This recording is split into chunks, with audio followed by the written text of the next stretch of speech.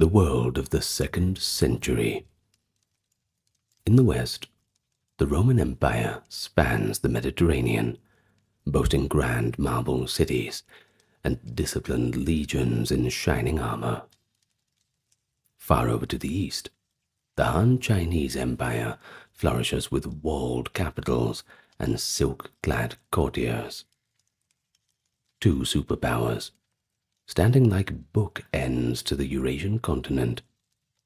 Vast empires, unaware of each other's language, unaware of each other's faces, yet gradually bound by a whisper of commerce and a hint of curiosity. The question we have today is, did Rome have contact with China? Now that is an interesting question, isn't it? And it's one that we're going to be looking into today, a journey through time, tracing that chronology of direct and indirect counters between Rome and China. And we'll see how goods, rumors, and people traveled along the silk roads and sea lanes, bringing these distant worlds into a fleeting contact. And don't worry, we'll have plenty of little goodies too, little details like Chinese silk causing panic among the Romans' morality, to a possible lost legion settling in Asia, to the recorded visits of actual Roman envoys to Chinese courts. We've got it all, and we're going to talk about it all over the next hour together. So how about you get nice and relaxed? We're going to chill out, learn something, and just have a great time. But first, let me welcome you to the channel. Once again, such a pleasure to have any newcomers here. And if you're into this kind of stuff, how about you click that subscribe button? Or anybody who's not clicked the subscribe button yet, I invite you to do so. This video is 100% ad-free. We're funded by the audience here. Due to the generous contributions of those on YouTube memberships, Patreon, those who had a curiosity to check out the merch store, and the occasional donation, you can enjoy it completely uninterrupted. So, thanks to those who have taken the time to check out those links in the pinned comment or description. Now, with all that out of the way, let's get to the topic at hand. We begin in the 2nd century BCE. It was at this time when the Roman Republic and China's Han dynasty were rising giants, still separated by thousands of mountains, deserts, and all those little kingdoms in between. A long way to go, and direct contact was simply beyond reach.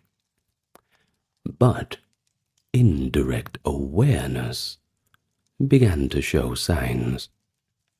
The catalyst for this, of course, was trade.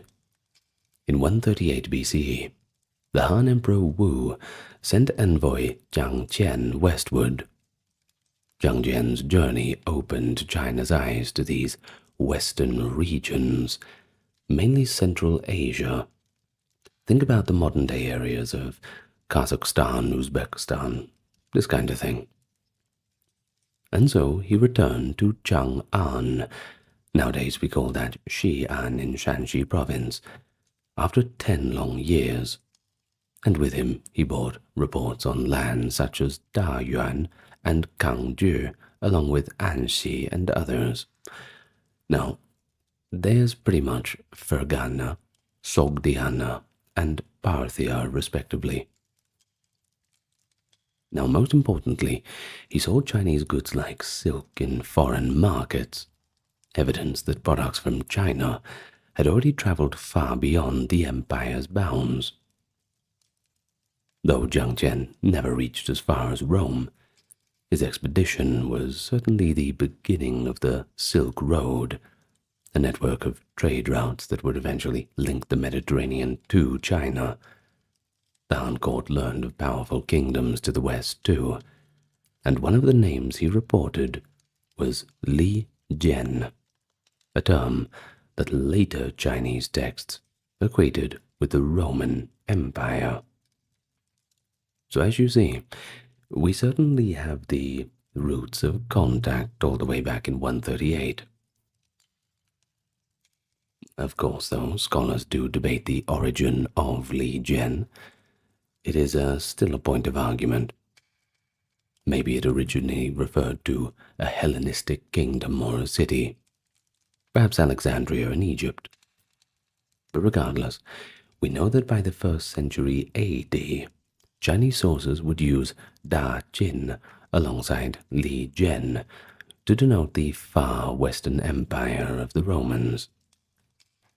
At the same time, in the Mediterranean world, the Romans were encountering the fruits of the East long before they understood where they came from. The most prized import was unsurprisingly silk. During the late Republic, that is the 1st century BCE, delicate silk fabric began appearing in Roman marketplaces, carried by traders from the East. Middlemen, Parthians, that kind of thing. Now the Romans knew that these exquisite textiles came from an enigmatic people called the Ceres, literally silk people. But they only had the vaguest notion of who the Ceres were. The geographer Strabo, writing under Augustus in 20 BCE, acknowledged the limits of Roman knowledge. Few Romans had traveled beyond India, and information about lands further east was basically based on hearsay and second-hand reports. Not much to go on. But to the Greco-Roman imagination, the Ceres lived at the extreme edge of the habitable world, a folk that existed in semi-legendary status. But despite the mystery of it all, Roman demand for silk simply kept growing and growing. By the 1st century BCE, silk garments had become fashionable among Rome's elite classes, but also a little controversial. Moralists had deplored the craze for its translucent attire. The philosopher Seneca the Younger famously rebuked Roman women for parading in diaphanous silks that, quote, do not even conceal their bodies, a sign of decadence in his view. And even the Emperor Tiberius at one point forbade men from wearing pure silk, lest it, quote, shame the male sex. Well, such admonitions did very little to dampen the desire. Gold flowed out of Rome in exchange for silk, alarming the more conservative commentators. And the most striking complaint actually came from Pliny the Elder, the naturalist and author of Natural History, which was written around the 70 CE. Pliny estimated that Rome was sending 100 million sesterces annually to India, Arabia, and the Ceres, that being China, of course, for these luxury products, draining the treasury for nothing more than baubles and pleasures. The quote from his work went as followed: "That is the price that our luxuries and womankind cost us." Pliny also repeated a fanciful account of how silk was made. According to his understanding, the Ceres collected a woolly down from trees and combed out fine threads. He was describing raw silk fiber, without realizing that it came from silkworm cocoons on mulberry leaves. To Pliny, it was astonishing that so much labor and distance were involved for a matron to flaunt transparent raiment in public, as he put it. The Ceres, he added, lived at peace in their distant land, shunning contact with other peoples and letting the traders come to them. Perhaps he was not aware of the pretty constant warfare of ancient China. It was not the most peaceful place. By the end of the 1st century BCE and into the early 1st century CE, indirect trade contact was firmly established. Silk traveled west in caravans that passed from one intermediary to another. Chinese merchants to Central Asian traders, to Parthian middlemen, to Greek or Nabatean merchants, and finally to Roman, Syrian, or Alexandrian traders. But in return, what went eastward? Chinese records and archaeological findings give us a few clues of that. The Han Chinese were eager for strong Central Asian horses, and also received new fruits, grapes, and glassware from the West. From the Roman world in particular, the most significant exports were precious metals, gold, silver bullion to pay for the silk, but also high-quality glass and glassware, and even fine textiles. In fact, Roman-made glass items have been discovered in tombs as far as South Korea, and the fragments of Roman glass cups have been unearthed in Chinese sites, indicating that these objects traveled quite astonishing distances. Roman bronze mirrors and coins, too, made their way along the trade routes. In fact, Chinese archaeologists have found Roman coins, mostly later Eastern Roman ones, in China, supporting accounts of ancient exchange. And in the caravan city of Palmyra, a Roman client city in Syria, tombs contain Chinese silk textiles, and that's clear proof that silk had reached deep into the empire, and conversely that Roman Syria's merchants were handling goods from the Han Chinese. It is at this early stage, however, that all contact was indirect. Romans and Chinese knew each other only as mysterious legends. The Chinese spoke of the far-off land of Da Chin, literally Great Chin, suggesting that they regarded Rome as a powerful peer civilization, almost a Great China of the Western world. The Romans spoke of the Ceres, or sometimes used the term Sine, from which the word China derives. We speak of things like the Sino, or the Sino-Chinese War. Sometimes people say Sino, I say Sino. This is where the word comes from. Well, they use these terms for people even beyond the Indian Ocean. But neither had yet sent envoys across the entire span of Eurasia. But that was about to change, as geopolitical interest and a little bit of curiosity pushed each empire closer and closer together. The 1st century CE saw the Roman Empire and the Han dynasty both at the height of their power, and with that, a curiosity to look beyond their borders. Trade along the Silk Road flourished under the Pax Romana and the Pax Sinica, those rare periods of relative stability when long-distance caravans could travel with somewhat safety. It is in this context that we see the first attempts at direct contact. Let's start with the Chinese side. On their side, a remarkable initiative came from General Ban Chao, the Han imperial protector of the western regions, as roughly today's Xinjiang and Central Asia. Around 97 CE, Ban Chao had secured Chinese dominance as far west as the Tarim Basin and the fringes of Parthia. Eager to reach further and establish an alliance or contact with the reputed great empire of the far west, Ban Chao dispatched an envoy named Gan Ying to journey all the way to Rome. Gan Ying set out through Central Asia and made it to the shores of the Persian Gulf. It was there, however, that his mission was unfortunately thwarted by the Parthians, an Iranian empire that sat between Rome and China.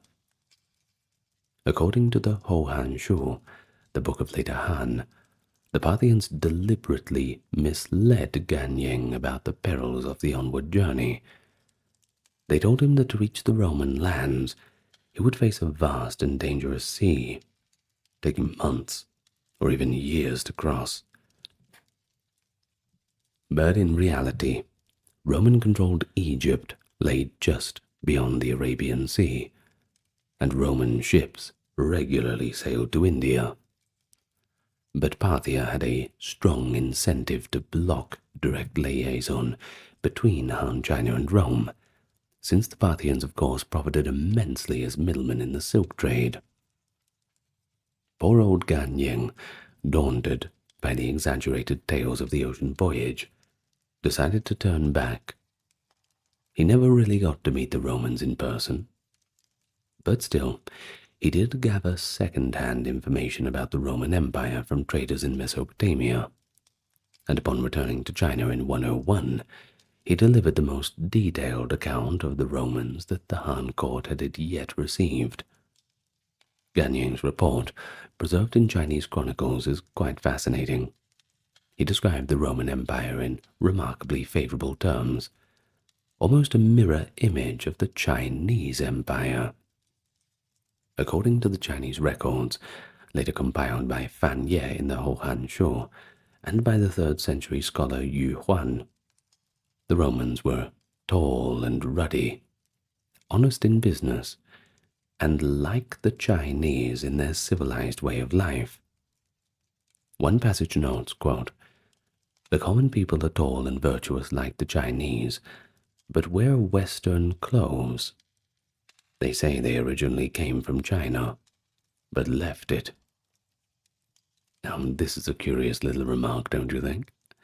It implies a legend that Romans were somehow a lost offshoot of the Middle Kingdom itself, an early Chinese attempt to fit Rome into their own world view.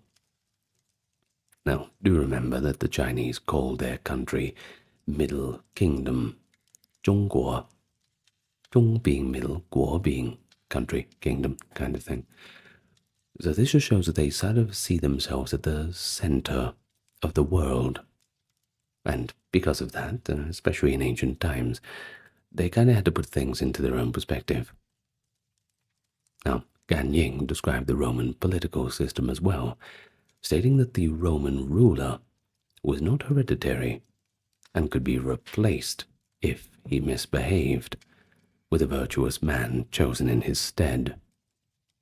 Now, this is a good observation too, perhaps a garbled reference to the Roman Senate or the practice of deposing bad emperors. The account even noted that the Romans always wanted to communicate with China, but Parthia, jealous of profit, would not allow them through. In effect, Chinese scholars understood the Parthians were obstructing a direct China-Rome link to monopolize the lucrative silk trade. Gan Ying's report also praised Roman technology and infrastructure. It mentions multi-storied buildings, postal relays, and the use of glass for art and utensils in Roman lands. And indeed, one Chinese source claims the Romans, quote, have a postal system with relay stations just like our Middle Kingdom. Now that's a pretty good recognition of administrative sophistication. That's for sure. Although Gan Ying never saw Rome, his mission proved that interest in each other was very much a mutual fascination, in concept, if not yet in reality. The Chinese now had a mental image of the Roman world. On the Roman side, we see parallel developments in geographic knowledge. By the mid-1st century CE, Roman merchants were pushing the limits of navigating in the Indian Ocean. After Rome annexed Egypt, Greek-Egyptian sailors discovered the monsoon winds, the discovery credited to the navigator Hipparchus, while that allowed direct crossings of the Arabian Sea to India. Roman trading ships began to reach the west coast of India regularly during the reign of Augustus and thereafter. Some adventurous traders went beyond the Indian subcontinent too. A Greek travelogue from around 50 CE, the Periplus of the Erythraean Sea, speaks of a distant land called Tinai, clearly China, described as a great inland city where silk came from. It couldn't be any other place, surely. It also notes that raw silk and processed silk yarn from Dinah were sold in Bactria and India too, eventually making their way to Roman ports. At the same time, Roman geographers were piecing together information. By about 150 CE, Claudius Ptolemy in Alexandria produced his work Geographia, the most advanced map of the world in antiquity. Ptolemy's coordinates showed two eastern regions, Serica, land of the Seres, in the interior of Asia beyond the Tarim Basin, and Sine, land of the Chinese, located at the eastern end of the Great Southern Sea. In other words, Ptolemy knew of China, both via overland and maritime reports. It reflects a growing, if still hazy, Roman awareness of their Far Eastern counterparts. By the early 2nd century, it was only a matter of time before Rome and China would actually meet face to face. And indeed, that breakthrough would come in the latter half of the century, facilitated by shifting politics and perhaps sheer coincidence. In 166, during the reign of Roman Emperor Marcus Aurelius, known to the Chinese, by the way, as An Dun, a transcription of his name Antonius, an extraordinary event occurred. An embassy claiming to represent Rome arrived at the Chinese imperial court. The Hohan Shu records that in the 9th year of Emperor Huan's reign, 166 CE, quote, the king of Da Qin, An Dun, sent envoys from beyond the frontiers through Zhenan, that is the south coast of Vietnam, by the way, to offer elephant tusk, rhinoceros horn, and turtle shell. These exotic items were presented as tribute gifts to the Han court. Chinese historians noted pointedly that this was the first time in history that there had been direct contact between the two empires. The news certainly would have caused a stir in Luoyang, the Han capital. After years of hearing only rumors, the Chinese could finally gaze upon the real visitors from the fabled Far West. However, we have to hold our horses a bit. The circumstances of this Roman embassy were peculiar, to say the least. The Chinese account remarks that the gifts they brought were of little value, not the kind of rich treasures one would expect from such a great power. And this raised suspicions at the Han court that perhaps these emissaries were not officially dispatched by the Roman monarch at all, but rather private merchants tagging along eastern trade routes and masquerading as imperial envoys. Modern historians tend to agree with that too. It is likely that these men were Roman or Syriac merchants, perhaps from the Roman East, or from an entrepot like Egypt or Alexandria, who had made their way via the Indian Ocean to the southeast part of Asia, and then to the Han Empire's frontier. They may have invoked the name of Emperor Marcus Aurelius to gain prestigious audiences with the Chinese authorities. Marcus Aurelius himself, embroiled in wars on the Danube and a deadly plague in 166, probably didn't know of or sponsor this mission. But even so, Chinese records treated it as an official Roman embassy. Emperor Huan of Han granted them an audience. Symbolically, at least, the East had finally met the West. The long-heralded desire to communicate with China, ascribed to Roman rulers, had finally been realized, albeit in modest form. But what route did these Romans take? The evidence that we have suggests a maritime one. By the mid-2nd century, direct sea travel from the Red Sea to Southeast Asia was well and truly feasible. The envoys of 166 CE arrived via Yunnan, a Han province, on the coast of what is now Vietnam. This implies they sailed through the South China Sea.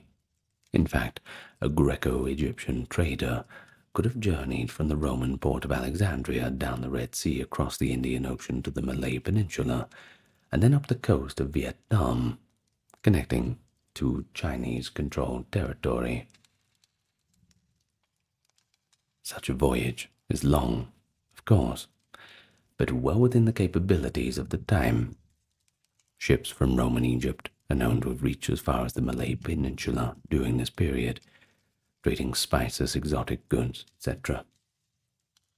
Thus, the embassage of 166 was most likely the result of the maritime Silk Road, as opposed to an arduous overland crossing. Still, that doesn't make it any less interesting. The Chinese chroniclers, while pleased by diplomatic overture, remained appropriately skeptical about the nature of the mission. They recorded the event and the name of An Dun, identifying him with the King of Rome. And interestingly, the Chinese had been informed earlier by Gan Ying's report and other intermediaries that the Roman emperors were chosen for their virtue, and that they eagerly sought friendship with Han. The arrival of an envoy seemed to confirm these stories, yet the lack of lavish gifts meant the event went down in history as a curious footnote, not some start of a sustained exchange between the two cultures. After delivering their tribute and receiving some gifts or trading opportunities, the Romans of 166 likely returned home or continued their mercantile circuits. No Chinese embassy was sent in return. The vast distance and the political barriers made a two-way exchange not impossible, but impractical, I suppose. The Parthian Empire, notably, had not been able to prevent this seaborne contact. By 166, Parthia was itself reeling from wars with Rome. Emperor Lucius Verus had recently fought the Parthians, sacking their capital Ctesiphon in 165. Perhaps a weakened Parthian control of overland routes and sea routes emerging allowed a brief window for this direct meeting. But any hope of regular diplomatic relations was dashed by the turbulent events. Soon after, the Roman world plunged into the Antonine Plague, a pandemic some suspect may have been exacerbated by the intercontinental contact, and then into the crisis of the 3rd century. While in China, the Han dynasty gave way by 220 to fragmentation and civil war. Nevertheless, there were a few follow-up encounters, noted in the Chinese records. One occurred during the Three Kingdoms period in China, which coincided with the late 3rd century Roman world. The Wei Lue, a 3rd century Chinese text by Yu Huan, recounts that in 226, in the time of the Eastern Wu Kingdom, a merchant of Da Chin named Qin Lun arrived at Jiaozhi, that is northern Vietnam, then a Chinese command region. The local prefect was so intrigued that he sent Qin Lun on to Sun Quan, the king of Eastern Wu. Sun Quan, ruling from Nanjing, was effectively the Chinese emperor of that southeastern realm. The account, preserved in the Book of Liang and quoted by later historians, is quite colorful too. Sun Quan eagerly questioned Qin Lun about his distant homeland. Qin Lun described the Roman lands and people to Wu's court quite curiously. At that very time, Sun Quan happened to have a collection of dwarfs, individuals of unusually short stature. They came from a southern tribe, and he kept them as curiosities for the court. When the Roman merchant Qin Lun saw these dwarfs, he remarked that Da Qin, well, in Daqin rather, such a small-statured people were rarely seen. Sun Quan then hit upon the idea of sending a return gift to the Roman lands. He ordered that 10 male and 10 female dwarfs be entrusted to Qin Lun for travel, along with a Chinese officer to accompany them. Now this makes for a pretty interesting anecdote, don't you think? The Chinese monarch essentially tried to send exotic humans as gifts to impress the Roman ruler. One imagines Sun Quan thinking this would delight the distant Western king. The expedition, however, never reached Rome. The Chinese officer Liu Xuan died en route, and Qin Lun gave up the mission and went back to his own country. That's a shame, don't you think? I wonder what happened to the poor dwarves. Anyway, we do not know what become of them, but presumably they didn't complete the journey either. We just have to use our imagination. Either way, this illustrates both the enthusiasm but the pitfalls of such long-distance contact, but is also a reminder that private traders, not official diplomats, were usually the real connectors of East and West. Qin Lun was a merchant, and his voyage back to China was likely driven by trade. His audience with Sun Quan, well, that was just a lucky bonus, resulting from local authorities' fascination with a foreign visitor. Chinese histories further record an embassy from Da-Qin in 284 AD during the Western Jin dynasty, the successor state, that is, that reunified China briefly after the Three Kingdoms. Very briefly. The Book of Jin mentions that in 284, an envoy from Da-Qin arrived at the court of Emperor Wu of Jin. The details are scant, but it likely was another group of Roman Eastern subjects. Maybe Syrians, maybe Greeks. They arrived by the maritime route, as overland travel was perilous in that area. By 284, the Roman world had just emerged from its crisis under the new emperor Diocletian. It's conceivable that renewed stability and the flourishing trade in the Red Sea under later 3rd century Roman emperors allowed another mission to reach China. If the 166 embassy had been a one-off thing, the 226 visit of Qin Lun and the 284 embassy suggest a pattern that once every few decades intrepid travelers made it to Han and post-Han courts.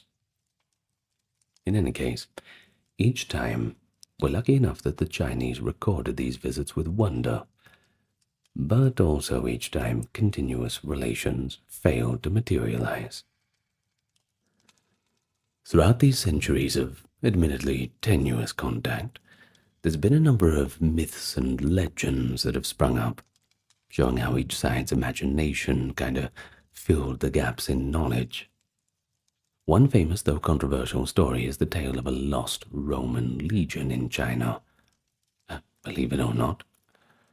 The background begins in 53 BCE, when the Roman general Crassus was defeated by the Parthians at the Battle of Carrhae.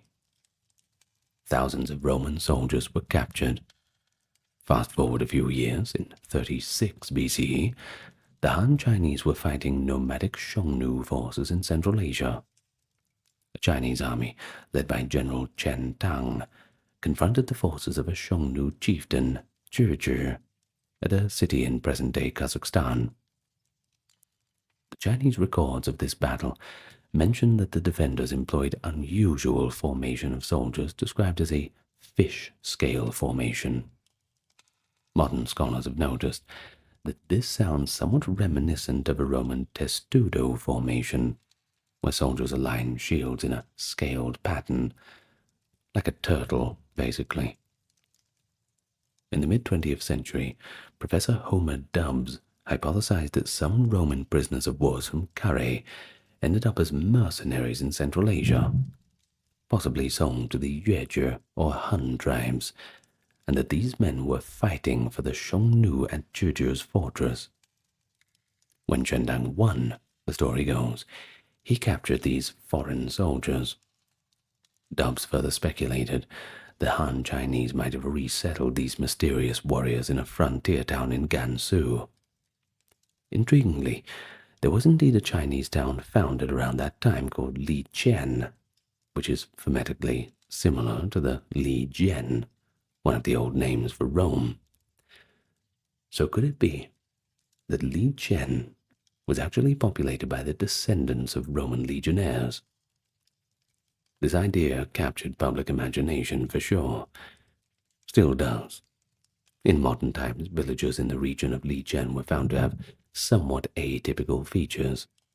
Some had light hair or eyes, spurring sensational claims of Roman DNA in China. But hold your horses. Most historians remain pretty skeptical of it. Thus far, no archaeological evidence, no Roman weapons, armor, coins has been unearthed in Li Qian to confirm a Roman presence, and genetic studies in 2007 did not find any clear links to Mediterranean ancestry beyond what could occur from any other historical mixing. It's also likely that the fish scale formation described by the Chinese sources could refer to a common shield wall tactic, and that wasn't unique to Rome by any stretch of the imagination. And Li Qian, etymologically, might relate to a different toponym. One theory is that Li Jian originally meant Hyrcania in Central Asia, not Rome. So in short, while the image of stranded legionnaires carving out a life in Han China is pretty cool, it still remains an unproven myth. Still, it's a reflection of how eagerly, I suppose, we want to believe in an epic East-West encounter. But the story does underscore a real point. Roman and Chinese spheres nearly touched in Central Asia. If not Roman legionnaires, certainly Roman goods and people from Rome's client states traversed the Asian interior. For instance, Roman artisans or merchants might have lived in Parthian cities that the Chinese visited. The world of the Kushan Empire, in today's Pakistan, Afghanistan, to the 1st and 3rd century AD, was just another crossroads. Kushan rulers had ties with both Rome and China. They received Roman medallions and goods, and they were part of the Buddhist transmission to the Han too. The Silk Road caravans passing through Kushan domains would have mixed with Greeks, Indians, Persians, and maybe a rare Roman subject or two in the convoys. But that's if you were lucky. Still, the whole thing about Li Jian, let's not pass it off completely. You never know what they're going to find. Perhaps there's still something under the ground waiting to be digged up, and then all of those modern observers will have to rethink their stances. There is another legend, though, that arose from later misunderstandings. By late antiquity, the Eastern Roman Empire, Byzantium, became known to the Chinese under a new name, Fu Lin, probably from Frank or a transliteration of something like Rome through Arabic. When the Tang dynasty in China bloomed in the 7th century, it finally established direct diplomatic contact with Byzantium, an empire it saw as the heir of Da Qin. In 643, a Byzantine embassy, likely sent by Emperor Constans II, arrived at the Tang capital, bearing red glass and green gems. Chinese histories noted this came from Fu Lin, which they regarded as the same as Da Qin, but just under a different dynasty. And indeed, the concept of Rome evolved. The Romans of old were remembered as Da Qin, while medieval Byzantines were called Fu Lin. The Tang received several such embassies, and even learned of Christianity through Nestorian missionaries from the Roman West. These later contacts, however, lie outside our Roman Empire time frame. but they still are quite interesting, I think, showing that Sino-Roman relations experienced a renaissance in medieval times, once Islam and other forces shifted the political landscape. All in all, despite the scarcity of meetings, both Romans and Chinese left us with rich written testaments of their perceptions of one another. We've already discussed the Chinese portrayals of Rome from Gan Ying's report, and the Wei Lue, an empire of law and virtue with big cities of stone, multi-story buildings, and even proto-democratic touches in their governance. The Chinese were clearly impressed by what they heard. They even credited Rome with certain marvels, such as pillars of glass in their palaces and teams of coordinators, perhaps a distorted echo of the Roman Senate or the administrative councils. While the Romans, for their part, sort of had two parallel images of China. One was the land of silk and riches, an almost mythical paradise of peace and prosperity. The other was the distant, unreachable nation beyond the frontier of the known world. A striking example of the Roman view comes from Ammianus Marcellinus, a 4th century Roman historian. Writing around 400 CE, long after any known direct contact, Ammianus described these series in idealized terms. Remember that term, series, Chinese. Quote from the text of Ammianus Marcellinus goes as follows: "The series themselves live a peaceful life, forever unacquainted with arms and warfare. They are troubled by no one, and they incline to justice. The forests in their land produce a fine downy substance, which they comb out and draw into silk threads." He went on to relate the famous tale that the series conduct trade in a particular way. They bring their goods to a river bank and withdraw, allowing the foreign merchants to leave gold in exchange, all without ever meeting face to face. A kind of silent barter across the river.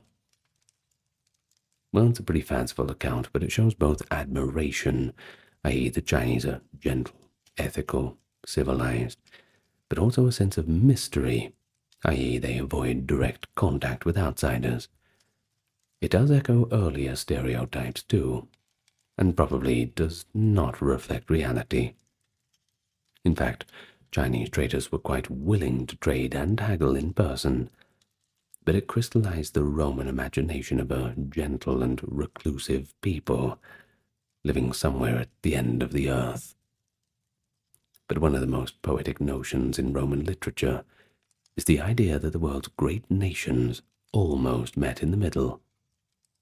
The Roman poet Florus of the 2nd century CE mused that the peoples of the Far East, Indians, Scythians, Ceres, spontaneously sent embassies to the first Roman Emperor Augustus, having heard of Rome's greatness. And in fact, we know Indian envoys did reach the court of Augustus. Suetonius confirms that Indians and Scythians, nations only known by report, sent embassies seeking friendship with Rome. But Chinese envoys did not, at least as far as records show. Nonetheless, the idea that Rome's fame extended to the eastern extremities was a point of pride. The satirist Lucian joked about silk from the Saracens being unraveled by Roman ladies, showing how everyday and yet exotic that connection really was. So let's wheel back to the original question. Did Rome have contact with China? Well, the answer is a qualified yes. Over the centuries of the Roman Empire and the Han dynasty, and of course their successors, the two great civilizations never fought a war, never signed a formal alliance, never exchanged resident ambassadors.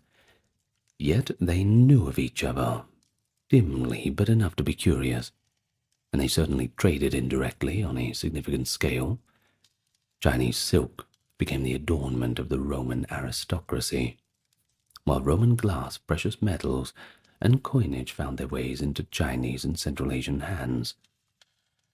The Silk Road was aptly named after the primary product that linked the two worlds. Through the vicissitudes of middlemen and intermediate empires, Kushans, Sogdians, Parthians, goods and information flowed in both directions freely. By the 2nd century AD, each empire had at least a rudimentary awareness of the other's existence. Rome knew of a distant civilization that made silk, and China knew of a far-off empire that rivaled itself in power and wealth. Direct contacts, while extraordinarily rare, did happen, and are recorded in quite a bit of detail, luckily by those Chinese historians, and all but unnoticed by Roman writers, interestingly, likely because to Rome an embassy from China would have been a few foreign traders among many arriving in busy ports like Alexandria. The embassies of 166, 226, and 284 stand as milestones of a kind of proto-globalization, moments when human beings bridged the largest distance on Earth at the time to shake hands, exchange gifts, and to just simply marvel at each other. The fact that one side carefully documented these exchanges, while the other side barely even remarked on them, is quite telling of their differing worldviews.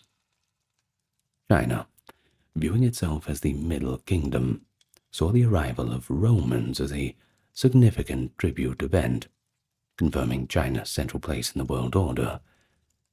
But Rome, for its part, saw itself as the universal empire. Any far travelers were simply just new participants in the vast trading network, not existential equals to be recorded in state annals. So we shouldn't interpret the lack of Roman mention as absence of contact, but rather as Romans not fully grasping how extraordinary the China connection actually was. The evidence for Sino-Roman contact comes primarily from those Chinese primary sources, of course corroborated by archaeological finds and a few notices in the Greco-Roman texts. But critical thinking really does demand that we treat legendary claims like the lost legion of Li Chen with caution. The credible accounts suggest that while neither civilization made a sustained effort to reach the other, no Roman legions ever marched to China, no Chinese armies ever appeared on the Euphrates, they gradually became aware of one another through commerce. The Silk Road functioned less as a single road than as a chain of many small interactions. A caravan master here, a ship captain there, each carrying information a bit further. It took centuries, but by the time of Marcus Aurelius, Rome and China were no longer strangers in absolute terms. The contacts that did occur were indirect, but certainly impactful. Trade led to cultural influences. The Roman love of silk spurred critiques of luxury and possibly even technological transfer. By the 6th century, Byzantine agents learned the secret of silk production, smuggling silkworm eggs out of China, a caper beyond our era, but certainly a direct result of the desire to break the monopoly. Chinese records of Da Qin provided later historians with invaluable data about the Roman world, and in turn, Roman geographers' inclusion of China on their maps was an early Western awareness of East Asia that would lie dormant until the age of exploration. So to conclude our time together today, the story of Rome and China's contact. It's one of distance overcome by curiosity and commerce. The tale of two great empires reaching out across the void through intermediaries. They never formed a political alliance or fought a grand duel, but they did influence each other in subtle ways. A piece of silk here, a rumor of a mighty emperor there. Each empire served as a mirror of prestige for the other, the Chinese calling Rome Great Qin in implicit respect, and the Romans being so awed by silk they were willing to empty their treasuries for it. When we think of globalization today, we often have figures like Columbus or Marco Polo come to mind, but truly that first thread of globalization was spun by the Chinese silkworms and woven into the dresses of the Roman aristocracy. Athens, 404 BCE. The mighty walls that once defended the city are being torn down amid the triumphant music of Spartan flutes. Merely a generation earlier, Athens was at the height of its golden age, a vibrant center of democracy, philosophy, drama, naval power. They had it all. But now it lay exhausted and defeated at the end of a long and bitter conflict with its rival, Sparta. This conflict, the Peloponnesian War, raged from 431 to 404 BCE and engulfed the Greek world in an unprecedented struggle. But it was more than a simple contest of arms. It was a war of ideals, strategies, and wills that pitted democratic Athens and its naval empire against the oligarchic Sparta and its Peloponnesian alliance. City-states across Greece, and even beyond, were drawn into the conflict, making this a truly pan-Hellenic war. Thucydides, the exiled Athenian general turned historian, called it a war like no other. And indeed, it did mark a dramatic turning point in Greek history. For nearly 3 decades, siege and plague, pitched battles and naval clashes, betrayals and revolutions, it became the harsh reality of life for countless Greeks. And so, the war's story has come down to us through the works of contemporary sources such as Thucydides and Xenophon, through the biting comedies of Aristophanes, performed as the war still raged, and through later reflections by writers like Plutarch. These accounts reveal not only the military and political aspects of the conflict, but also this cultural and philosophical set of repercussions. We'll be relying on these primary sources, all the ones I just mentioned, and I think you'll see that they provide quite the insight. We're quite lucky to still have them. So by the war's end, Athens was certainly humbled. Sparta was supreme but strained, and the entire Greek world had been transformed. How did it all come to this? Well, the war itself was a contest of power and principle. It raised timeless questions, questions that we will answer today. Justice, ambition, the nature of human fallibility. We'll get to them all. It all began amid confidence and patriotic fervor, and it ended sifting through the ruins. Legacies, dead. So let's go back to the ancient world. It's Sparta versus Athens, Greek versus Greek. The great bloody war of antiquity, about to begin. But not after I welcome you to the channel. Well, not before, rather, I welcome you to the channel. We're off to a good start, aren't we? Well, for anyone new, I'd like to give you a warm welcome and invite you to subscribe. Those who have already subscribed, you have my thanks. Why don't you leave a like and a comment too? Always good for the algorithm. You will get 0 ads in this video, and it's all thanks to those lovely people supporting the channel on Patreon, YouTube memberships, and those who occasionally donate. I do appreciate your support. Now with all that out of the way and being said, let's get to the topic at hand. Nice and relaxed. We'll take it nice and slow. And, of course, right from the beginning. The roots of this war lie in the decades after the Persian Wars, when Athens rose to become the head of the Delian League, a coalition of city-states, basically, originally formed to deter Persia.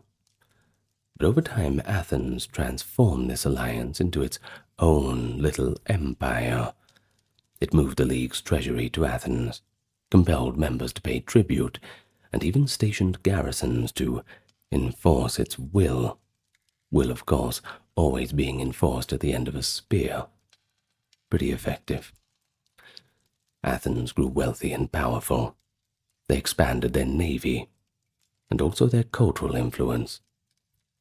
And then there was Sparta, the preeminent land power in Greece, and the leader of the rival Peloponnesian League. They viewed Athens' growing empire with alarm.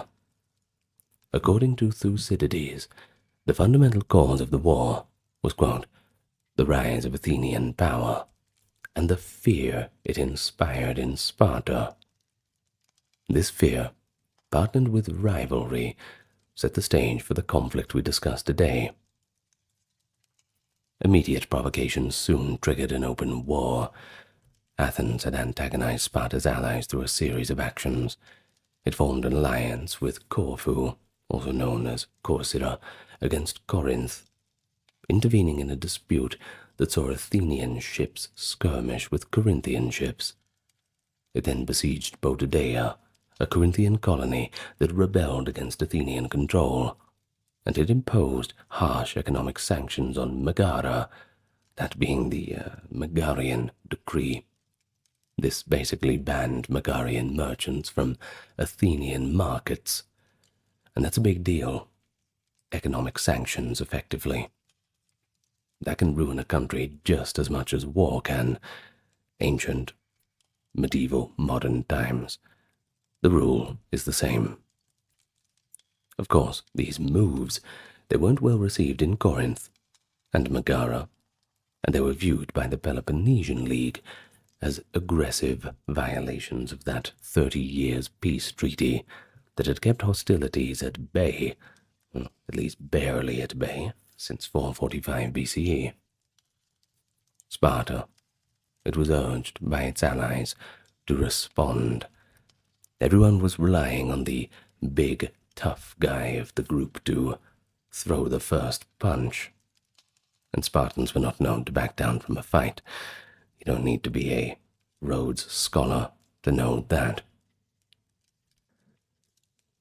In 432, after tense deliberations, the Spartan assembly voted that the Athenians had indeed broken that peace, and that the only thing they could do was go to war. Thus, in the spring of 431, the Peloponnesian War was well and truly on. The first skirmish occurred even before the formal declarations. In a quite daring move, Thebes, that is a Spartan ally, attempted to seize the Athenian allied town of Plataea in a surprise night attack. But it did not go as planned. The raid failed. Plataea's citizens fought back and captured the Theban infiltrators. But this incident certainly lit the fuse. Full-scale war commenced. The Spartan king, Archidamus II, led a grand Peloponnesian army into Athenian territory, inaugurating the cycle of yearly invasions that would characterize the first phase of the war. At the onset, Athens and Sparta adopted pretty different strategies. Of course, they both had their strengths and weaknesses. Athens, under the guidance of its leading statesman Pericles, decided quite prudently to avoid pitched battles on land against Sparta's fearsome hoplite army. No one wants to go up against that. They had quite a reputation. This is after Thermopylae, by the way, that was back in the Persian Wars. Well, instead, Pericles urged all residents of Attica to shelter behind Athens' formidable long walls, named, of course, for their length, very creative, which connected the city to its port of Piraeus. Protected by these walls and supplied by sea, Athens could hold out pretty much indefinitely. It was a good strategy, at least in a defensive sense.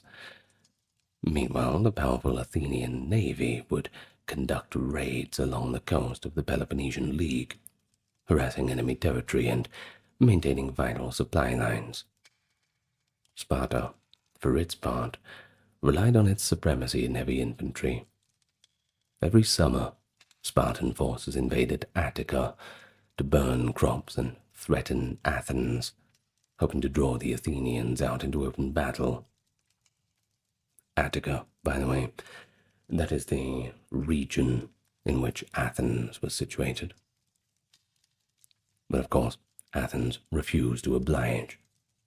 This frustrated the Spartans quite a bit. They wanted that pitched open battle. But the Athenians, well, their navy ranged at will. The Spartans didn't have much of a navy, so their advantage was kind of checked by that. We get to that first winter of the war, where Pericles delivered a famous funeral oration for the fallen Athenians, extolling the virtues of the city's democracy and the value of sacrifice for freedom. His words managed to lift Athenian spirits and justify their resolve, but this idealism would soon be tested by more grim events. In the second year of the war, that being 430, there was an unexpected disaster. It struck Athens from within. A devastating plague broke out in the overcrowded city. The disease swept through the population trapped behind the walls. Tens of thousands died. Thucydides gives a gripping account of the plague's horrors. People dying rapidly, social order collapsing, and even the usual customs of burial abandoned in panic and despair. The epidemic wiped out perhaps a third of the Athenian population, and it also claimed Pericles himself in 429, robbing Athens of its most capable leader. Now that's salt in the wound, for sure. The morale and discipline of the Athenians suffered, yet they kept on fighting. The Spartans, for their part, were so fearful of disease that they aborted their yearly invasion when they learned of the plague in Athens. After all, the plague had probably killed more Athenians than the Spartans could, especially since the plague was in the walls and the Spartans were stuck outside. Sometimes the best thing to do is do nothing. Well, after poor old Pericles died, the leadership in Athens became a lot more divisive. Charismatic orators like Cleon, a leather tanner turned politician, urged a more aggressive and punishing war strategy, whereas more cautious figures like Nicias favored negotiations and stability. The war expanded in scope and brutality. In 427, the Spartans and the Thebans captured Plataea after a prolonged and grim siege, and in their reprisal executed the Plataean men, sold their women and children into slavery. That same year, civil strife erupted in Corcyra, Corfu, that is, where a battle between pro-Athenian and pro-Spartan factions devolved into a bloody massacre. As Thucydides describes, revolution in Corcyra led to gruesome atrocities and a complete breakdown of social norms, a terrifying sign of how this war was tearing apart the fabric of Greek society. And we say Greek society because, after all, Athens was Athens, sure, Sparta was Sparta, but Greece was also Greece. Back in those days of the Persian War, they put all those differences aside, and all the Greeks stood together against that existential threat. Well, living memory notwithstanding, it was all over now. Back to fighting each other. Athens itself showed a ruthless resolve to maintain its empire. When the city of Mytilene on Lesbos revolted against Athenian rule in 427, the Athenian assembly initially voted to put the entire male population to death, though they reconsidered the next day and reversed the decision, executing only the leaders of the revolt. Perhaps they needed the tax revenue. Who knows? But dead men don't pay taxes, that's for sure. Of course, this entire episode shows how the pressure of the war was just eroding those traditional restraints, and everybody was on edge, passions inflamed. Despite all the setbacks and horrors, Athens also enjoyed key success in the mid-420s. In 425, for example, an Athenian naval and land operation on the coast of Sparta's territory resulted in quite a nice little victory for them. A rather clever Athenian general you might have heard of, Demosthenes. Don't be confused, though, with the latter orator of the same name, fortified a position at Pylos in the Peloponnese. When Spartan forces attacked, Demosthenes, aided by the brash politician we've mentioned, Cleon, who arrived with reinforcements, managed not only to repel them, but to trap a group of Spartan hoplites on the small island of Sphacteria, just offshore. After weeks of siege, the starving Spartans on Sphacteria did the unthinkable. They surrendered. Spartans surrendering. Now that is something to write home about. In a shocking turn, about 120 Spartan hoplites, members of Sparta's elite military class, laid down their arms, put their hands above their head, and allowed themselves to become taken captive. Now that was a severe blow to Spartan prestige, and, well, you better believe that word spread about it pretty quickly. The Spartans were legendary for fighting to the death, and their surrender, well, it was unprecedented. The Athenians brought the captive Spartans back to Athens as hostages, and Sparta, desperate to recover its men, offered peace. But the Athenians, elated by their success, just refused outright. They could have ended it right there, but they didn't. Well, the war continues on.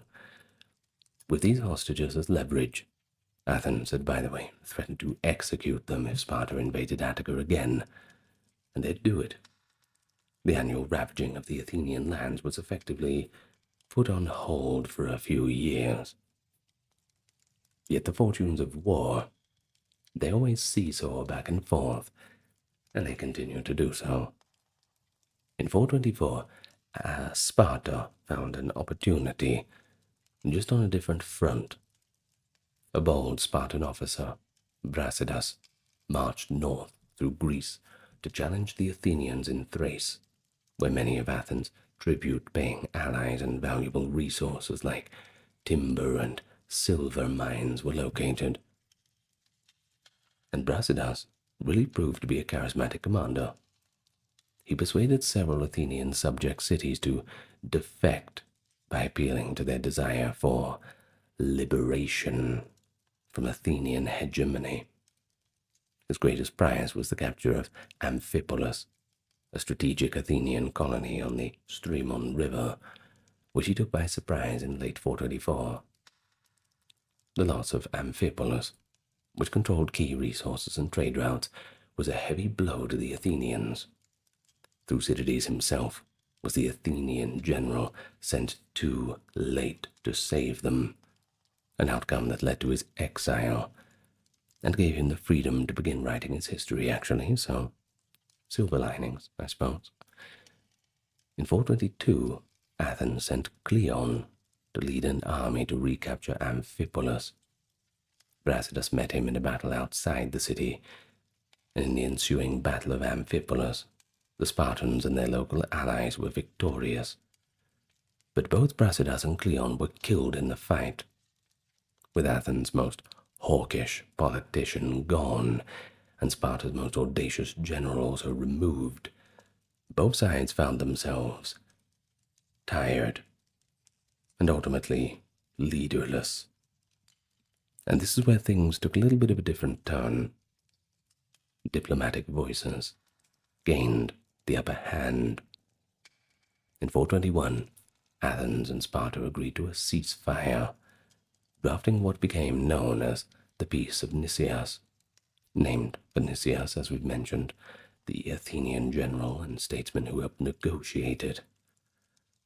It was supposed to last 50 years, and largely restored things to a pre-war status quo.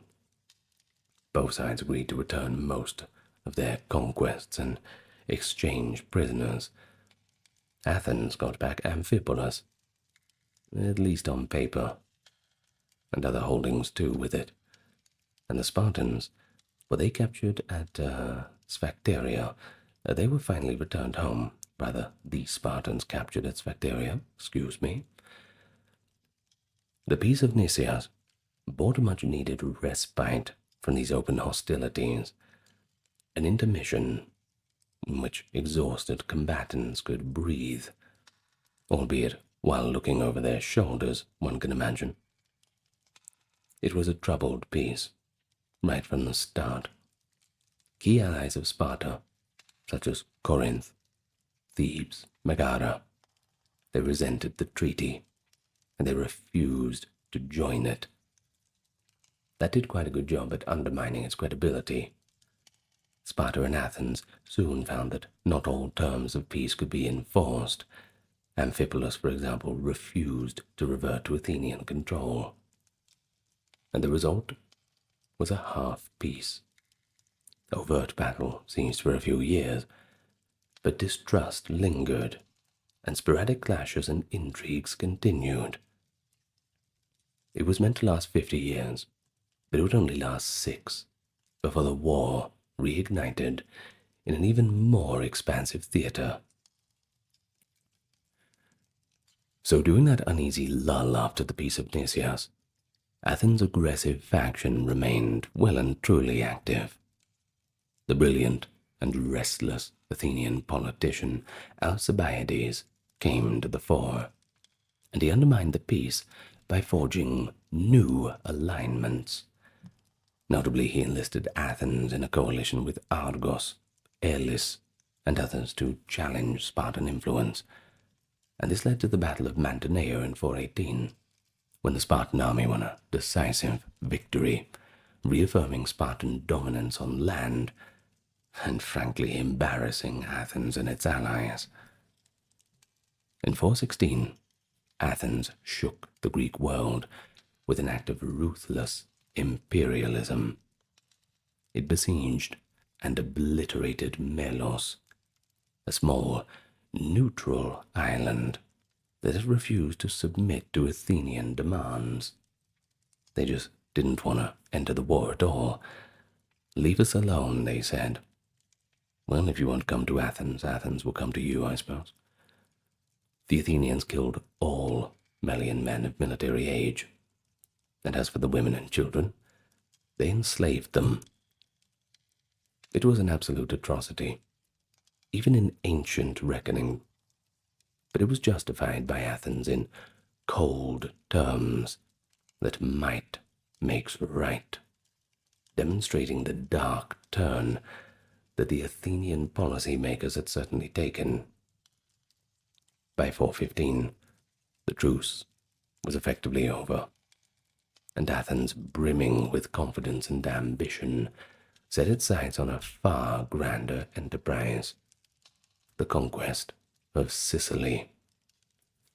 It was in that year that Athens launched the massive Sicilian expedition, one of the most ambitious military undertakings in its history.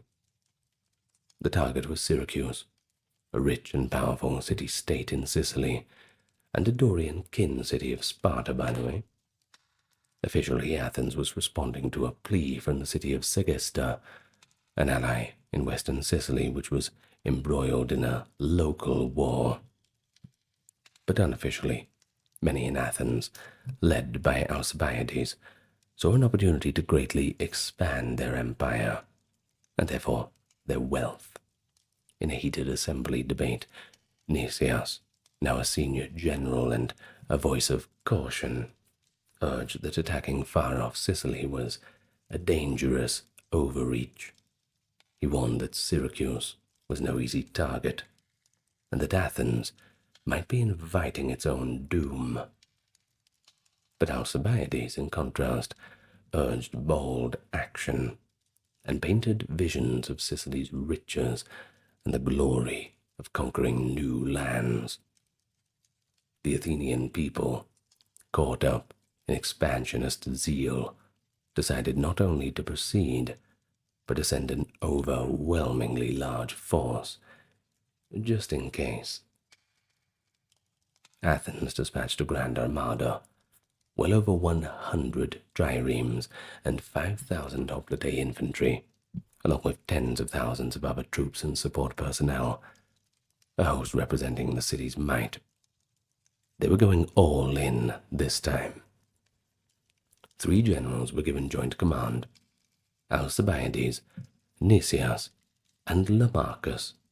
He was an older veteran. But it was evident that these leaders had divergent perspectives. Alcibiades was daring, Nicias was hesitant, Lamachus was practical. But they set sail together in the summer of 415 BC, all with high hopes. However, there were ominous signs that accompanied the expedition. On the eve of departure, a scandalous act of impiety shook Athens. In a single night, dozens of sacred Hermae, that is, stone statues of the god Hermes, were mysteriously mutilated. This kind of sacrilege caused public outrage and panic, seen as a bad omen for the journey. Suspicion fell on those revelrous and uncontrollable young aristocrats, and Alcibiades himself was accused by making enemies of involvement. He was already under a cloud for allegedly mocking the religious mysteries. Well, he vehemently denied wrongdoing, of course, and he insisted on standing trial immediately to clear his name. But his political opponents decided to defer the trial. Thus, the mighty fleet sailed, with this dark cloud hanging over its most dynamic commander. Not long after arriving in Sicily and beginning the initial operations, Athens abruptly recalled Alcibiades to stand trial for religious crimes.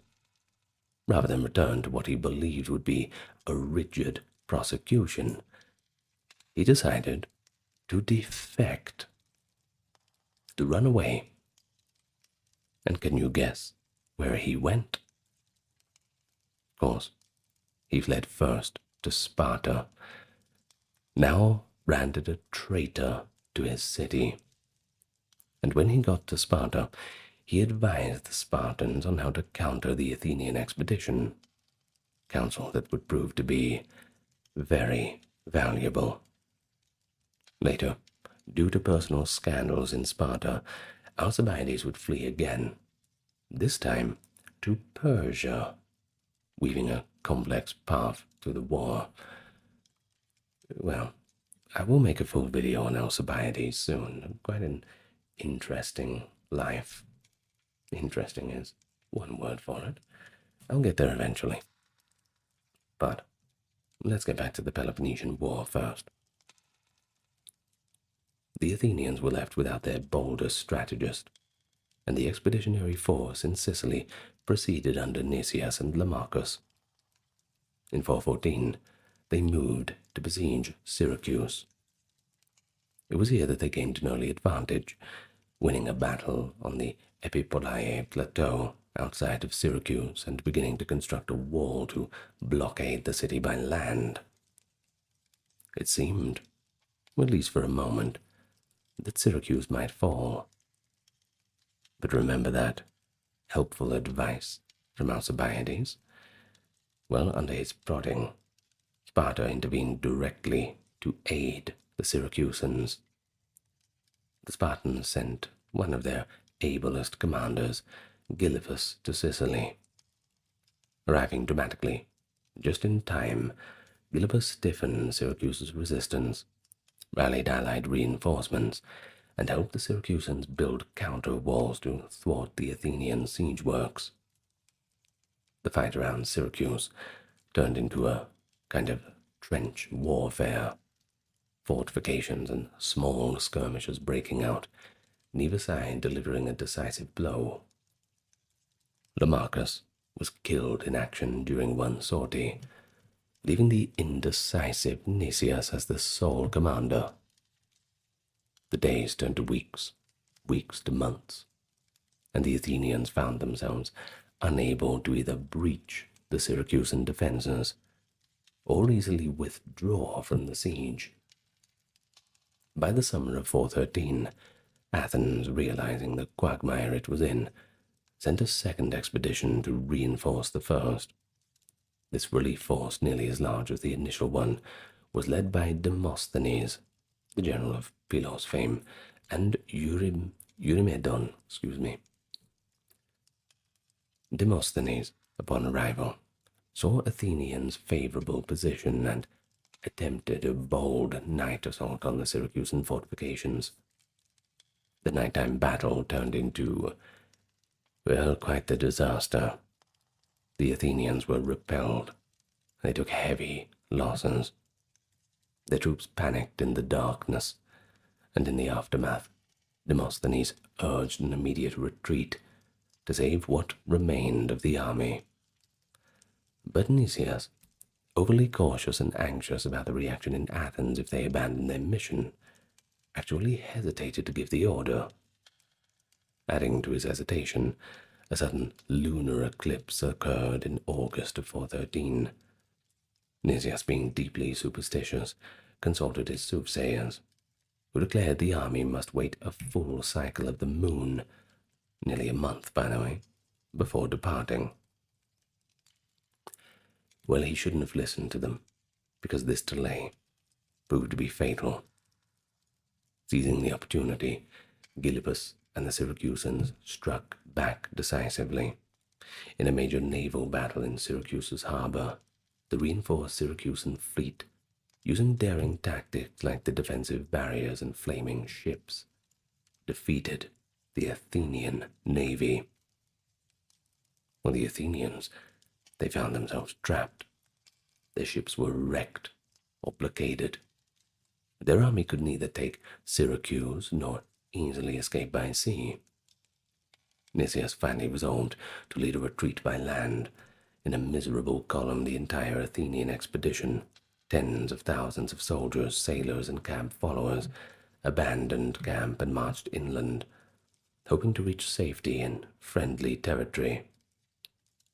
What followed was a nightmare pursuit.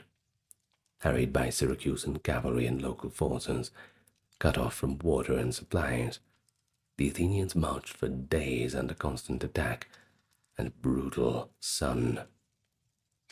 Many collapsed or were captured. At the Asinarius River, desperate to drink, the Athenians fell into disorder and were overwhelmed. Demosthenes' contingent had already been surrounded and forced to surrender. Now Nicias' exhausted band was also cornered. Nicias surrendered himself to Gylippus, trusting Spartan honor to at least spare the men's lives. Well, you shouldn't have trusted them. The victors showed very little mercy. Despite Gylippus' wishes to take the Athenian generals as prestige prisoners, the furious Syracusans executed Nicias and Demosthenes.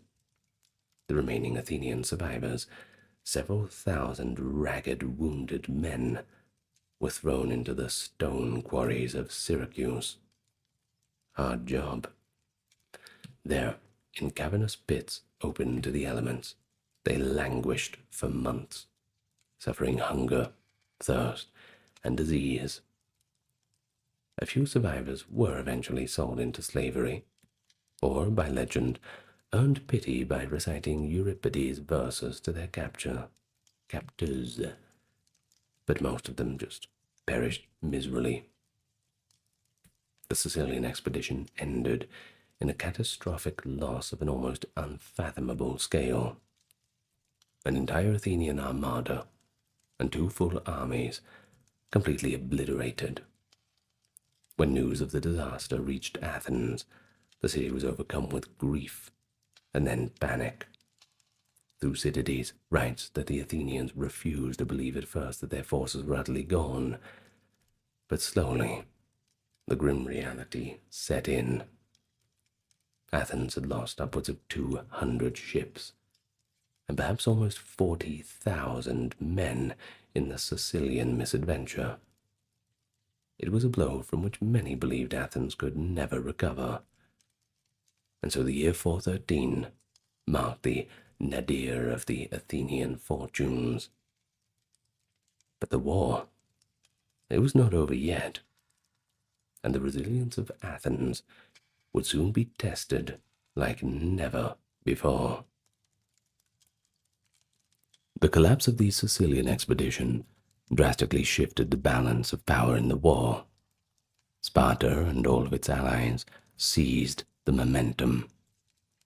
In 413, even before the news of Syracuse reached the Peloponnese, the Spartan king Agis II took a brave step. He established a permanent garrison at Decelea, right inside the Athenian territory. By fortifying Decelea in Attica year-round, the Spartans choked Athens from the landward side. The Athenians could no longer access their farms or the silver mines at Laurium, and nearly all livestock had to be either slaughtered or moved inside the walls. Thousands of Athenian slaves escaped to the Spartan camp. Athens now faced a constant land blockade and a strained economy. Just as it reeled from the Sicilian losses, things were going from bad to worse. But at the same time, Sparta courted the support of Persia, believe it or not. Seeing Athens weakened, the Persian satraps in Asia Minor, notably Tissaphernes, and in the west Pharnabazus in the Hellespont region, were eager to reclaim influence over the Greek cities of Ionia. In late 412, Sparta and Persia struck a deal. In exchange for Persian funding to build ships and pay crews, Sparta agreed to recognize the Persian king's claim to those Ionian Greek cities. Talk about a deal with the devil, right? Sometime before, just a few generations, they were desperately fighting against the Persians. Well, now they're fighting with them. It's funny how it works, doesn't it? There's no real loyalty. That's a tale as old as time. People will throw you under the bus for their own ambitions, whether that's on a scale of war or just personal. Well, with Persian gold flowing into their war chest, the Spartans could suddenly afford to construct a navy and lure skilled rowers away from the now poor Athenians with better pay. And this was a striking reversal of roles. The once dominant sea power Athens was now struggling to find a fleet, while land-bound Sparta assembled squadrons of triremes with all that Persian money. It did not go unnoticed, by the way, that Sparta, which had once fought Persia to keep Greek liberty intact, was now effectively selling out Greek interests to Persia to win the war. Believe me, quite a scandal at the time. Facing multiple crises, in 412 to 411, the revolt of many Athenian subject allies, an empty treasury, and the enemy's new, shiny navy, Athens still refused to admit defeat. They were holding on with everything they had, and that wasn't much. Instead, they displayed remarkable resilience. and even quite clever resourcefulness. They scraped together reserves, melted down gold dedications, and even used emergency funds that Pericles had set aside for extreme situations.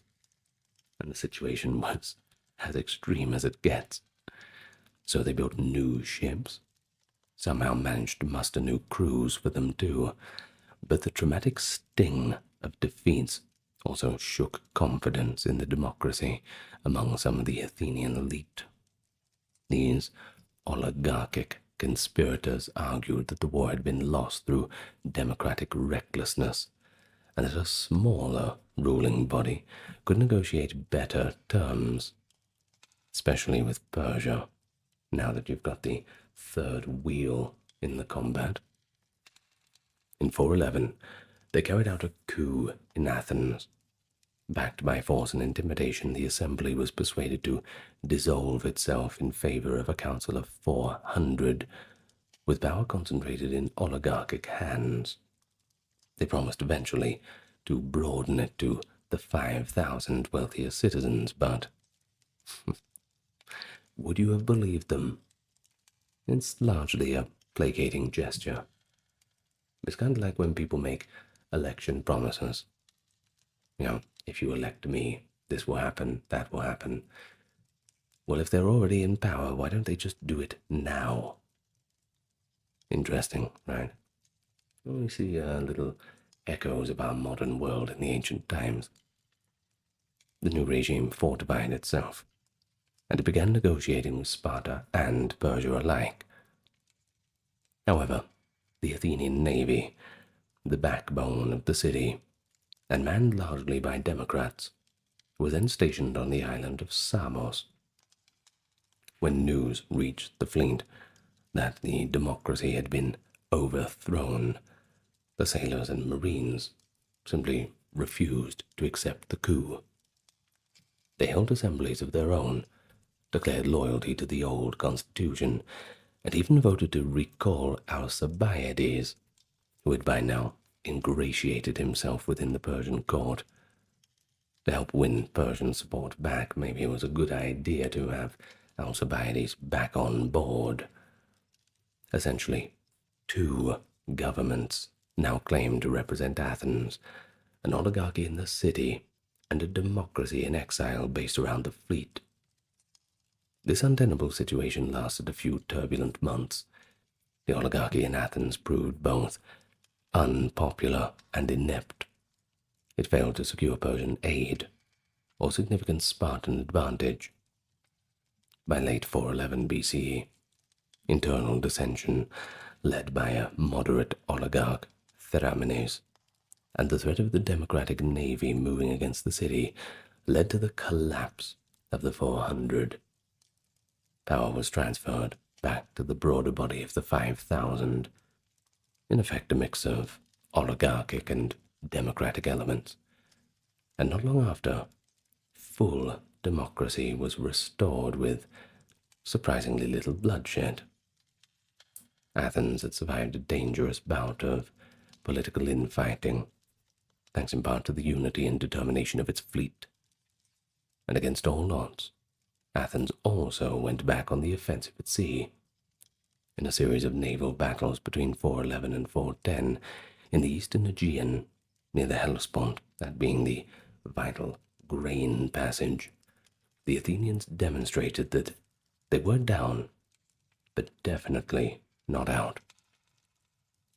At Abydos and Cynossema in 411, the most decisive battle, the Battle of Cyzicus in 410 BC, the Athenian navy won significant victory over the Spartan fleets. At Cyzicus, Alcibiades, now acting as an Athenian commander, and his colleagues tricked and completely defeated the Spartan navy in a surprise attack during a storm.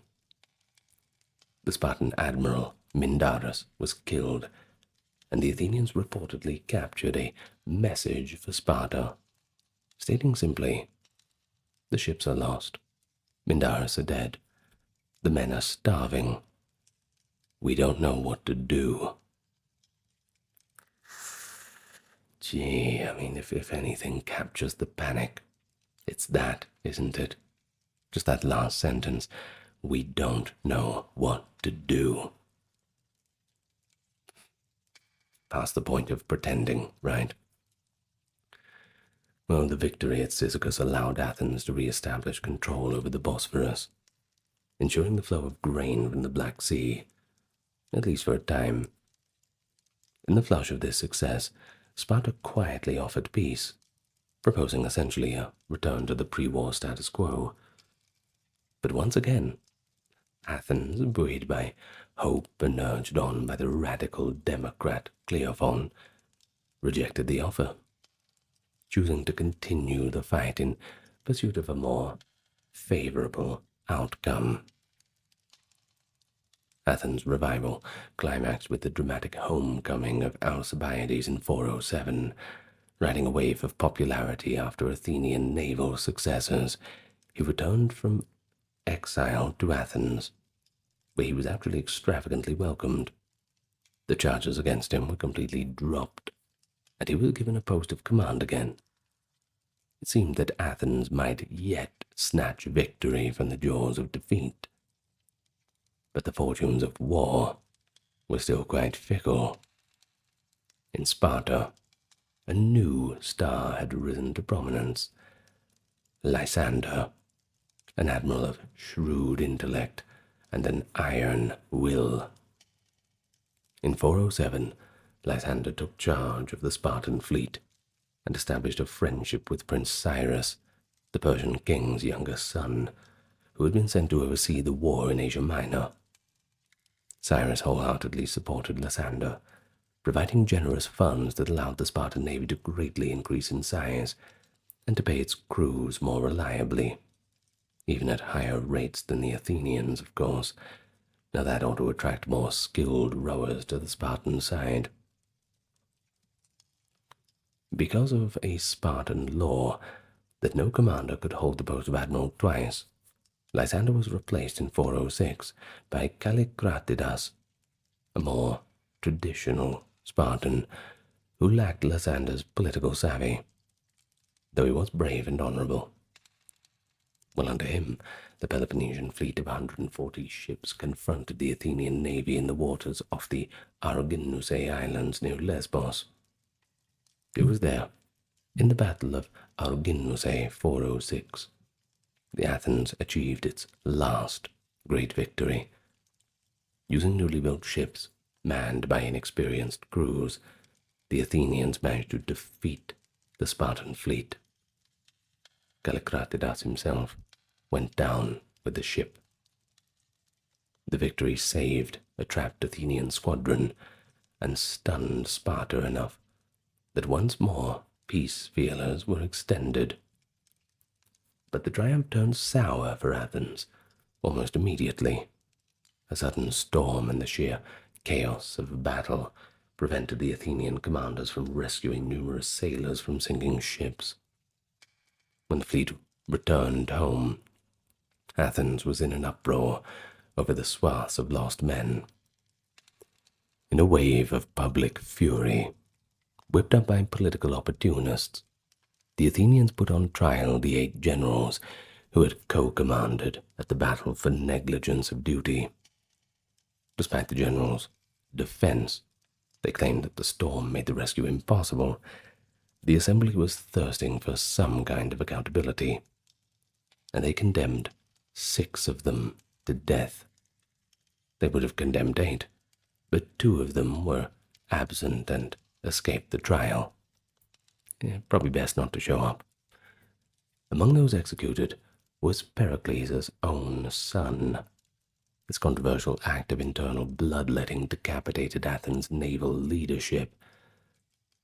The city later regretted it, of course, but the damage was all done. At the very moment when the first-rate commanders, like the ones they had just killed, were most needed, well, not a good decision in hindsight. Certainly a sign of how much strain the democracy was under in these desperate times. In 405, Sparta reinstated Lysander to command, circumventing the rule by naming him vice admiral in title, but stopping short of giving him full authority. Determined to finish the war, Lysander moved swiftly to target the Athenians' last lifeline, the grain supply. He sailed the Spartan fleet to the Hellespont and captured Lampsacus, a key town on the Asian side of the strait. The Athenian navy, about 170 ships now, the last ounces of Athens' strength, rushed to confront him and stationed itself just opposite of Lampsacus, on the north shore at a place called Aegospotami. What followed was Athens' fatal misjudgment. For 5 days, the Athenians rowed out each morning to challenge Lysander's fleet across the water, but Lysander refused to engage until conditions were exactly as he wanted. The Athenians were camped on an open beach, with no city or harbor at their backs, meaning they had to bring supplies from somewhere else every day.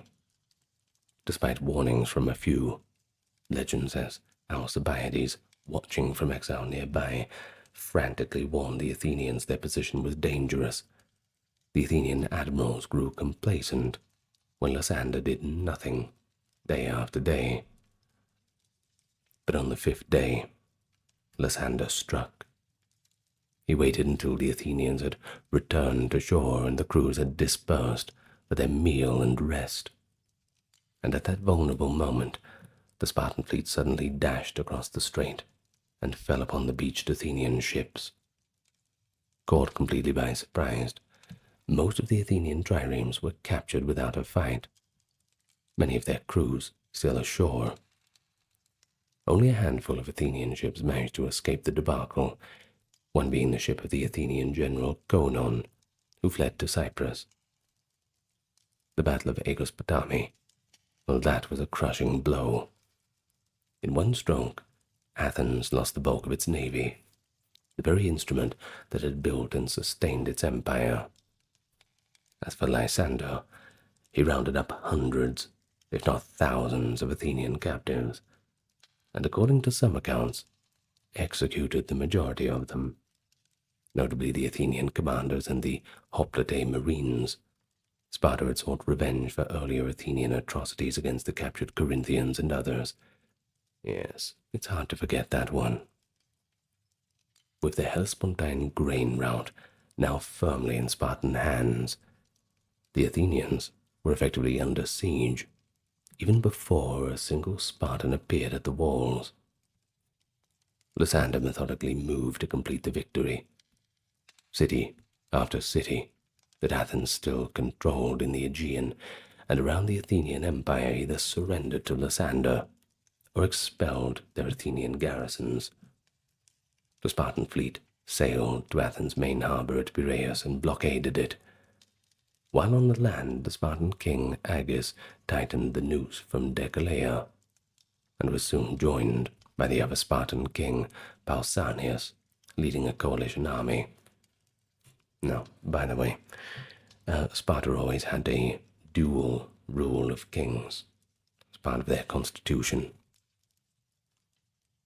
Athens was surrounded, but still, the Athenians, in their typical pride and stubbornness, held out through the winter of 405 to 404, despite mass starvation and privation.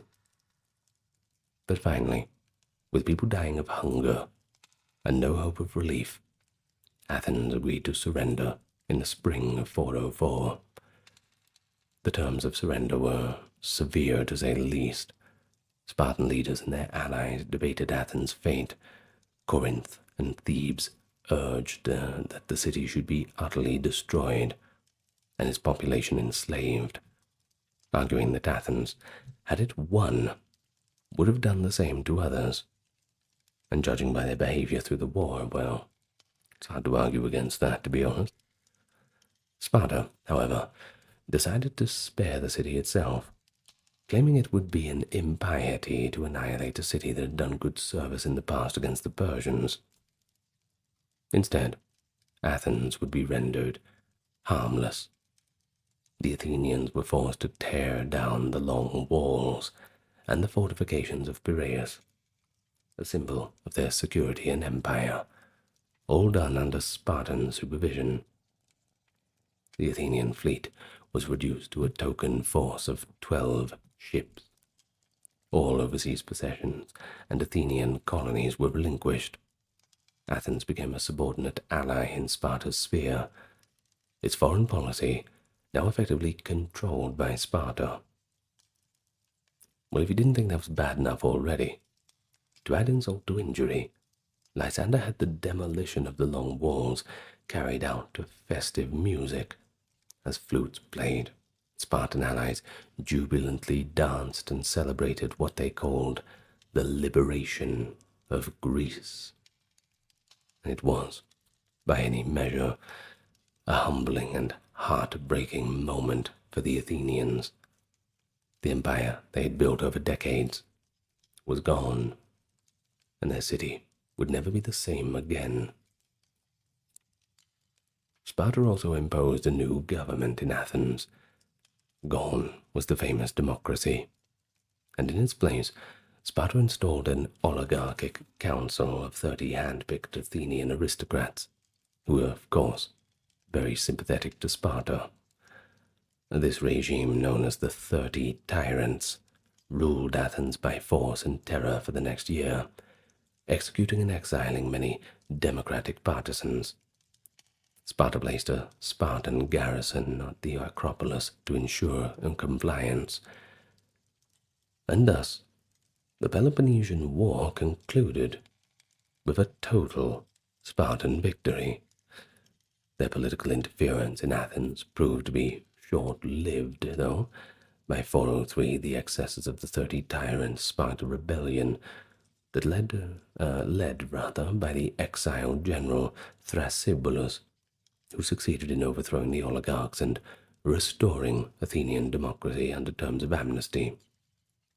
But even so, the Peloponnesian War had ended Athenian dominance for good, and Sparta now stood at the pinnacle of power in the Greek world. Well, before we go, let's have a look at a few of the more non-military implications. Of course, the war left a profound imprint on Greek society, thought, and culture. What had begun as a seemingly traditional war among city-states turned into something far more destructive and soul-searching. The shocking conflict shattered long-held norms of conduct. War crimes and atrocities became shockingly common. For example, the Athenian slaughter of the Melians and the Spartans' executions of the Plataeans broke the convention that Greeks did not annihilate other Greek cities. Thucydides noted how civil conflict, as in Corcyra, eroded morality. Words themselves lost their meaning, and extremes of violence were unleashed. In his famous account of the war, he presents the dialogue in which the Athenian envoys coolly assert that, quote, "The strong do what they can, and the weak suffer what they must." Pretty grim, don't you think? A sign of the times, perhaps. Intellectuals and philosophers were deeply affected by the war's turmoil.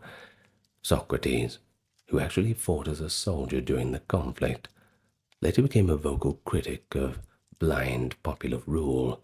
The climate of post-war Athens, tense and looking for scapegoats, would contribute to his trial and execution in 399. Story for another time, I suppose. His student Plato, and others of the next generation, grappled with questions of justice and power that the war had starkly posed. Even the genre of history was transformed. Thucydides' rigorous eyewitness-based history was itself a product of the war's demand for clear understanding, and it set a new standard for historical writing. Economically, the Peloponnesian War was devastating. Athens' treasury was depleted. At the war's end, the city was bankrupt, and its empire once a source of ridiculous revenue, were completely dismantled. Many Athenian allies saw their trade disrupted and their fields ravaged. Sparta and its Peloponnesian allies too endured poverty and dislocation in the war's wake. Warfare had evolved from seasonable, honorable engagements to relentless year-round campaigns, straining resources on an unprecedented scale. In the long run, the Peloponnesian War weakened the major Greek states and created a power vacuum in the region. Athens, though culturally vibrant in the following decades, never really regained its pre-war political or economic clout. Sparta's victory proved to be somewhat pyrrhic.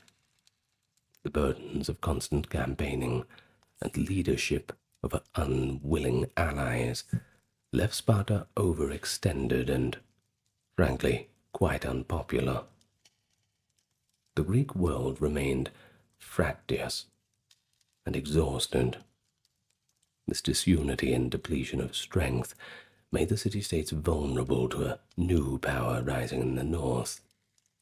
Only a few decades later, Macedon, under King Philip II, would find little coordinated resistance when he moved to subjugate the weakened Greek cities.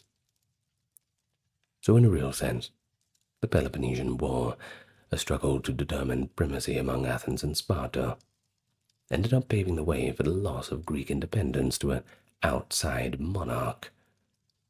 But nevertheless, the intellectual and cultural legacy of this era, the probing histories, or the dramas, philosophical debates born from the war's tumult, it endures as a treasure. I think so, at least. Well, if you didn't think so either, I don't know why you're still listening. For me, it's special, okay? In the summer of 1899, a Chinese scholar named Wang Yirong lay ill with malaria. He is prescribed with an unusual remedy: dragon bones. These were ancient animal bones sold in apothecaries, believed to be ground-up fossils with healing powers. When Wang inspected one before it was pulverized, he was astonished to see carved symbols on the bone's surface. Those symbols looked like archaic Chinese characters, unlike any script known at the time. Little did Wang know, he had stumbled upon a 3,000-year-old royal archive. This dragon bone in his hand was in fact an oracle bone from the Shang dynasty, bearing the burnt cracks and inscribed questions of an ancient divination ritual. Now this discovery opened a window into China's Bronze Age, revealing the earliest known written records of Chinese civilization. It confirmed that the Shang dynasty, 1600 to 1050 BC, long mentioned in legends and later texts, was indeed historical and had left behind a rich trove of inscriptions.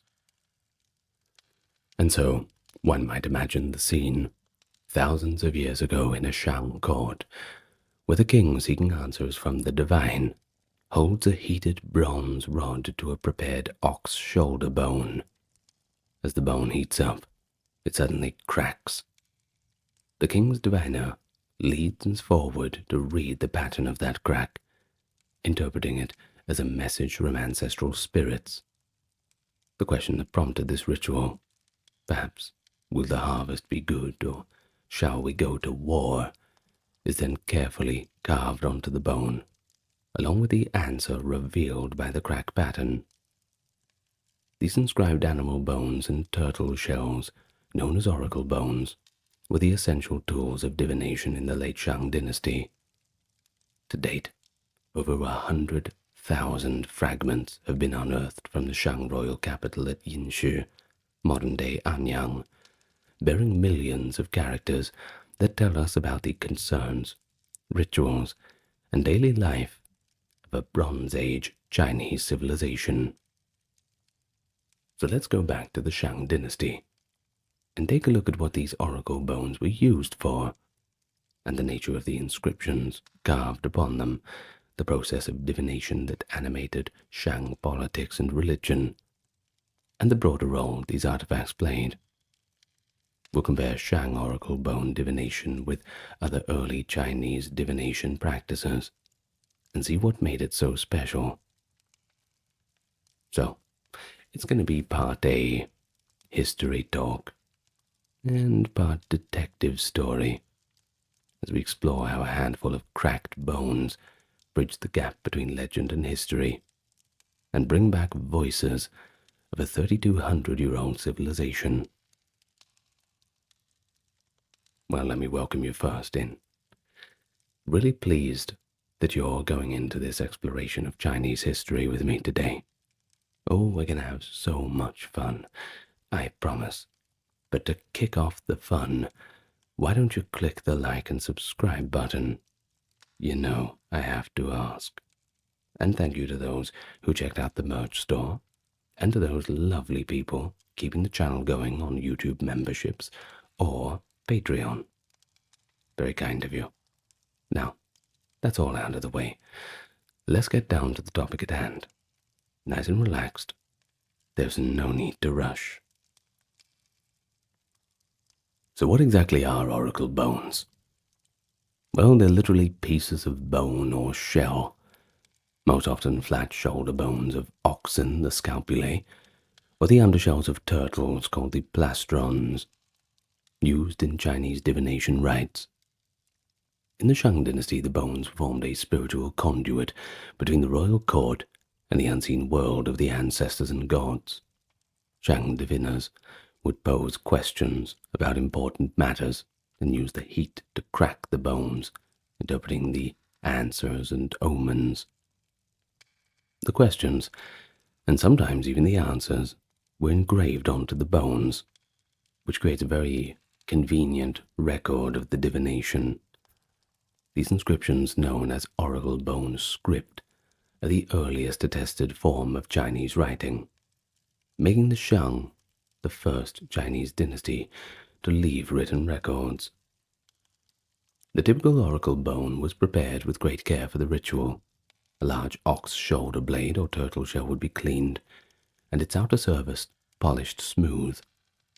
On the underside, pits or grooves were chiseled into bone at strategic points. Often the bones were also anointed with blood, likely from a sacrificial animal prior to heating, as part of sanctifying the ritual. Once ready, the bone or shell was likely a primitive device awaiting a question. The Bronze Age equivalent of a magical medium, I suppose. But why do we call them oracle bones? Well, because they were used to seek oracles, divine answers to pressing questions. The term itself was coined in the early 20th century by scholars translating the Chinese name Jia Gu Wen, which literally means shell and bone script. These bones were not seen as mere objects by the Shang people. They were part of a sacred process. By applying intense heat to the prepared hollows in the bone, cracks would form on the polished front surface, typically in a radial or spiderweb pattern. The Chinese character for divination, Bu, is actually a pictograph of the crack on an oracle bone, showing how central this practice was to ancient Chinese culture. It's important to note that while oracle bones have been found in several places, they are most strongly associated with the late Shang capital at Yinshi in Henan. The vast majority of inscribed oracle bones, numbering over 100,000 pieces, have been unearthed from that site. They date roughly from 1250 BC, the reign of King Wu Ding, to the end of the Shang dynasty around 1046. Earlier Chinese cultures may have practiced scalpelomancy, that is, burning bones for omens as well.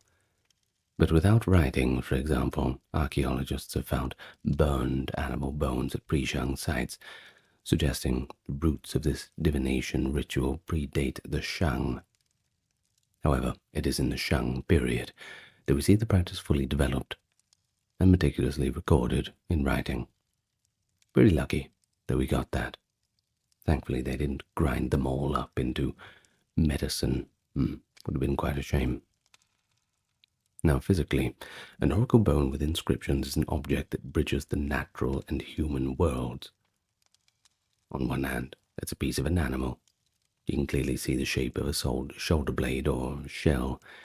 On the other hand, the bone is incised with neat columns of characters, documenting a dialogue with the divine. Some oracle bones are small broken fragments with just a few characters. Like large intact scalpulae, contain long inscriptions, the longest have over 100 characters. But together, these artifacts provide an unparalleled archive of the late Shang dynasty's spiritual and political life.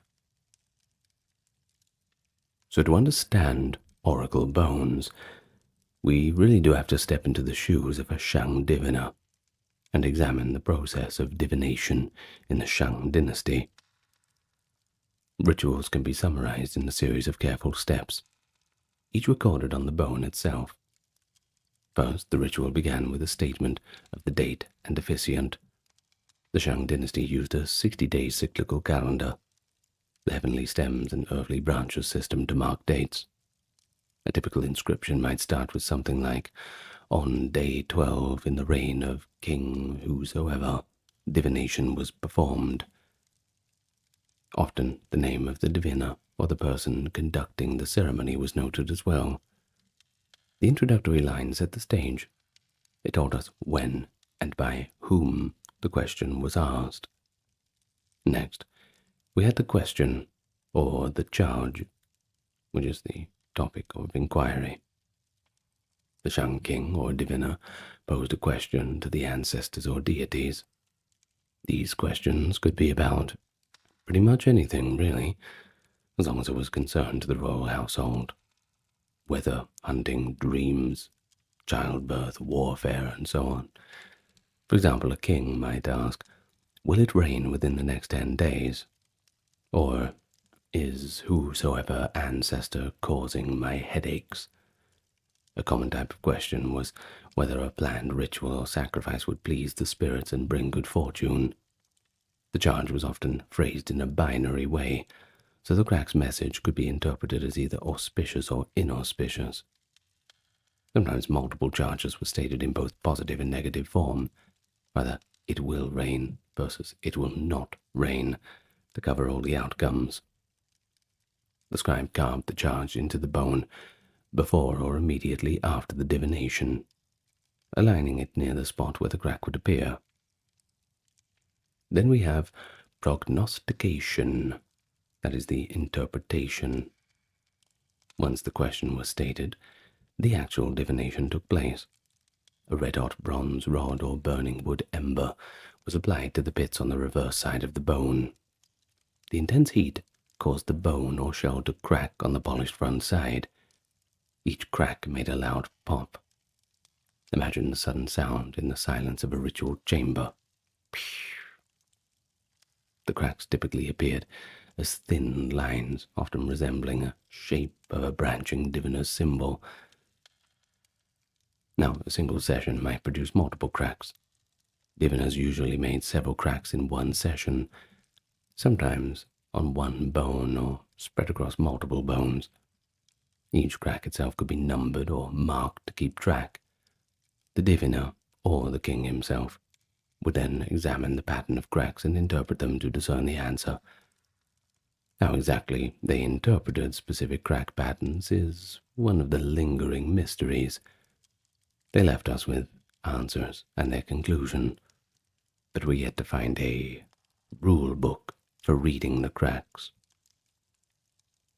But what we do know is that they would declare the outcome as favorable, auspicious, or unfavorable, inauspicious, based on what they saw. In many inscriptions we see a phrase like auspicious or not auspicious, indicating the prognostication. Often the king personally voiced the interpretation, effectively making the prognostication part of the inscription as well. A lot of them had stuff written on it like, "The king read the crack and said, auspicious."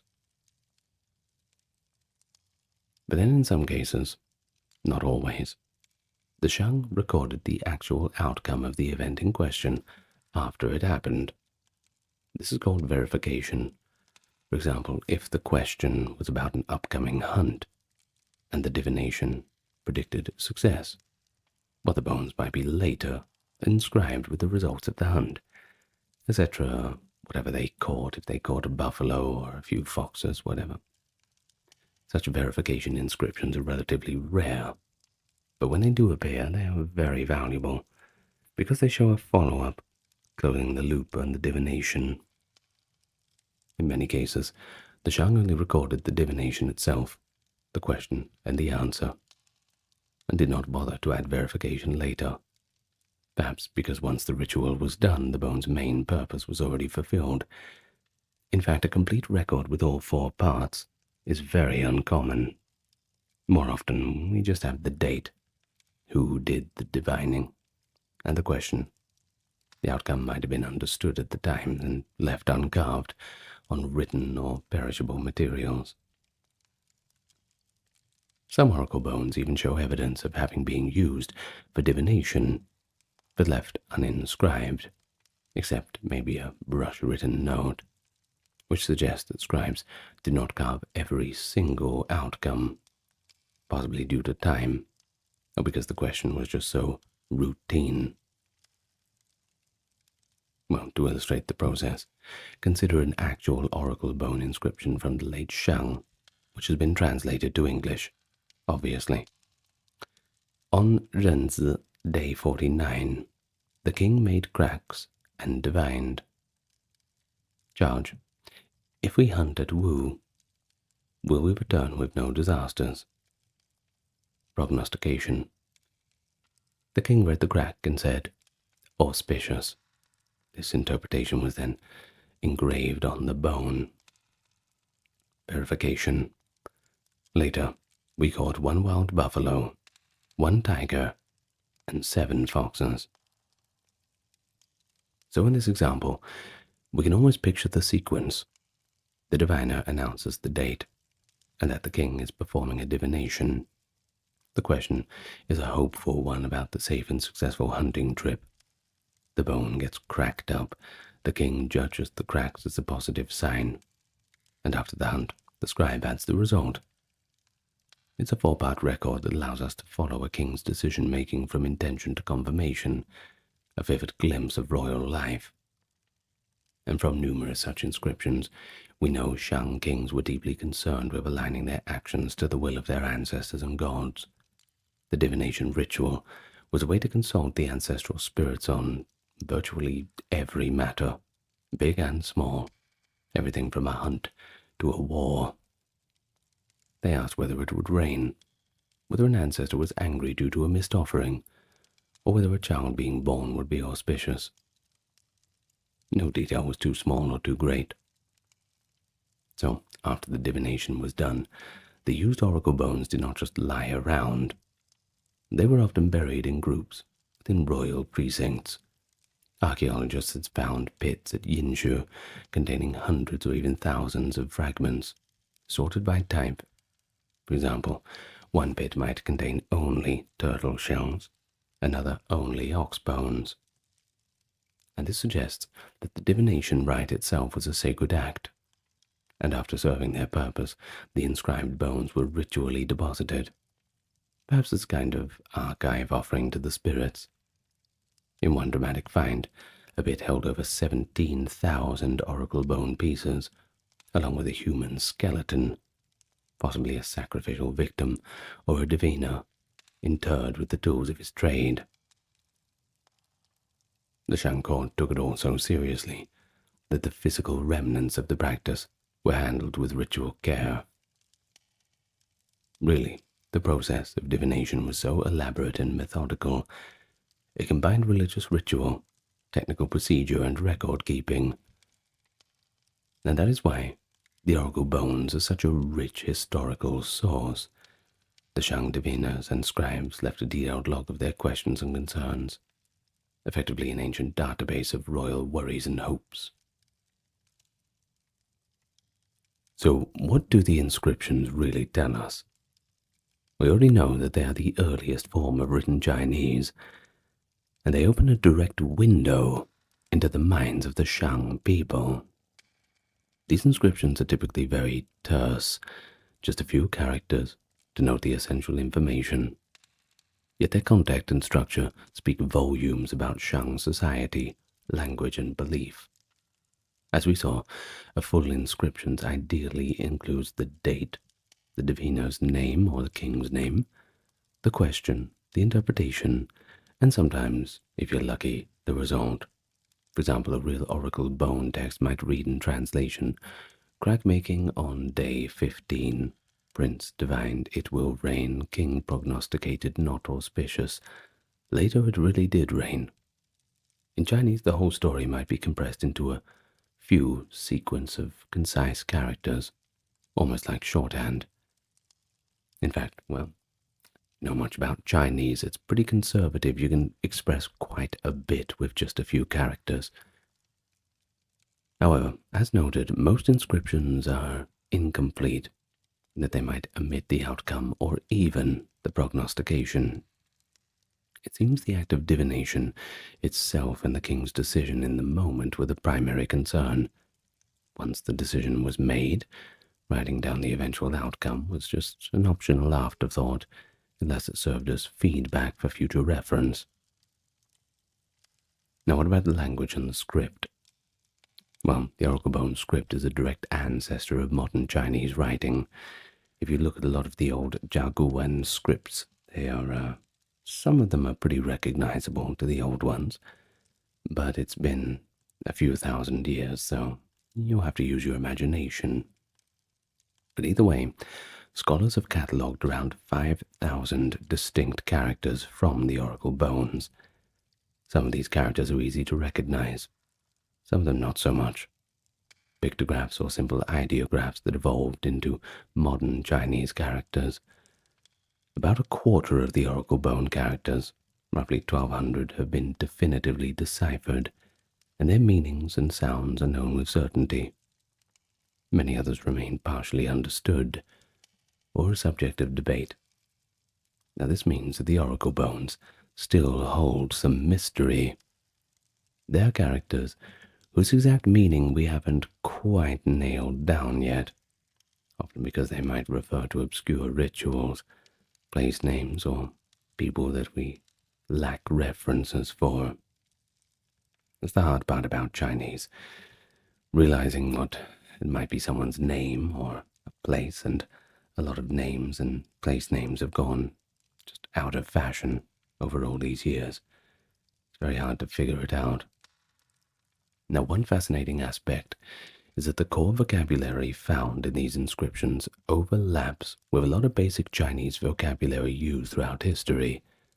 Words for familial relationships, agricultural activities, heavenly bodies, and elemental concepts are all present, anchoring the Shang language as an early form of Old Chinese. The inscriptions tend to be formulaic, due to the repetitive nature of divination records, but cumulatively, they provide enough context that the modern scholars can translate many of them with a good amount of confidence. For example, when we see a sequence of characters including symbols for rain and auspicious on many bones, alongside date notations, we can pretty much deduce that they are talking about whether rain will come and if that's a good sign. By cross-referencing thousands of fragments, the experts can decode the script and even reconstruct aspects of Shang grammar and usage. But it is worth noting that in the Shang dynasty, writing was likely not limited to oracle bones. The fact that complex writing systems appear in these inscriptions implies that the Shang elite were already literate in some context, perhaps writing on perishable materials like bamboo slips of wood which have unfortunately not survived. Indeed, some oracle bones show signs that divination was first written with a brush and ink before being carved.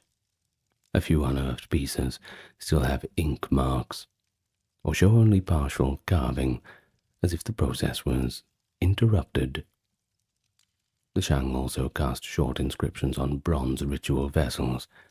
Those bronze inscriptions are typically shorter and more commemorative, etc., marking an offering by a person, whereas the oracle bones are more likely daily logs of activity.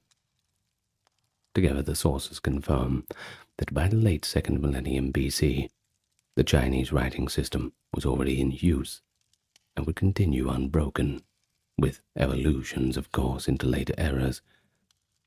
And the continuous thread of script is why modern Chinese readers can discern a good amount of meaning in some oracle bone writings. And that is remarkable. When I was in a museum I think it was in Hengyang, it might have been Hengyang, but I saw some old Chinese writings just like that.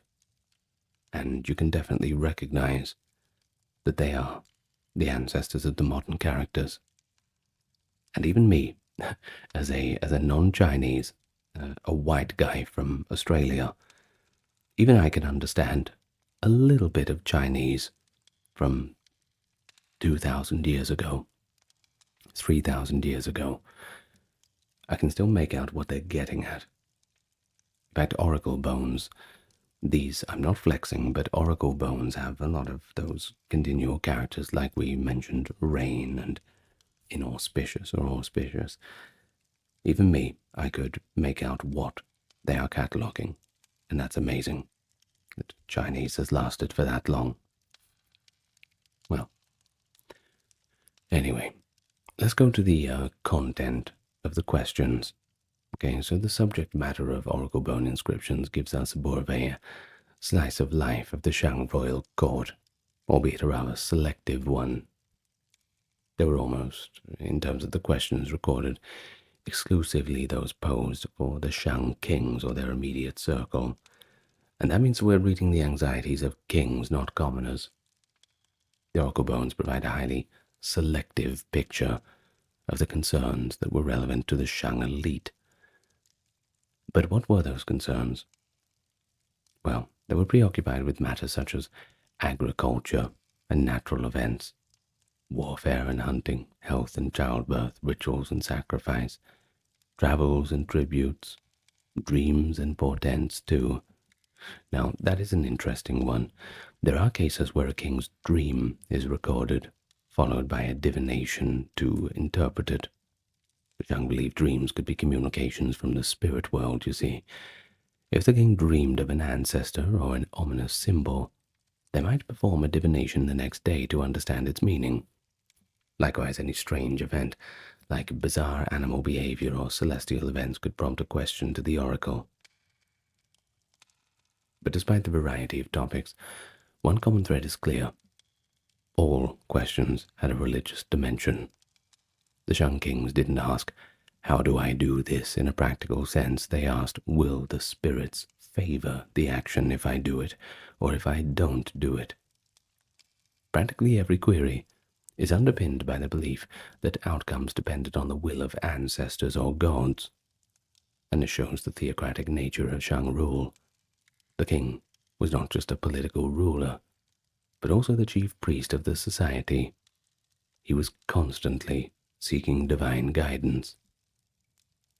Another notable feature of the oracle bone texts is how they name specific individuals. The Shang kings addressed or invoked their ancestors by name in these divinations. For example, a charge might be directed to Father Jia or Grandmother Xin, asking that ancestor's advice or intervention in some manner. Over time, scholars compiling the names from thousands of fragments were able to piece together the Shang royal genealogy. In fact, oracle bone inscriptions have verified the names or the last 9 or so of the Shang kings, from King Wuding onward, that is, and of course many royal family members. And this matches up with later historical records and allowed historians to confirm that those individuals were indeed real.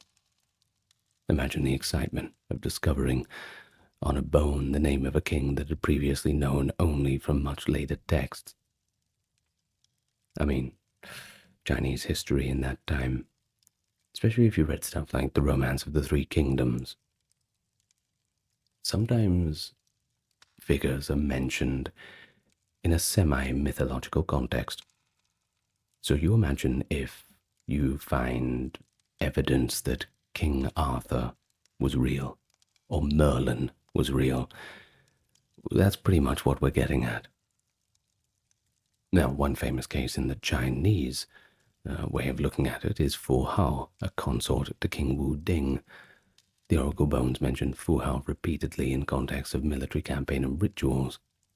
They mention that she was leading troops to battle and conducting important sacrifices.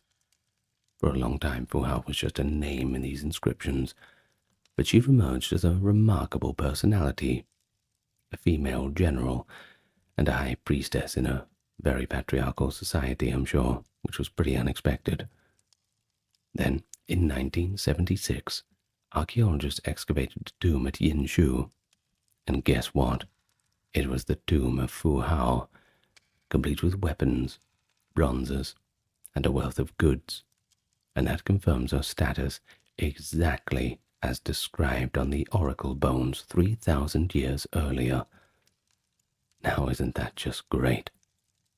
That's a powerful example of how oracle bone inscriptions as primary sources can really expand our understanding of history and even lead to tangible archaeological discoveries.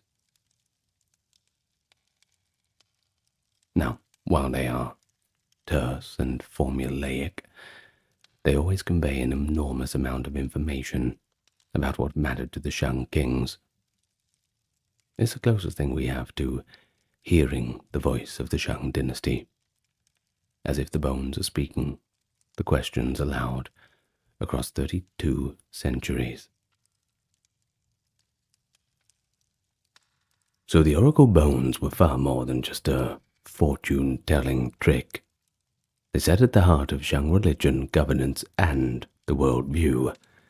The practice of divination with oracle bones illuminates the structure of Shang society and its values. So let's talk about ancestral worship and general theology in a Bronze Age Chinese sense. The Shang people believed that royal ancestors, deceased kings and forefathers of the ruling house, continued to exist in the spiritual realm and wielded great influence over the living. These ancestral spirits could bestow blessings like good harvests or victory in war. But on the other hand, they could also inflict misfortunes like illness and natural disasters if you didn't properly appease them. Above the ancestors, the Shang also acknowledged other spiritual forces, nature deities like river gods, mountains, the sun and the moon, and a supreme deity, often called Shang Di, or just Di, meaning high god or lord. However, crucially, the Shang king did not typically address Shang Di directly. He communicated through his ancestors, who in turn could intercede the higher powers. Oracle bone inscriptions clearly reflect this theology. Many charges explicitly invoke a specific ancestor or ask whether a particular ancestor is responsible for an event. For example, if the kingdom was experiencing a drought, the king might ask, "Is great-grandfather Yi angry and thus causing the drought?" The assumption is that if the ancestor is displeased, he must be placated with offerings. The bones show the king asking if a planned sacrifice would satisfy the ancestor and bring rain. And so in this way, oracle bone divination was a tool for diagnosing the will of the ancestors and the gods. It was a two-way communication device, I suppose. The king offered sacrifices and inquired for guidance. The cracks in their interpretations were the ancestors' replies. So what about the king's role? Well, the oracle bones show the king's duality in his identity as both political head of the state and the high priest of the ancestral cult. In earlier periods of Shang, it seems the king often relied on specialist diviners to perform the crack-making and perhaps pronounce interpretations. The inscriptions name various diviners, probably court shamans or trusted officials, who conducted the rituals on the king's behalf. However, as we get into later Shang period, especially by the reign of the last few kings, the inscriptions increasingly show the king himself taking charge of the divination head-on. It's notable that by the last Shang kings, the ruler had taken over the role of diviner personally, and this suggests that by performing divinations, the king expressed his kingship in the most blatant of ways. The Shang king was literally the chief fortune-teller of the realm.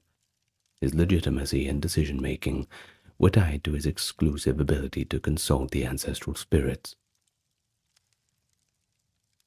Oracle bone divination was a routine part of governance. We might say it was policy by oracle. Before undertaking campaigns, the king sought ancestral sanction. Before building a new settlement or going out hunting, they had to consult. It's as if no significant action was taken without first checking in with the spirits to see if it was okay. This had a unifying effect on Shang society. Religion and statecraft were inseparable. The elite class, the nobility and military leaders, were invested in these rituals as well, because they often participated in the sacrifices or led the actions that were divined upon. The common people's lives were indirectly affected too. For instance, if the oracle predicted a poor harvest, the king might order more prayers or grain storage. If the oracle forbade war at a certain time, troops would not be mobilized until the spirits allowed it. Thus, while commoners didn't get to ask questions on oracle bones themselves, the outcomes of those royal divinations trickled down to affect agricultural schedules, taxation, warfare, and more.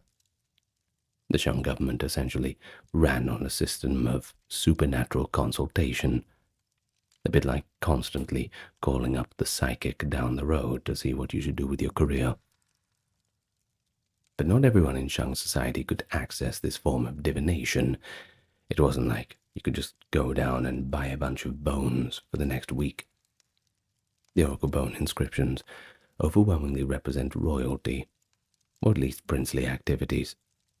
There's scant evidence that ordinary folks' questions were recorded, but it makes you wonder what kind of questions they'd have.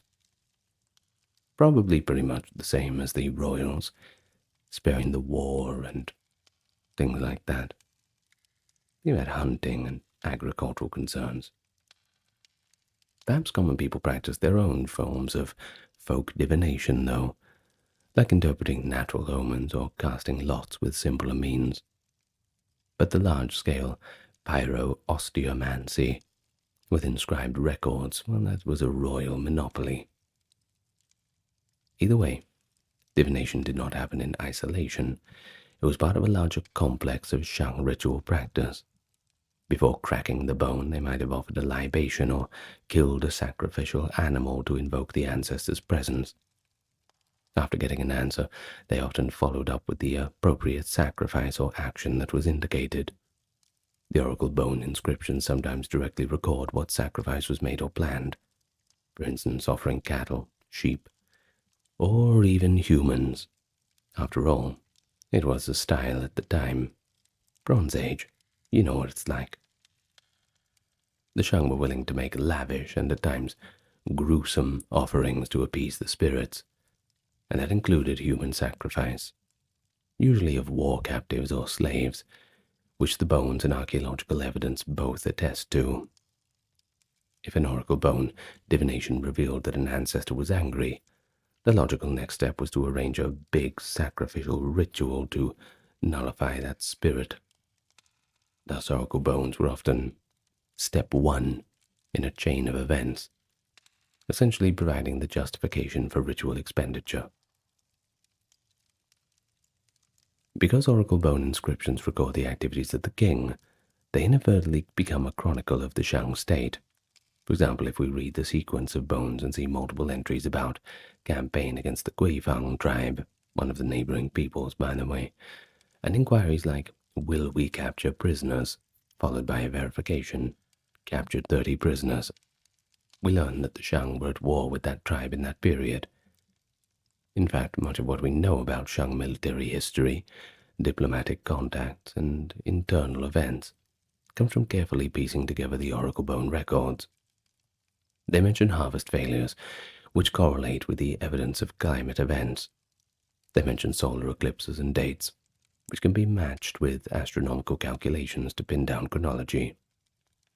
They list a sequence of sacrifices over years, which hint at agricultural and festival calendars of the Shang. In a sense, they're a state record, not intentionally for posterity, but rather effectively so. Compelling illustration of the role of oracle bones in society is how the Shang kings use them to legitimize their rule. If a king can say, "My ancestors, who founded our dynasty, have ordained this action," it reinforces his divine right. Later Chinese dynasties, like the Zhou, famously articulated the mandate of heaven theory to justify their authority. But the Shang method was more familial. They leaned on the authority of the royal lineage of spirits. The fact that kings are shown almost debating with their ancestors, asking repeatedly until an auspicious answer was obtained in some cases, shows that governance was a negotiation between human intention and divine approval. But there's also a critical view. What is missing? Your oracle bones are invaluable. We should critically note what they do not tell us as much as what they do. They don't directly speak of the lives of the commoners, peasants, artists, and of course that was 99.9% of the people. So can we really paint a picture of Shang society just from the bones?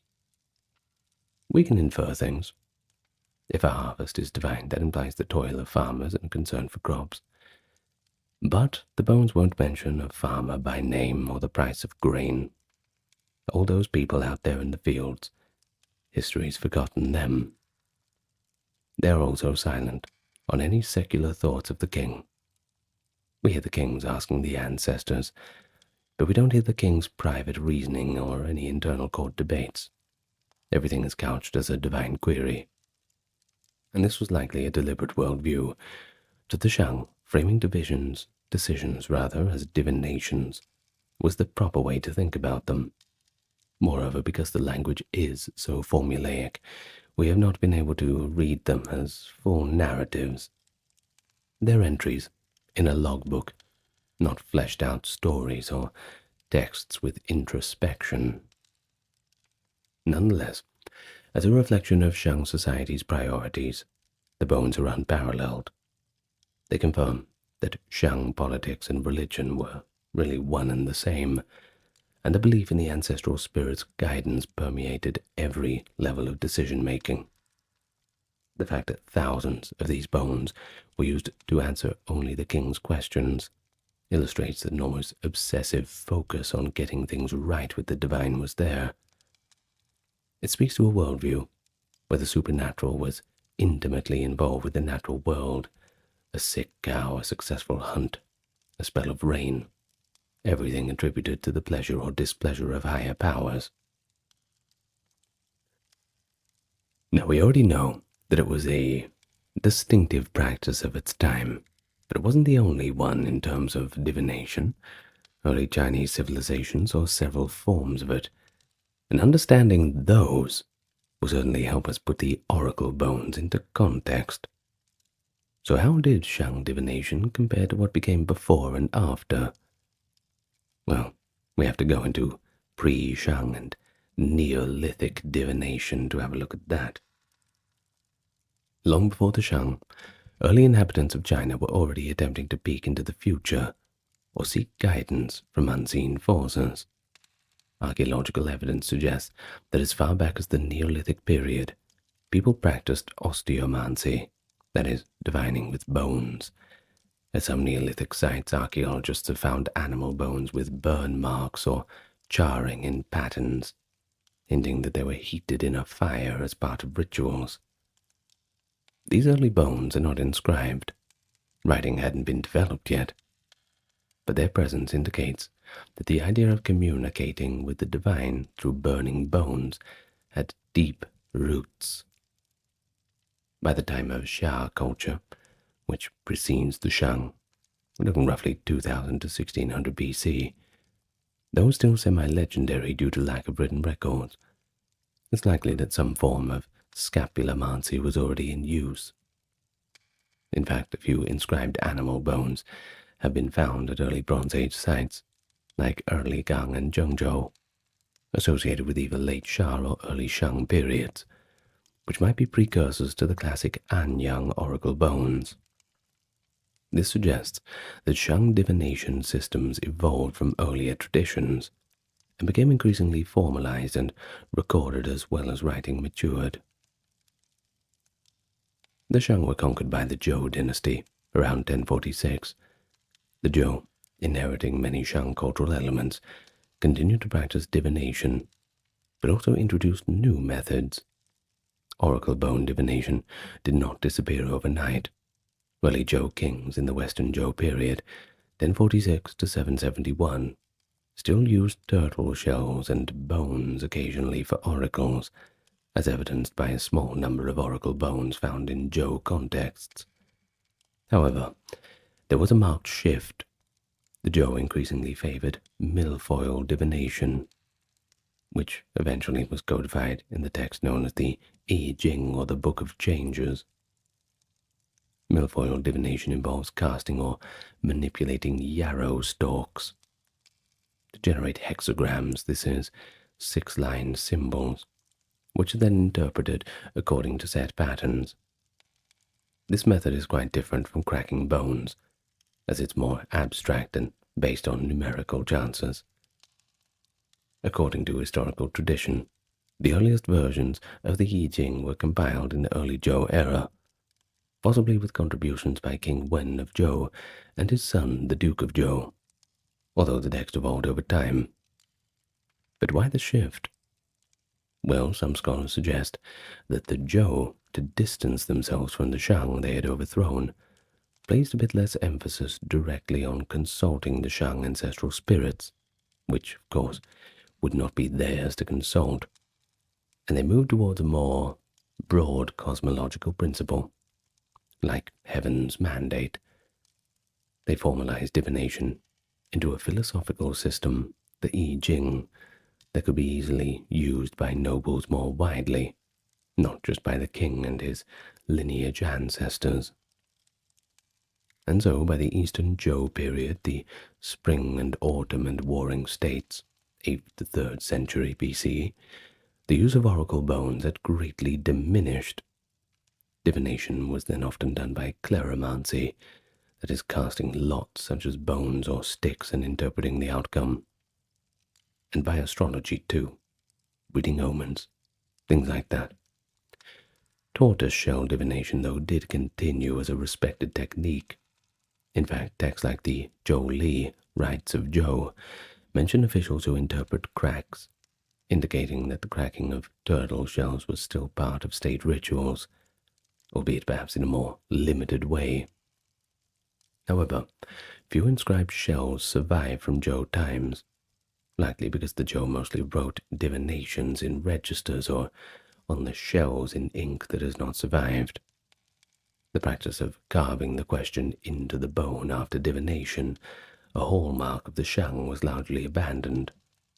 Writing was often done on perishable bamboo or wood by then, which is obviously quite a shame. Now, let's compare some techniques.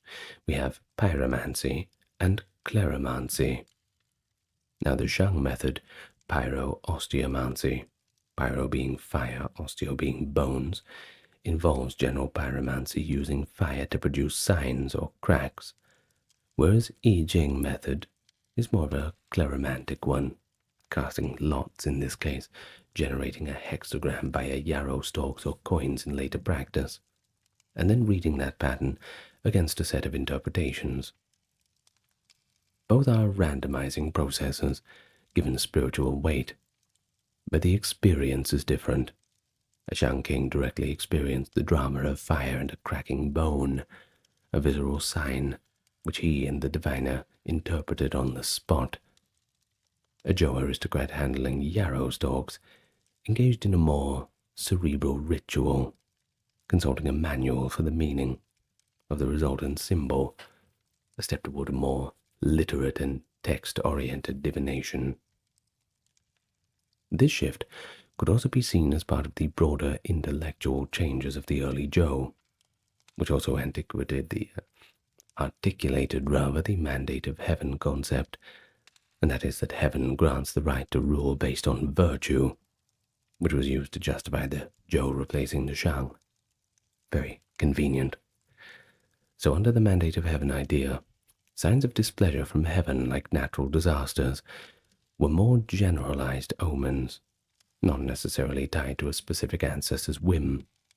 Thus divination took on a different tone, less personal in terms of ancestor spirits, but more cosmic in interpretation. It is important to note that while methods changed, the underlying desire to seek guidance from a higher order remained constant, and still does, to be honest. As atheistic as modern China is, well, these people, you can still find them on the streets every now and then, working with the I Ching. No one's doing the oracle bone stuff anymore, of course, but you can still find plenty of fortune tellers. Now, later Chinese history is replete with divination practices. Astrology, feng shui, lot drawing, spirit mediums. Of course, the I Ching too. The I Ching itself, interestingly, contains traces of older methods. Some of its hexagram explanations mention a crack-making method or outcomes that sound like oracle consultations. And this suggests the Book of Changes incorporated older divination experiences into its interpretations. And indeed, the legend in China is that divination by turtle shell and divination by milfoil were two parallel methods that coexisted. The I Ching was originally a manual for the milfoil method, while oracle bones were the medium for the other. But Shang China was not the only culture practicing scalpelomancy. In other parts of the world, people independently discovered that heating bones produces cracks that can be read for omens. However, what is unique about the Shang oracle bone practice is the combination of pyromancy with a writing system. Many cultures would interpret the cracks spontaneously or orally, but the Shang took the extra step of writing down the questions, and sometimes the answers, a fusion of writing with divination that we're extremely lucky to have, turning simple fortune-telling into a lasting historical record. And so we can say that the discovery of oracle bones in 1899 and the early 20th century didn't just illuminate the Shang dynasty, but had a profound impact on Chinese scholarship. You see, for a long time, Chinese historians had relied on much later texts like that of Sima Qian, the Records of the Grand Historian, compiled around 100 BC, or various Zhou and Han texts for early history.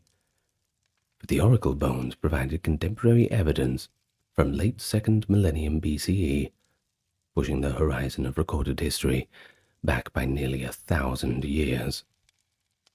They helped confirm the sequence of Shang kings and events hinted to in legend.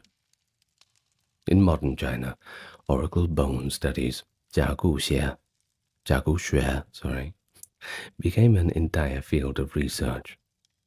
Scholars painstakingly matched fragments, identified characters, and even compiled dictionaries of oracle bone scripts. This endeavor continues today, as new finds emerge, and as imaging technology sometimes even allows us to read previously ineligible marks. It's also pretty interesting to see how the role of oracle bones was viewed by later Chinese traditions.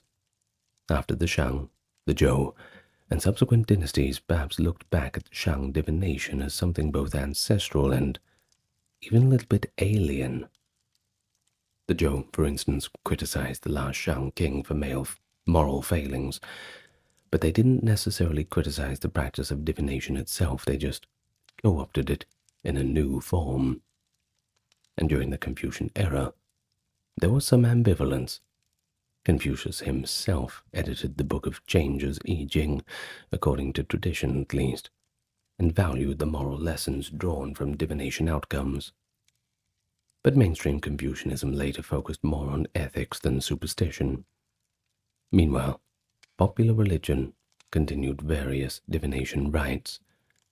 In a sense, the oracle bones marked the beginning of a continuous story of Chinese divinatory and written tradition. From the cracks on the bones, to the lines in the I Ching, to the horoscope of a Song dynasty emperor, the thread is an enduring human quest to make sense of the future and the unknown. So in conclusion, Shang oracle bone divination was a product of its time, but also a progenitor of later divinatory practices. It stands at a crossroads, looking back to prehistoric shamanistic practices of heating bones, and looking forward to more systematized divination texts of the classical era. Its core purpose, to seek certainty in uncertain times, is universal, and indeed quite relatable even today. While the mediums change, few today would crack a bone to decide on a business deal, I suppose, but they still might consult a horoscope, maybe. That happens quite a lot. The whole impulse remains. The oracle bones thus connect us not only to early Chinese culture, but to this fundamental human behavior. Even after thousands of years, we haven't shaken it off. We're always trying to glean wisdom from the patterns we observe around us. Plagues. They've haunted human history since the earliest civilizations, an unwelcome companion to our collective story. But long before the medieval Black Death, ancient peoples from Mesopotamia to Rome recorded their own terrifying epidemics that decimated populations, upended wars, and confounded the wisdom of the sages.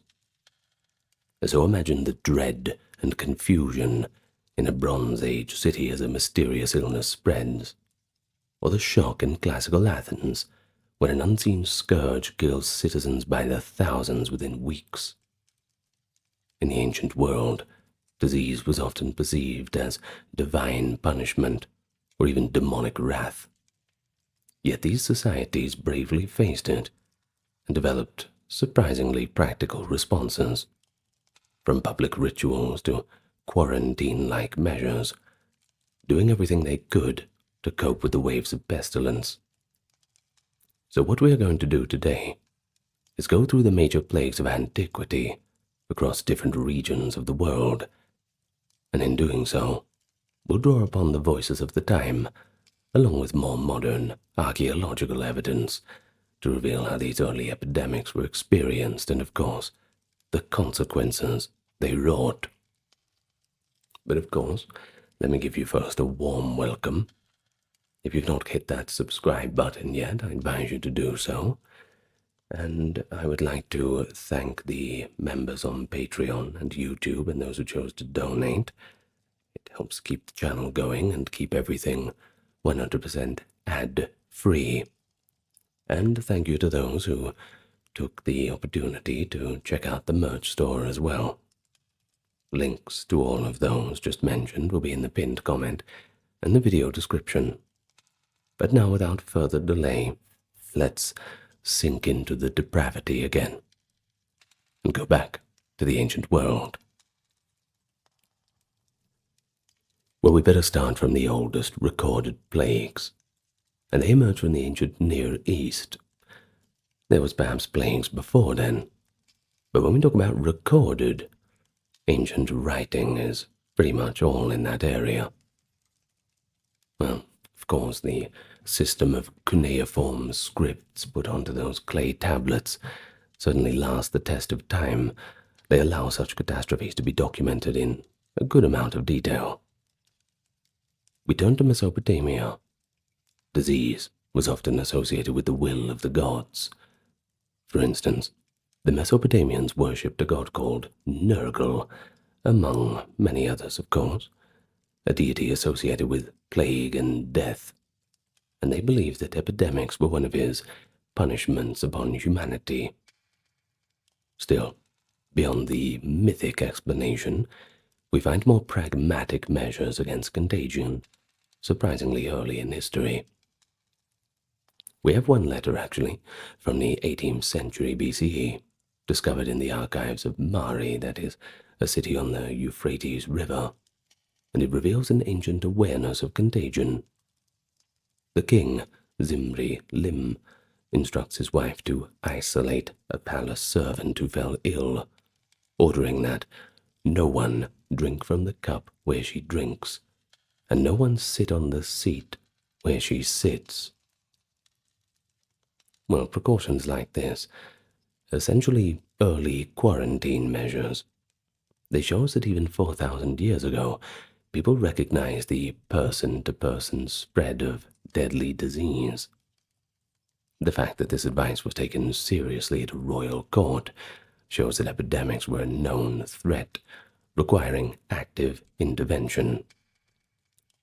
Now, of course, this does not mean that this is the first ever instance.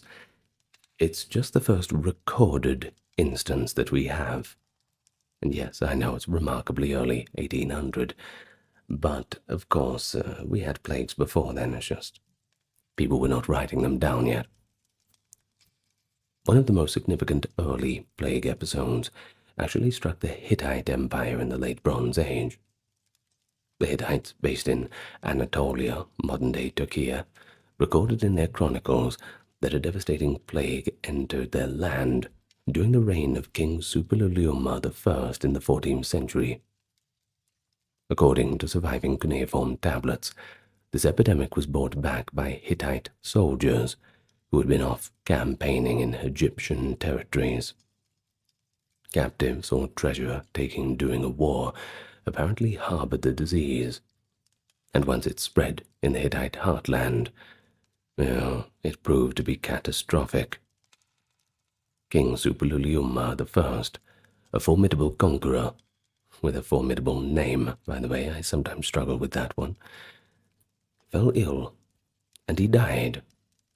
The plague got him, as did his immediate successor, Arnuwanda II.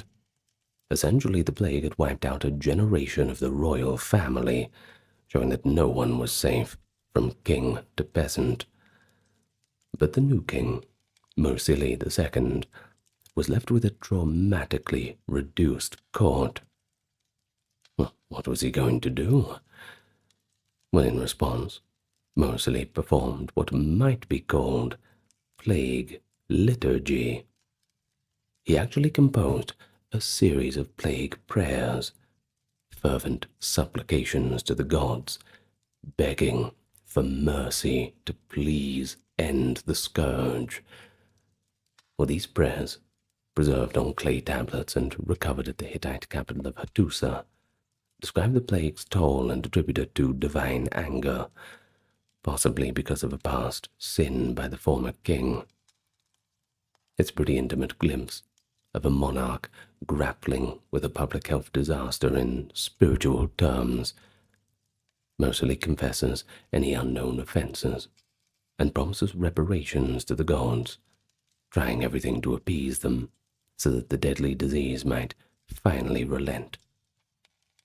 The plague ultimately lasted about 20 years, suggesting an endemic presence that the Hittites could not easily eradicate.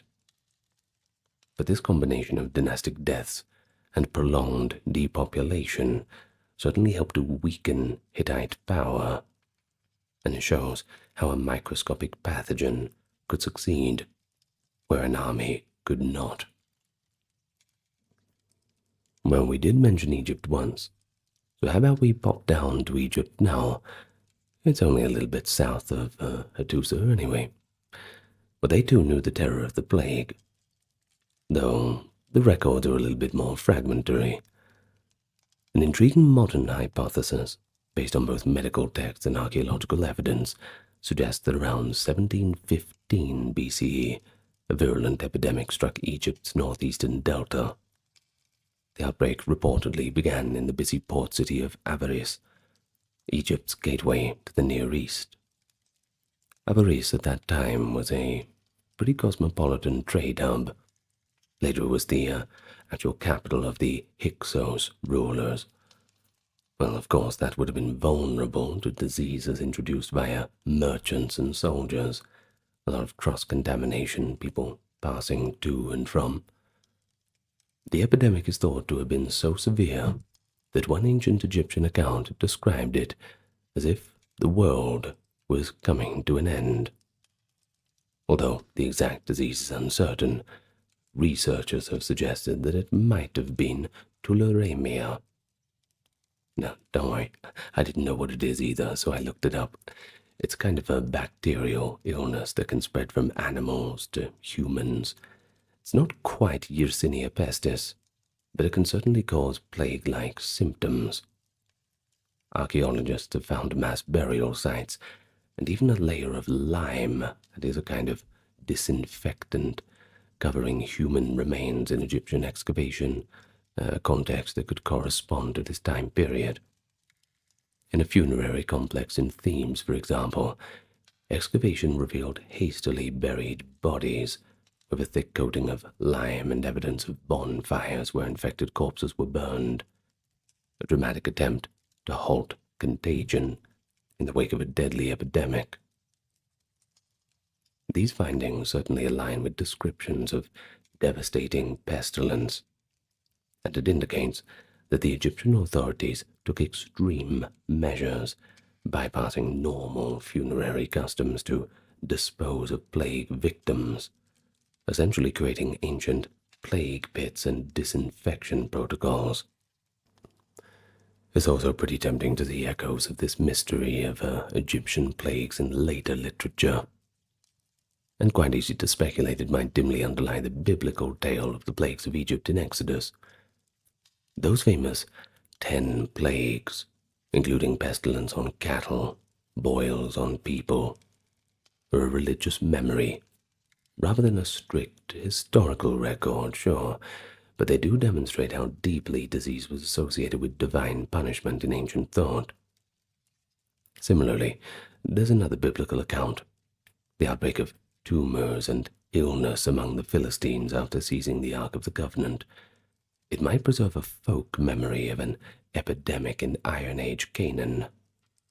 In that story, the Philistines returned the captured Ark, along with the golden images of rats and tumors as guilt offerings. An intriguing detail, since rats, as you know, would later be linked to plague transmission in the bubonic plagues of the Common Era. While we must be a little cautious about reading legend as history and history as legend, such texts suggest that communities in ancient Egypt and the Near East had a long-standing cultural narrative to make sense of the sudden mass sickness that they occasionally faced. Of course, the ancient world puts everything into its own terms. It's up to us to make sense of it in the modern era. Now, by the Iron Age, that is the first millennium BCE, larger empires kept official chronicles that sometimes noted epidemics. The Neo-Assyrian Empire provides a striking example of how plagues could intertwine with politics. The Assyrian royal eponym lists recorded in the year 765 a plague occurred in the land, and again in 759 another one. These outbreaks were severe enough that the normal state functions had to go on pause for a whole year. The Assyrian king did not go on his annual military campaign because of it either. The empire was also racked by internal revolts in the aftermath, as 763 to 58, and later historians conjectured that the trauma of disease, combined with a rare solar eclipse seen as an evil omen, fueled unrest among a population fearing divine wrath. In Assyrian ideology, the king was the high priest of the war god, Ashur, and he was expected to ensure the god's favor. A plague, and an eclipse back to back, well, that would have been perceived as a enormous divine anger. The priest is not doing his job. What is telling that shortly after these events, Assyria entered a period of comparative decline, at least until strong rulers could restore order, but that's a task in itself. Plague, eclipse, revolt. It reads like a scene from an ancient apocalypse, and indeed later generations may have drawn inspiration from this convergence of disasters.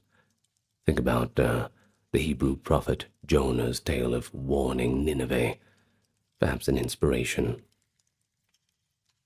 So really, the ancient Near East and Egypt furnish the earliest plague narratives, and they're characterized by a mix of religious interpretation and practical action.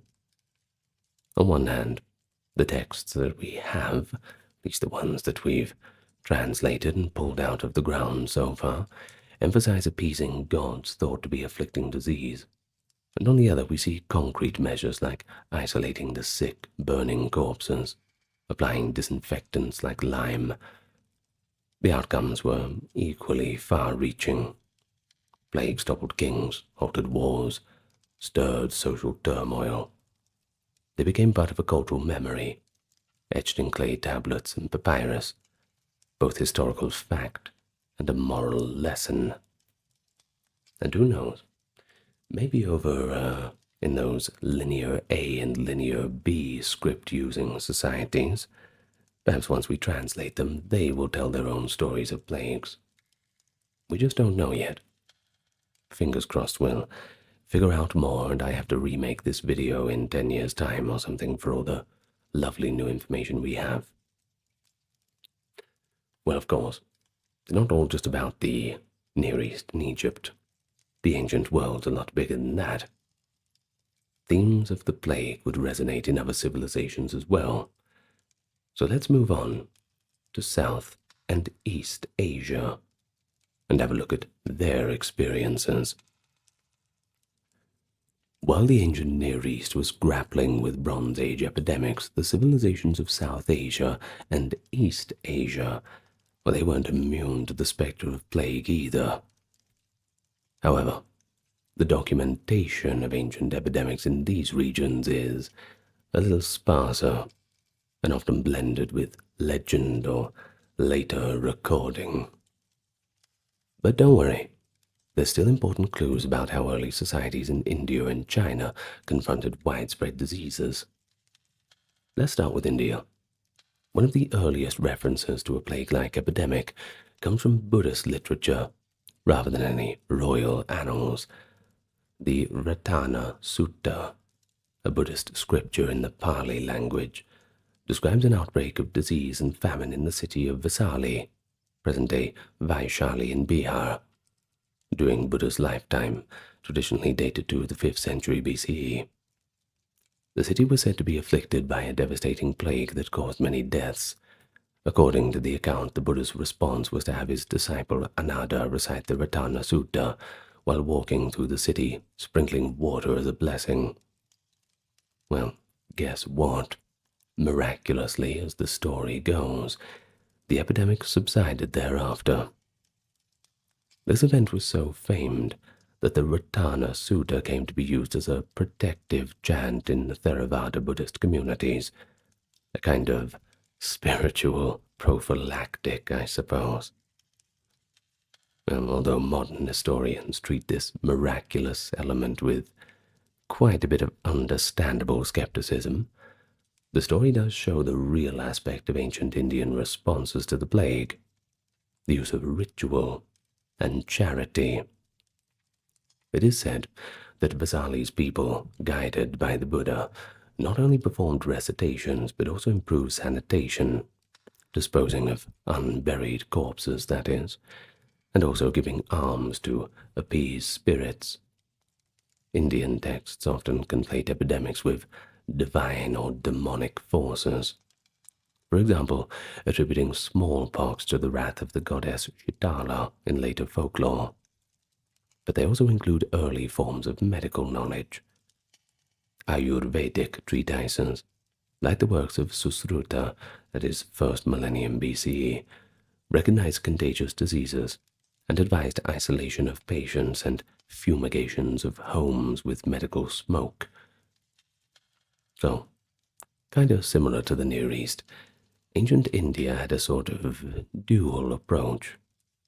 Empirical precautions alongside these spiritual remedies. Well, let's move east now, to ancient China, and we find that imperial histories dutifully noted outbreaks of disease, though often a little tersely. The Chinese concept of disease was tied to the mandate of heaven. Natural disasters and epidemics could be interpreted as signs that a ruler had lost heaven's favor. Thus, court chronicles would report epidemics almost as a formality, sometimes without detail, but just enough to indicate that they were a recurring challenge. For example, let's look at the Han Dynasty, especially in the later days. There were several significant epidemics in that time. Chinese records tell us that around 161 to 171 CE, a series of deadly outbreaks struck the Han Empire. One especially lethal episode in 162 hit the army camps in the western provinces of the Han realm. It was noted that in some garrisons, up to 40% of the soldiers perished. This cluster of epidemics in the 160s to 70s is remarkably close in the time to the great Antonine plague happening in the Roman Empire, and don't worry, we'll get to it. In fact, some scholars have wondered if it was the same pandemic, possibly smallpox, traveling along that old Silk Road. It brought a lot more than silk, unfortunately. Chinese accounts mention that after 166 CE, strange diseases were widespread. By one report, outbreaks recurred almost every year up to 179. The Han Dynasty was already under strain from corruption and rebellion. The Yellow Turban Revolt had broke out in 184, and the toll of pestilence just added to the chaos. One Han official lamented that in the wake of the epidemic, there were not enough living to bury the dead in some regions. Well, that gives you a bit of a picture of how bad things were. China's quite famous for having these huge disasters where millions upon millions of people just suddenly fall dead. Well, despite the brevity of the official records, we know the ancient Chinese society had proactive responses to epidemics. Emperors would perform special rituals and offer sacrifices to heaven and various gods to plead for relief from disease. They might also issue edicts waiving taxes or freeing prisoners, hoping to appease heaven's wrath. On a practical level, ancient Chinese medical understanding grew from these crises. Texts from the late Han and subsequent Three Kingdoms period discuss warm toxin epidemics.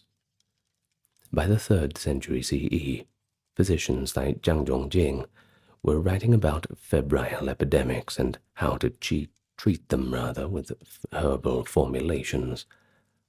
There was even an early form of inoculation practiced against smallpox in China.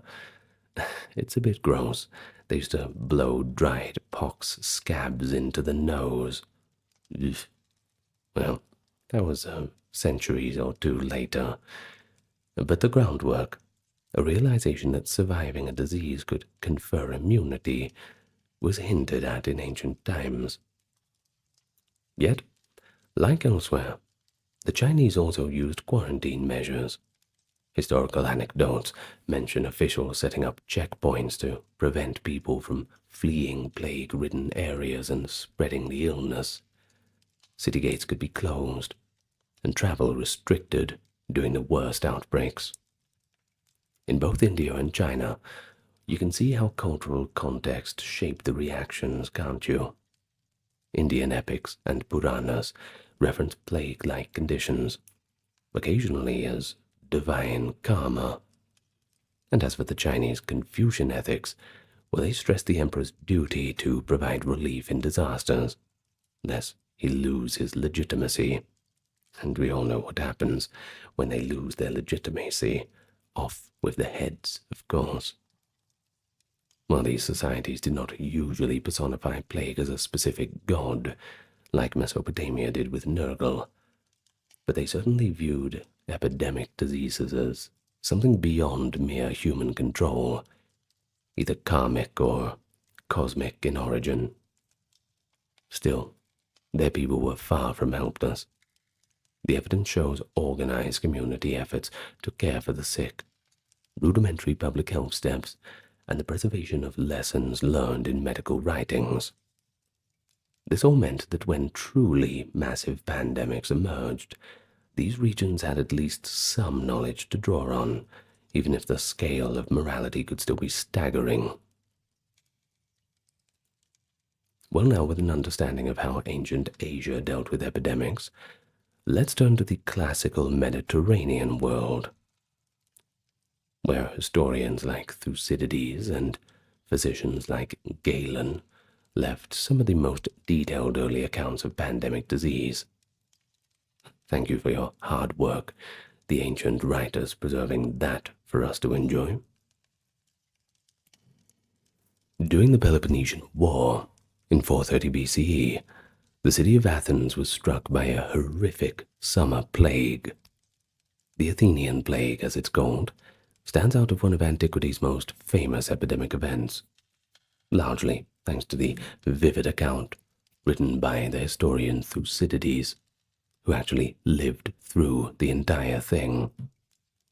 You see, at that time, Athens, crowded with citizens and war refugees sheltering behind its walls hiding from the Spartans, became a breeding ground for disease. The sickness first appeared, as Thucydides notes, in the port of Piraeus, and then exploded through the congested city. It was said, maybe by hearsay, to have originated in Ethiopia and passed through Egypt and Persia, then arriving in Athens. Modern epidemiologists have debated the exact identity of the plague, with a typhoid fever being a strong candidate based on DNA evidence from a mass grave.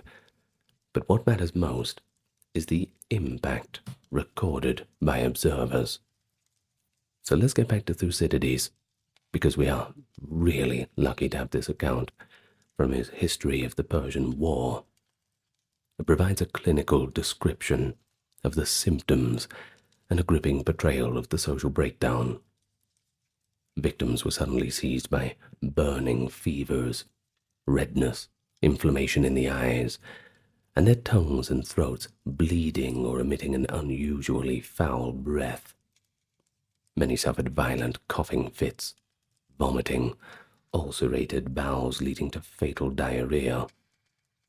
Those who survived the initial phase often experienced a terrible bout of delirium or exhaustion, sometimes losing fingers, eyes, or even memory. But that's if they were lucky to recover at all, if lucky is the word we use for it. This disease was highly lethal. It killed an estimated 1/3 of Athens' population in just 2 to 3 years. Not even the Athenian statesman Pericles, as great as he was spared. He succumbed in 429, along with many of his family members. With so many dead, the normal Athenian funeral customs completely collapsed. Thucydides recounts of how bodies were piled up without proper burial, and desperate people would shove aside others' corpses to cremate their own kin, or just resort to throwing them into mass graves. The fear of contagion made even close relatives reluctant to tend to the sick, or in the worst cases even mourn the deceased at all. Behind the physical toll, Thucydides emphasizes the psychological and moral impact of the dilemma, as death seemed to strike at random and the cure, well, there was no cure. Of course, this plunged the entire city into chaos. Lawlessness gripped the city. People stopped caring for social norms or justice, reasoning that life might be just too short for those things, so one should snatch whatever fleeting pleasure or advantage they could. The usual awe of gods and laws, it all diminished. After all, prayers and sacrifices had proven completely useless in stopping the plague, so what else were the ancient people to do? Now this sounds out of character for Athens. It was always celebrated for its piety and order, but it had now descended into a kind of chaos where, as Thucydides put it, people dared to do freely the things they would have hidden before. Whatever that means. Either way, they expected they would not live to face the consequences anyway. This breakdown of social order, the Greek term used is anomia, by the way, lawlessness, well, it had quite the effect on the fabric of Athenian society, and is thought to have undermined the unity and morale that was needed for the war effort against the Spartans. And indeed, some historians link the plague to Athens' eventual defeat. While not the sole cause, of course, it certainly robbed Athens of many soldiers and leaders, and eroded that social cohesion that Pericles had celebrated in his famous funeral oration just prior to the outbreak. And another thing, too, the Spartans were usually camped outside the walls, making siege, but as soon as the plague broke out, well, they figured they may as well just go home. The plague was going to do the heavy lifting for them, and it could kill many people within Sparta's walls than the Spartans could ever hope to do outside of them. But interestingly, Thucydides also notes a form of immunity. Those who survived the plague seem to have resistance to getting it again, and their blood, he speculated, might hold a cure for others. This recognition that survivors could nurse the sick without falling ill a second time is one of the earliest observations of immunity in history. It hints that careful observers like Thucydides were groping towards scientific insights, even amid all the horror. And one could imagine, too, the medical experts of the day just racking their brains, trying to figure out the best way to combat the horror. You must feel sorry for them a little bit, doing the best they can with what they had. All in vain. Maybe they knew that it was all in vain. I don't know.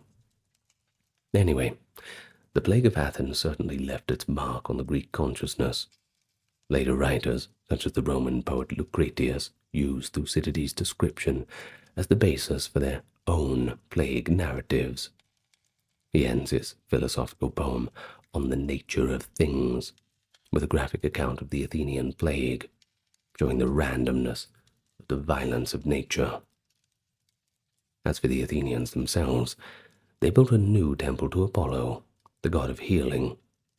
After the plague, they certainly needed that, and cults of healing gods like Asclepius gained more prominence. We also see in the philosophical texts that follow a grappling with the fragility of human life and communities. It is worth noting, too, that Athens was not the only Greek city to face an epidemic disaster. Earlier, in the mythic tales like Homer's Iliad, a plague is sent by Apollo on the Greek army besieging Troy, when the king Agamemnon offends the god's priest.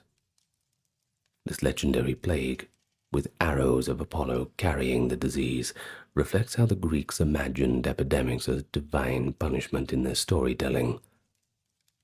In historical times, other cities too suffered outbreaks. Sparta experienced their own plague in 430 BCE as well, though it was far less deadly. And in 426, a renewed wave hit Athens.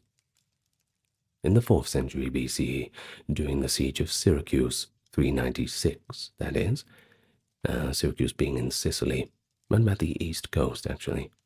A Carthaginian invading force was almost annihilated by a sudden pestilence in their camp.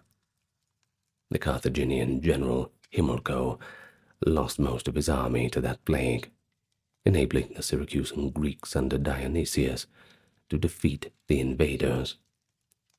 Greek medical writers, notably Hippocrates of the 5th century, also wrote treatises titled Epidemics, which, while not about one great plague event, will certainly document various disease outbreaks in different locales. The Hippocratic texts show Greek physicians attempting rational explanations for the disease, bad air, imbalances of humors, rather than attributing them to capricious gods. Now, while the science was a little bit off, give them credit for doing their best, it is interesting to see them in these earlier times move away from more divine explanations. They're trying to make sense of it in a secular manner.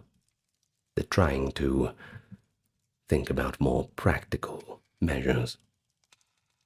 And I suppose they deserve a pat on the head for that. Good job.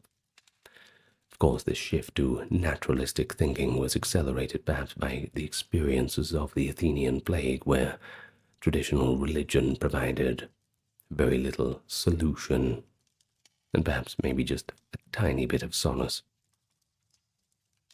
So to sum all of it up, classical Greece's encounter with the plague, epitomized by the Athenian epidemic, was quite a turning point.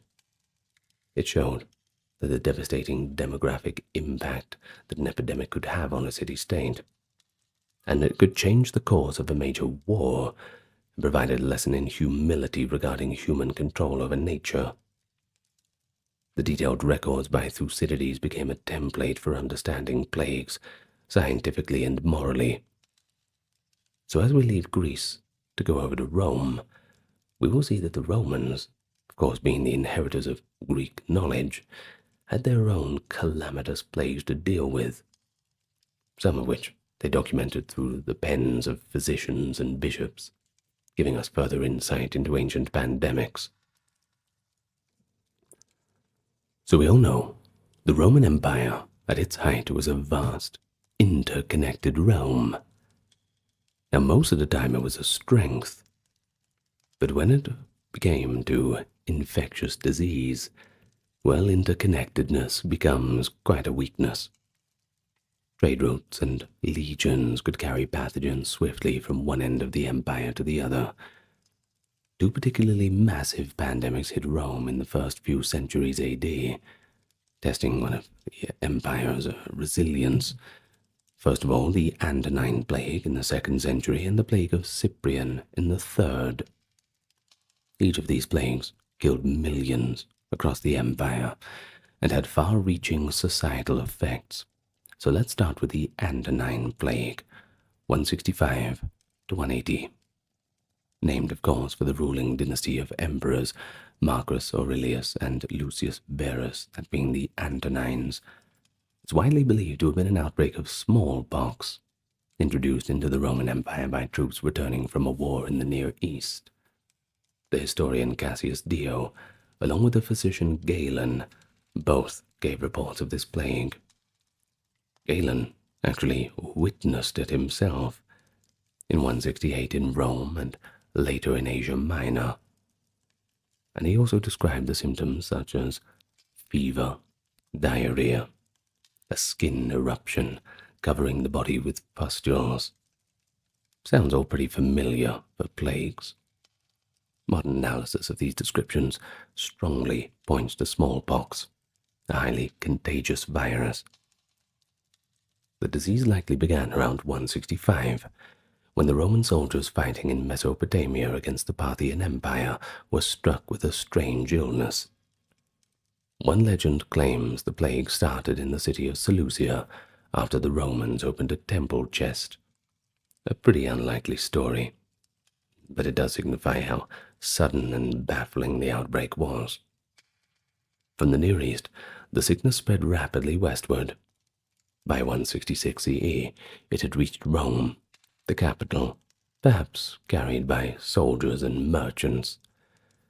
As for the mortality, well, that was astonishing. Witnesses at the time noted that in many communities, 1 in 10 people perished. In the city of Rome itself, at the plague's peak of around 189, as many as 2,000 people were dying every day. We have a report of this daily death toll from a church source some century later, likely drawing on the city annals. We might have lost the annals, but we still have that church source. The empire's total population at the time was about 75 million. Historians estimate that the Antonine Plague killed somewhere between 5 and 10 million. Now that makes it one of the deadliest outbreaks on record, if we're going to trust the figures of the estimate. Marcus Aurelius, who was also a Stoic philosopher I'm sure you know, wrote in his meditations during these years reflections on the brevity of life, perhaps influenced by seeing so much death all around him. But don't think that the upper class was spared. Legions of the aristocracy died, leaving gaps in local governing councils across the provinces. This, of course, led to a shortfall of experienced administrators and even candidates for office in some towns. Economically, the plague caused labor shortages on farms and in workshops. With fewer taxpayers and soldiers, the imperial government felt the strain. Marcus Aurelius had to recruit slaves, gladiators, even mercenaries from Germania to replenish the army. I tell you what, though, if you're going to replenish an army, a bunch of 7-foot-tall German barbarians is probably a pretty good idea.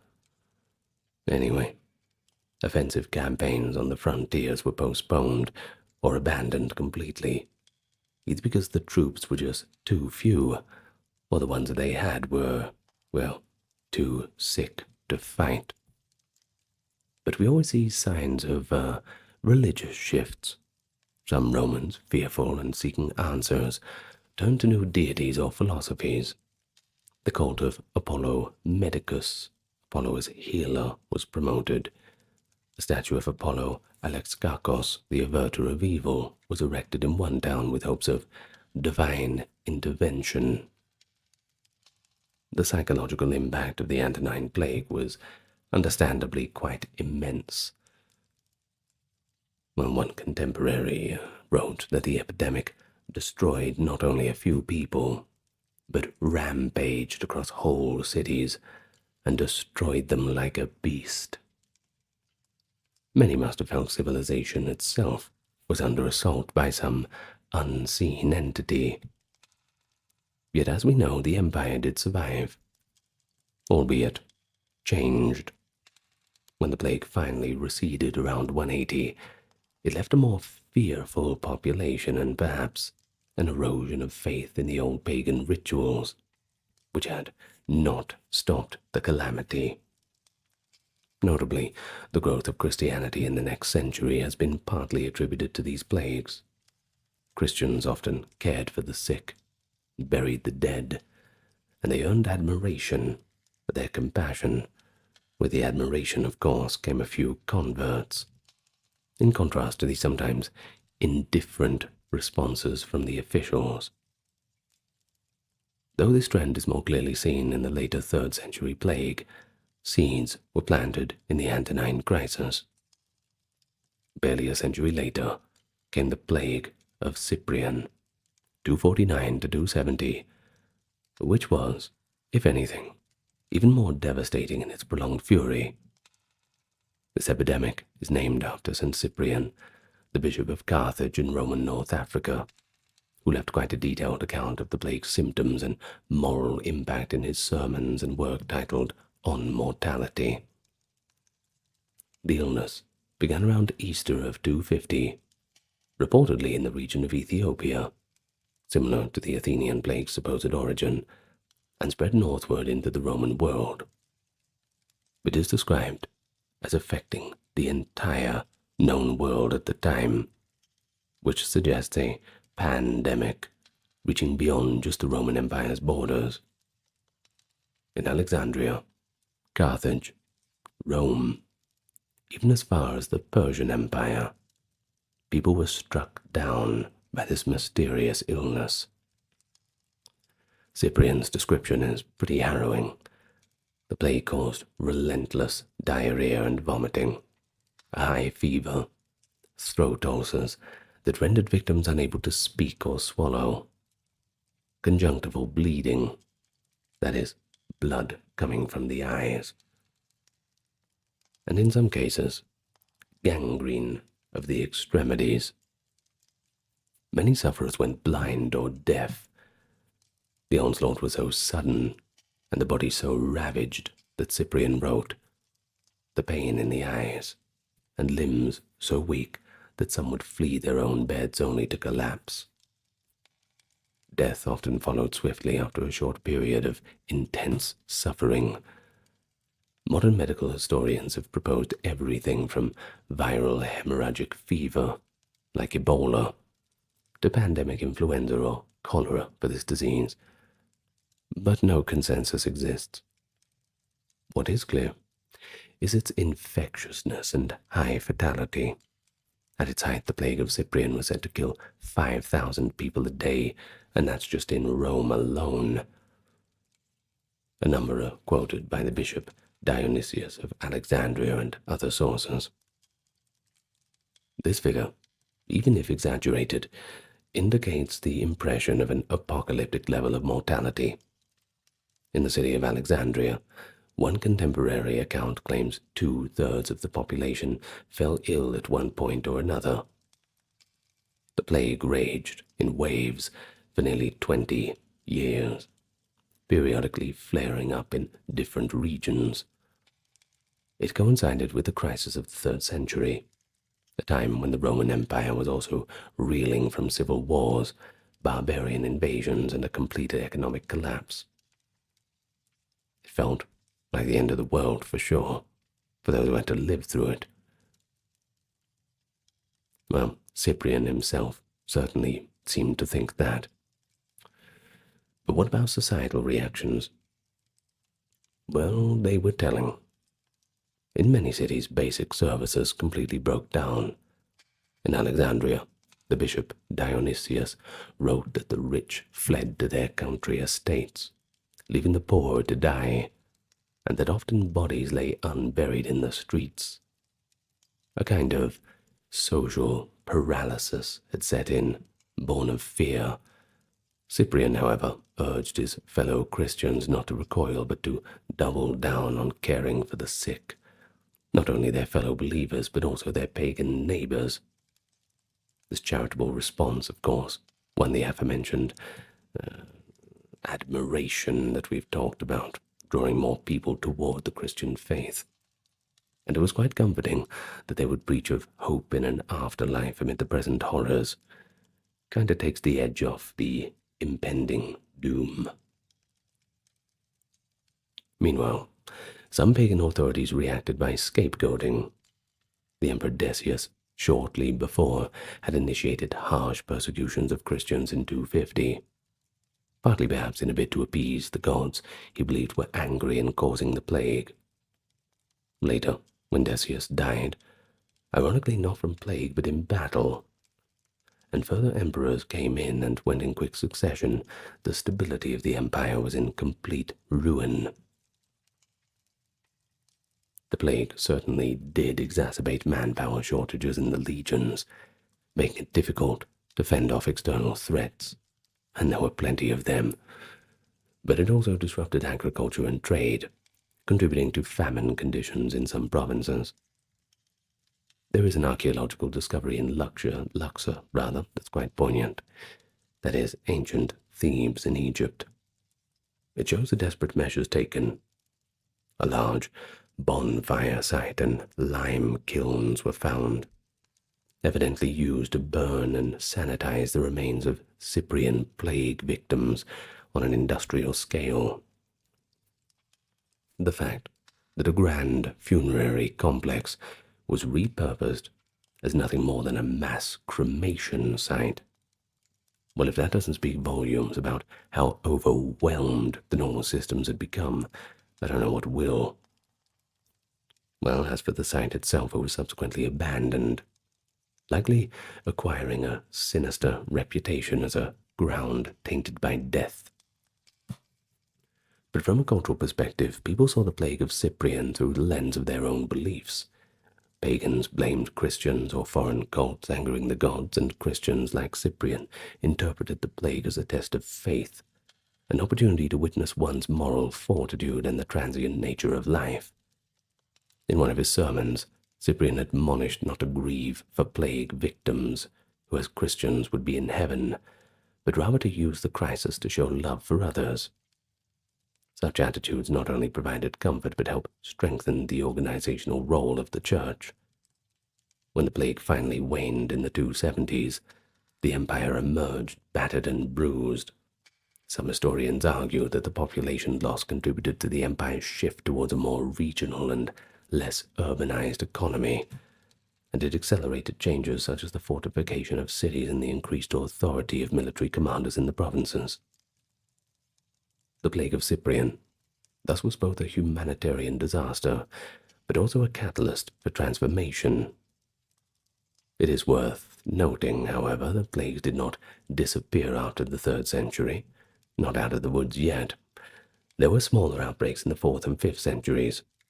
For example, an epidemic in 444 CE in Britain, recorded by chroniclers, and occasional outbreaks in the Eastern Roman Empire. However, none were as globally devastating until the next great pandemic in the 6th century, which we will now turn to. Long before the Black Death of the 14th century, there was another pandemic on comparable scale, the plague of Justinian, also called the Justinianic Plague, often termed the First Plague Pandemic. This series of plague waves began in 541 CE, during the reign of the Byzantine Emperor Justinian I, and recurred intermittently until about 750. It is the first unmistakable appearance of bubonic plague, Yersinia pestis, in the historical record. Because of improved documentation and the nature of the disease, we've got quite a clearer picture of the origin, spread, and effects of this pandemic. According to contemporary accounts, the plague originated somewhere in the east. Some sources say the edges of India, or perhaps the steppe of China, and modern research says it may have incubated in the rodent populations of Central Asia. It then traveled along trade routes westward. The first outbreak hit the Byzantine garrison town of Pelusium in Egypt's Nile Delta in 541. Egypt, of course, was a logical entry point. It was a breadbasket of the empire, and a crossroad of the African-Asian trade. And so, from Egypt, the disease spread to Constantinople by early 542. The Byzantine historian Procopius gives a pretty gripping eyewitness account of what followed. He describes people developing the classic plague symptoms: delirium, sudden fever, and most tellingly, swellings in the groin, armpits, or behind the ears, the buboes that turned black and oozed pus. Pretty gross, I know. Some victims fell into a coma. Others became frenzied with hallucinations. If it was me, I'd want the coma. I wouldn't want to have to deal with that sort of stuff while I'm awake. Just put me in the coma. Of course, many died within days. A few lingered, suffering for a few weeks. Procopius even notes that while some infected individuals could recover, others died almost immediately after the first signs. The sight of these painful buboes left little doubt that this was the dreaded bubonic plague, a disease not previously documented in the Mediterranean lands. Its true home, of course, was among the rodent colonies in more distant regions. Of course, the plague in Constantinople was completely devastating. Procopius claims at its peak the city saw 10,000 deaths per day. Modern historians suspect that to be a little bit inflated, but even if that true figure was a fraction of it, it's still pretty staggering, you must admit. By Procopius's estimate, over one-third of the capital's inhabitants perished in a few months. As bodies accumulated, regular burial services failed. And there is a gruesome description, too, of how the emperor's men had to stuff corpses into towers or fortifications, or load them on ships to be dumped at sea, simply to keep up with the death toll. Of course, imagine the smell. It was everywhere, and the constant wail of mourners came with it, for those who still bothered to do the mourning. Emperor Justinian himself, well, he ended up catching the plague, but surprise, surprise, against the odds he recovered. Some saw that as proof of divine favor, others as a kind of dark irony. Well, from Constantinople, the plague radiated out across Europe, the Middle East, and possibly into Asia and Africa. Over the next 2 centuries, waves of this plague would erupt. It reached the Italian peninsula, thwarting some of Justinian's wars to reconquer the West. It swept through Gaul, the Frankish territories, and even as far as the British Isles. The chronicler, Gregory of Tours, in Frankish Gaul, wrote of a terrible plague around 543, in which swollen glands were the telltale sign, and cities like Clermont were emptied of inhabitants. The Eastern Mediterranean and Near East were repeatedly scourged. The plague hit Antioch, Alexandria, Jerusalem, Persian cities, and so on. In the year 544, the Persian Shah Khosrow I was said to have observed the plague decimating his armies, and agreed to a truce with the Byzantines. So pestilence achieved what in diplomacy could not, I suppose, holding a war, albeit temporarily. Well, you take what you can get. In descriptions by John of Ephesus, the Evagrius Scholasticus, 2 other contemporaries mention whole villages being wiped out, and survivors wandering in a daze, believing that the end of time had truly come. The long-term effects of the Justinian pandemic were pretty profound. It struck during a crucial period when Emperor Justinian was attempting to restore Roman imperial glory by reconquering lost western provinces. The sudden loss of population and tax revenue hampered by these campaigns, historians have argued that the Byzantine Empire was significantly weakened by that too. The armies had trouble finding recruits too. So many men had just died, and the empire's finances were drained by both the cost of war and the emergency public health response. Talk about mass grave digging, clean-up, charity, that sort of thing. It all has a price tag in the end. Some scholars even link this plague to the later Arab conquest of the 7th century. A weakened Byzantine and Persian state, with diminished manpower and resources, was less able to resist the rapid expansion of the new Islamic Caliphate from the 630s onwards. While many factors were at play, the plague's attrition is often cited as an undermining factor for both the Byzantine and Sasanian Persian empires, which were of course the top players of late antiquity. Now, culturally, the Justinian plague reinforced apocalyptic beliefs. This 6th century was also marked by unusual climate events. A volcanic eruption in 536, causing cooling and crop failures. So yeah, people probably felt that nature was certainly in upheaval. The gods flipping the monopoly board upside down sort of thing. Procopius, who elsewhere wrote quite rationally, lapsed into moralizing in his secret writings. He insinuated that the plague was divine punishment for Emperor Justinian's sins, even calling Justinian a demon responsible for the evil. You better hope that the emperor does not see that public journal. Well, you'd hope it's not public, private journal rather. The church organized processions and prayers. One famous story from Rome in 590 describes Pope Gregory and the Great leading a penitential procession and supposedly seeing an apparition of the Archangel Michael sheathing his sword atop Hadrian's mausoleum, signaling the end of suffering.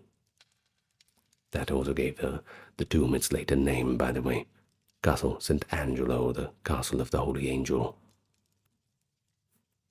Well, over the roughly 200-year course of the first pandemic, estimates of total death are pretty speculative. But the toll was certainly in the tens of millions, across Eurasia, Africa, everywhere. Some regions took generations to recover demographically. For instance, the city of Constantinople might have lost 40% of its population. And with subsequent waves every 10 to 15 years, well, population growth was quite stunted. But on the other hand, and just like in later times, those who survived found their economic position quite improved. With labor scarce, wages could rise, land was more available. A bit of a foreshadowing what would happen after the Black Death. Society also became more localized. Long-distance trade shrunk for a time due to fear of contagion. And the breakdown of networks contributing to an early medieval economy was quite a bit more insular. By 750, the plague finally faded out. Why? We don't know.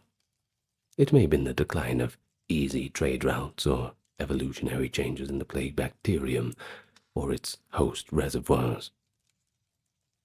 Well, lucky for the people of that time, they enjoyed a respite from global pandemic until at least the 14th century. But the collective memory of those ancient plagues did not disappear. In the Middle East, early Islamic historians recorded the accounts of the plague of Amwas, that is Amwas in Palestine, 639 CE, and others, ensuring that even in later centuries people looked back on those events for guidance. Now, just for an example, Islamic law incorporated ideas about not leaving or entering plague zones, echoing earlier practices. The Pyramids of Giza, ancient and stoic sentinels on the west bank of the Nile. Even to the ancients, they were staggering. When the Greek historian Herodotus visited in 450 BCE, the Great Pyramid was already over 2,000 years old and famed as a wonder of the world. Another 2,500 years later, today, the pyramids remain just as awe-inspiring. They are the last remaining of the 7 wonders of the world still standing, and for nearly 4,000 years, the Great Pyramid was the tallest man-made structure on Earth. But how exactly were these monumental tombs built? And why? What stories have they silently witnessed across 45 centuries? It certainly piques the imagination, and I assume you're interested since you clicked on the video. So how about we spend the next hour together discussing the Great Pyramids of Giza? Not just their construction, but a little bit of those interesting details, and plenty of the modern scholarship and archaeology that's allowed us to unravel a few more mysteries. But before we do that, I'll give you a warm welcome, as is usual. Anyone new to the channel or those who have not subscribed, I invite you to do so. And tell me what you think in the comments. Do you have any theories about the pyramids yourself? Let's have a nice discussion. Now you will get no ads during this video, due to the generous support of those on Patreon, YouTube memberships, those who checked out the merch store, and those who kindly decided to donate. All the appropriate links for that are available in the pinned comment or video description. Now, let's get nice and comfortable, and we can begin our journey back into ancient Egypt. So how can we really understand the pyramids of Giza? Well, it all begins in the Old Kingdom. Now that's the 27th to the 25th centuries BCE, the era of history's most ambitious pyramid construction. See, the concept of pyramid tombs did not appear overnight. It wasn't some random invention. Earlier Egyptian kings were buried beneath structures called mastabas. These are identifiable as flat-roofed, rectangular tomb structures. Around 2650 BCE, King Djoser's architect Imhotep stacked mastabas to create a stepped pyramid at Saqqara, the first large stone pyramid in history. This innovation began a pyramid-building revolution. In the reign of Pharaoh Sneferu, as around 2600, the art of pyramid construction was truly perfected. Sneferu was one of the greats. He built at least 3 major pyramids, experimenting to achieve smooth-sided, true pyramids. One of these is at Dashur. It's known as the Red Pyramid. It stands as the first successful smooth pyramid, establishing the template that would be used for Giza. But it was Sneferu's son, Khufu, who would build the greatest of them all.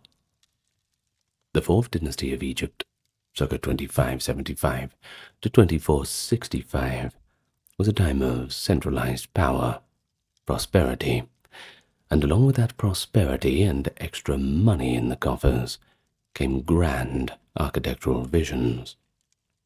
Pharaohs were considered divine kings, and their royal tombs were not merely graves, but resurrection machines, designed to ensure the king's soul ascended to join the sun god Ra and live forever. The Giza Plateau, a rocky desert escarpment near the capital Memphis, became the chosen ground for royalty to erect eternal monuments. Khufu, also known by the Greek name Cheops, Khufu's successor Khafre, Chephren, and Khafre's successor Menkaure, Menserinus in Greek, would each marshal the kingdom's wealth and manpower to build 3 main pyramids in Giza between roughly 2550 and 2490. It was the high noon of pyramid building.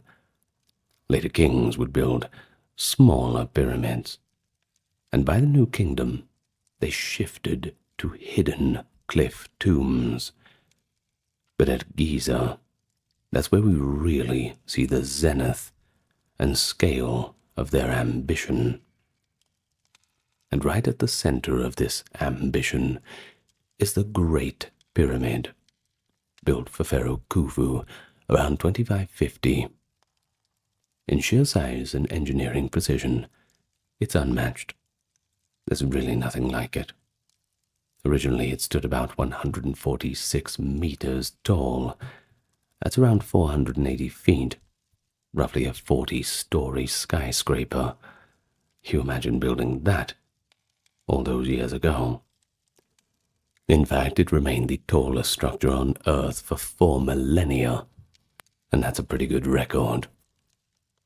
As for its base, it covers 13 acres, each side measuring about 230 meters or 750 feet in length, oriented almost exactly to the cardinal directions, that is north, south, east, west, with astonishing accuracy.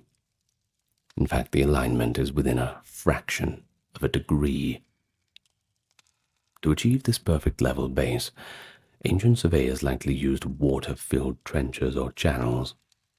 Water seeks a horizontal plane, you see, allowing the builders to mark a level for reference around the huge square footprint. The pyramid's sides rise at an angle of approximately 51.5 degrees, meeting at the apex in a perfect point, where likely a capstone, called a pyramidion, perhaps gilded in gold, once gleamed in the sun. When new, the Great Pyramid was encased in smooth white Tura limestone, highly polished, so that it glinted brilliantly. But we must imagine it, not as a rough, stepped ruin as we see now, but as a shining, white mountain, visible for many miles, especially when it caught the glare of the desert sun. But constructing such an edifice was a feat of organization and labor. The Greek historian Herodotus, writing 2,000 years after Khufu, preserved a tradition about the pyramid's construction. Egyptian priests told him that Khufu mobilized 100,000 men at a time, working in 3-month shifts to get the job done. A staggering workforce.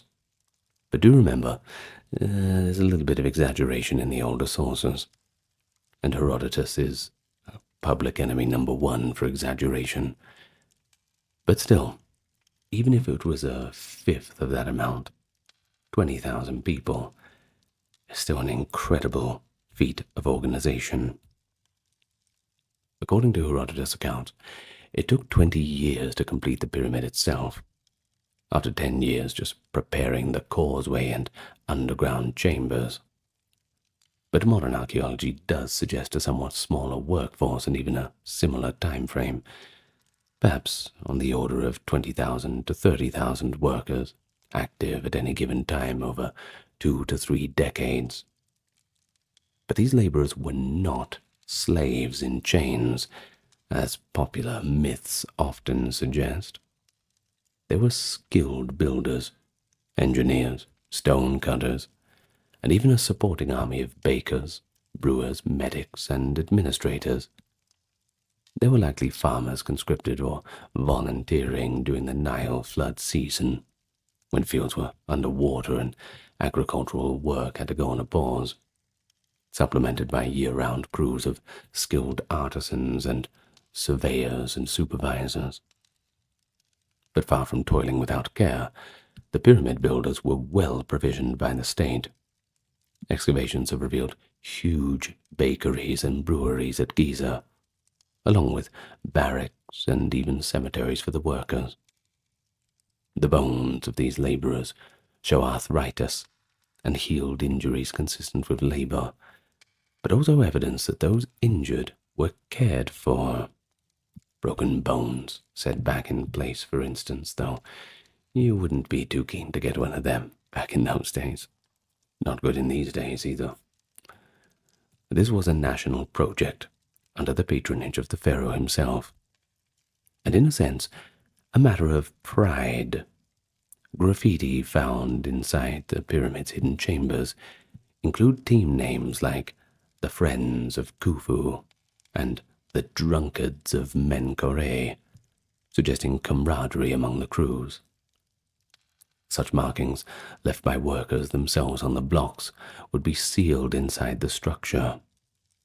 Are informal, but they're invaluable records, including one instance of a crew naming itself after Khufu, of course. In fact, it was in 1837 that the British explorer Howard Vyse blasted into the upper relief chambers of the Great Pyramid and discovered painted hieroglyphics with Khufu's name and crew inscriptions, confirming definitively that the pyramid was indeed built for Khufu, something Greek sources always assumed, but later speculators had questioned. The logistics of quarrying, transporting, and placing the roughly 2.3 million stone blocks of the Great Pyramid are mind-boggling. And just to show you how mind-boggling it is, I'm going to repeat the number.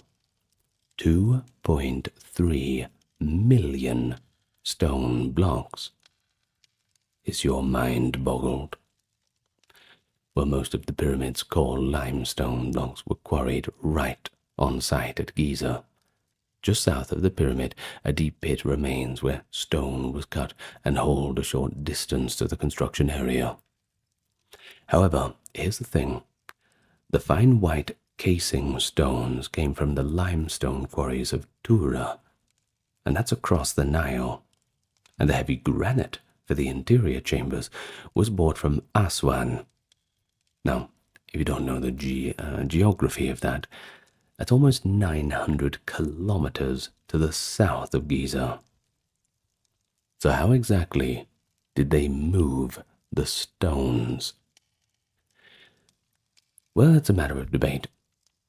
But this is where archaeology comes in and gives us a little bit of a hand.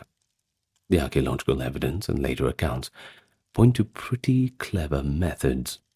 See blocks weighing 2 to 3 tons on average, with some of the granite beams in Khufu's burial chamber weighing up to 50 to 80 tons, were likely dragged on sledges over firm ground.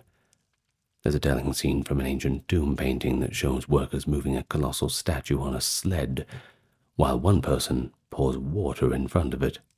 You see, wetting the sand reduces friction, making it easier to slide heavier loads. Such techniques were probably employed at Giza. Now I'll tell you a little story that's a little bit off topic, but also on brand, perhaps. Now, when I was doing a renovation of a house with my father, despite the fact I had completely no idea what I was doing and had to learn everything from scratch, my father being an expert in all regards of construction and building, we actually came across a big gun safe, which was about 7 feet tall in the shed. Solid steel, big bars in it to prevent break-ins and all the rest. Extremely heavy. Now, we could barely move the thing. So we came up with the idea. We had a few PVC pipes for plumbing that were laying around. We slid it on cross of one pipe, and then we would roll it across. We had about 4 of these pipes, and once the pipe at the end was at the tail end of it, and we'd push that out of the way, I would grab that pipe, put it at the front, and we would continue to push it. And this actually worked. 2 men moving probably about, I don't know, the thing would have weighed perhaps, 3, maybe 500 pounds, something like that. So quite a ridiculous amount for 2 people. But because of these methods, we got it done. So when we think about things like that, and I certainly thought at the time, well, this is perhaps how they got things done with monument building in the past. When there's a will, there's a way.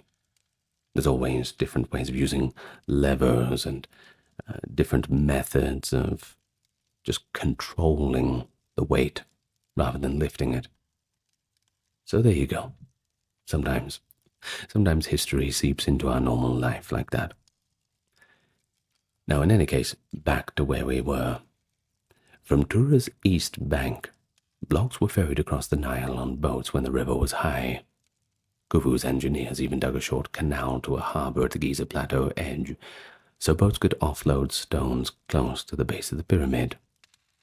And as modern as 2013, actually, archaeologists discovered a cache of 4,500-year-old papyrus logbooks, which turned out to be the journal of an official involved in the Great Pyramid's construction. The find is now known as the Diary of Merer.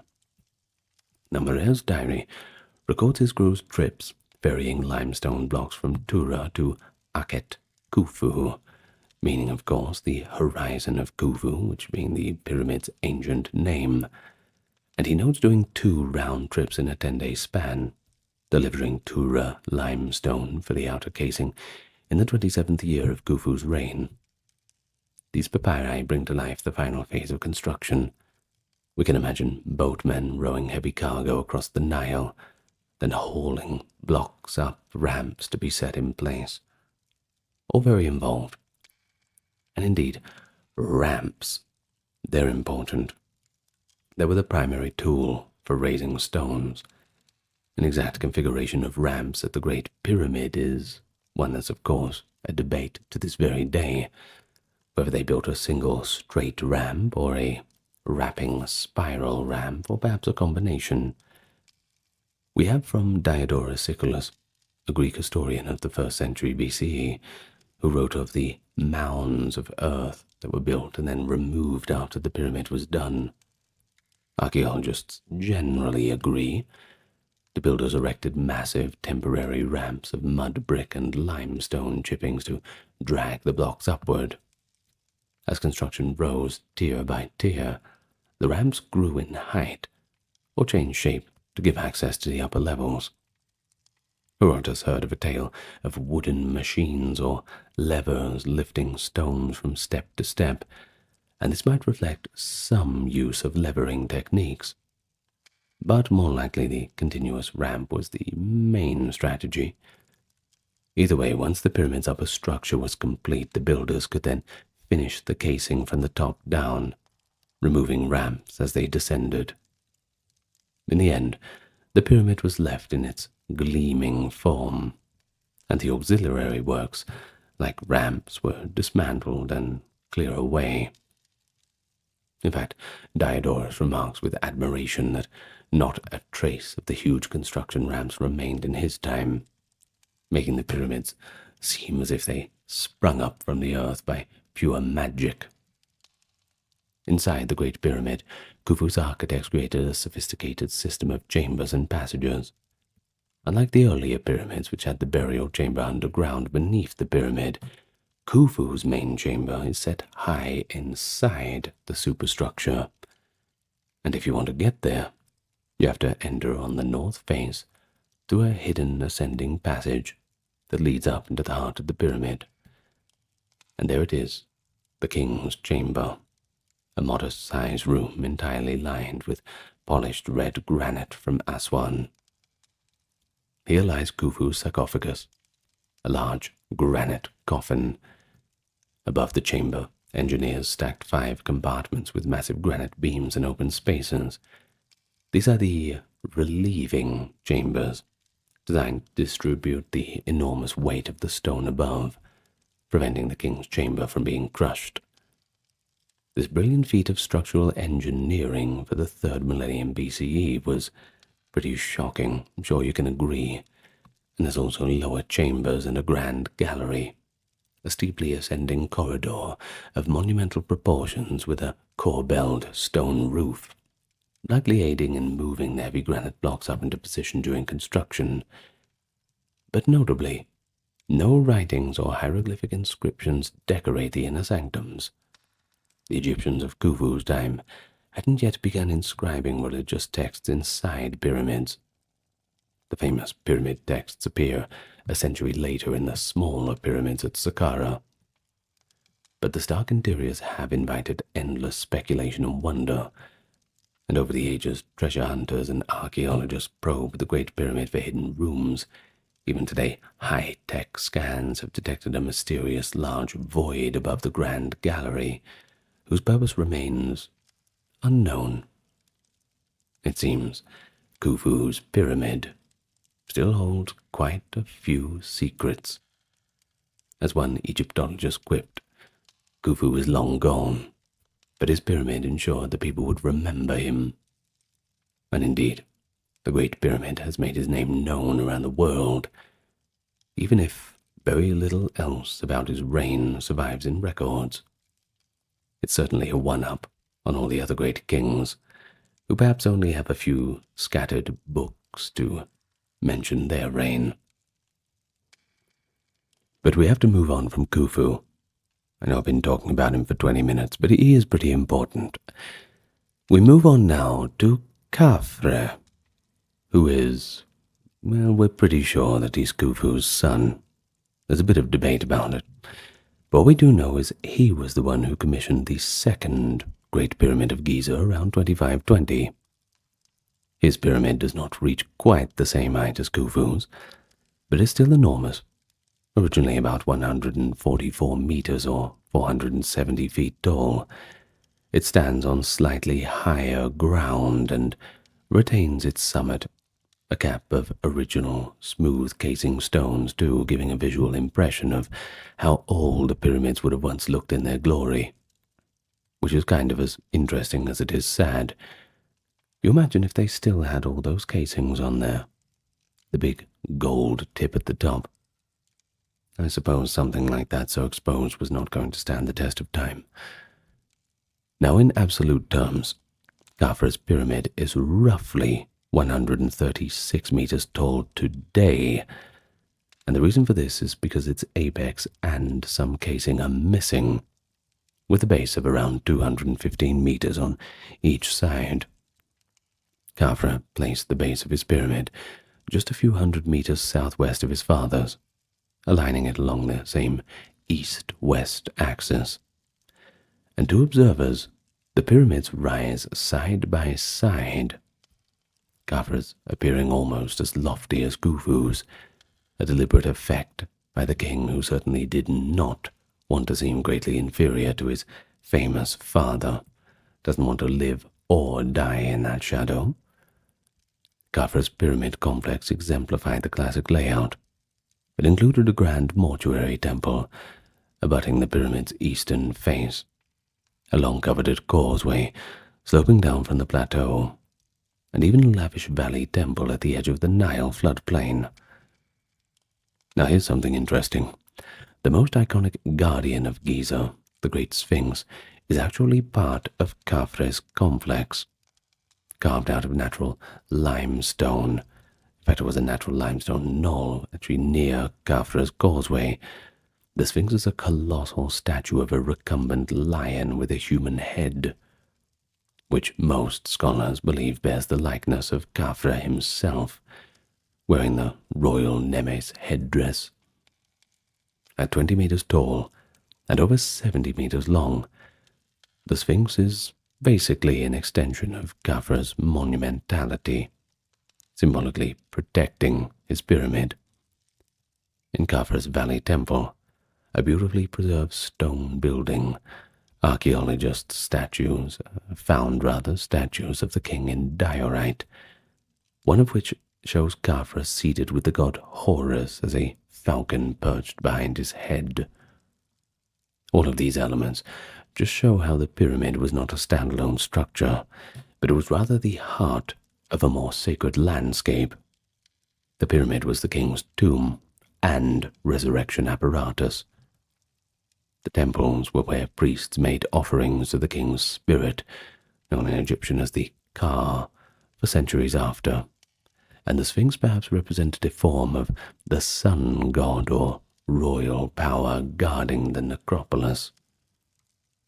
Ancient Greek visitors like Herodotus or Diodorus knew of Khafra's pyramid as well, though by their time the attribution of which king built which was a little bit garbled. Herodotus calls Khafra Shephren, and relates that he too was a cruel ruler who shut temples and forced labor like his brother Cheops. Herodotus even claimed the Egyptians so resented Khufu and Khafra for their impiety and hard labor that they refused their names, instead calling the pyramids the Pyramid of Philotis, after a humble shepherd who grazed his flocks there. Now that's a curious little anecdote, isn't it? But it's probably untrue.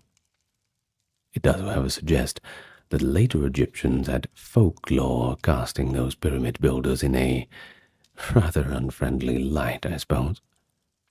Perhaps it's priestly propaganda, because Khufu and Khafra's pyramids overshadowed all the others. Jealousy can be a powerful motivator. But Diodorus, for his part, mentions that Khafra, whom he calls by a variant name, made his pyramid equal in workmanship but not size, describing it as a stade, about 185 meters per side, a pretty reasonable approximation. He also notes that Khafra's pyramid appeared to have steps on one side, possibly visible terraces where casing had fallen off. While Khafra's pyramid interior is admittedly more simple than Khufu's, with a single burial chamber and some storage niches, and a descending entrance too, by the way, which was eventually revealed when opened in antiquity. it does have one useful and unusual feature reported by ancient sources.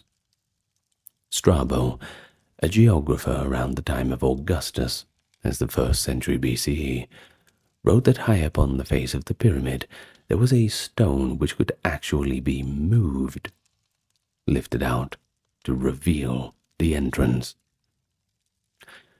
Of course, a little bit of debate about this. What exactly is this stone? Well, it likely refers to how the original entrance was concealed by flush-fitting casing stones. Indeed, to this day, the original entrances of Khufu and Khafra's pyramids are about 15 meters up the north face, and they were once perfectly hidden.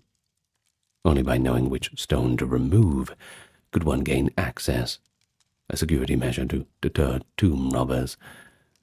Now, you've got a 1 in 2.3 million chance, of course, of finding that, so you can see how this would be a little bit difficult.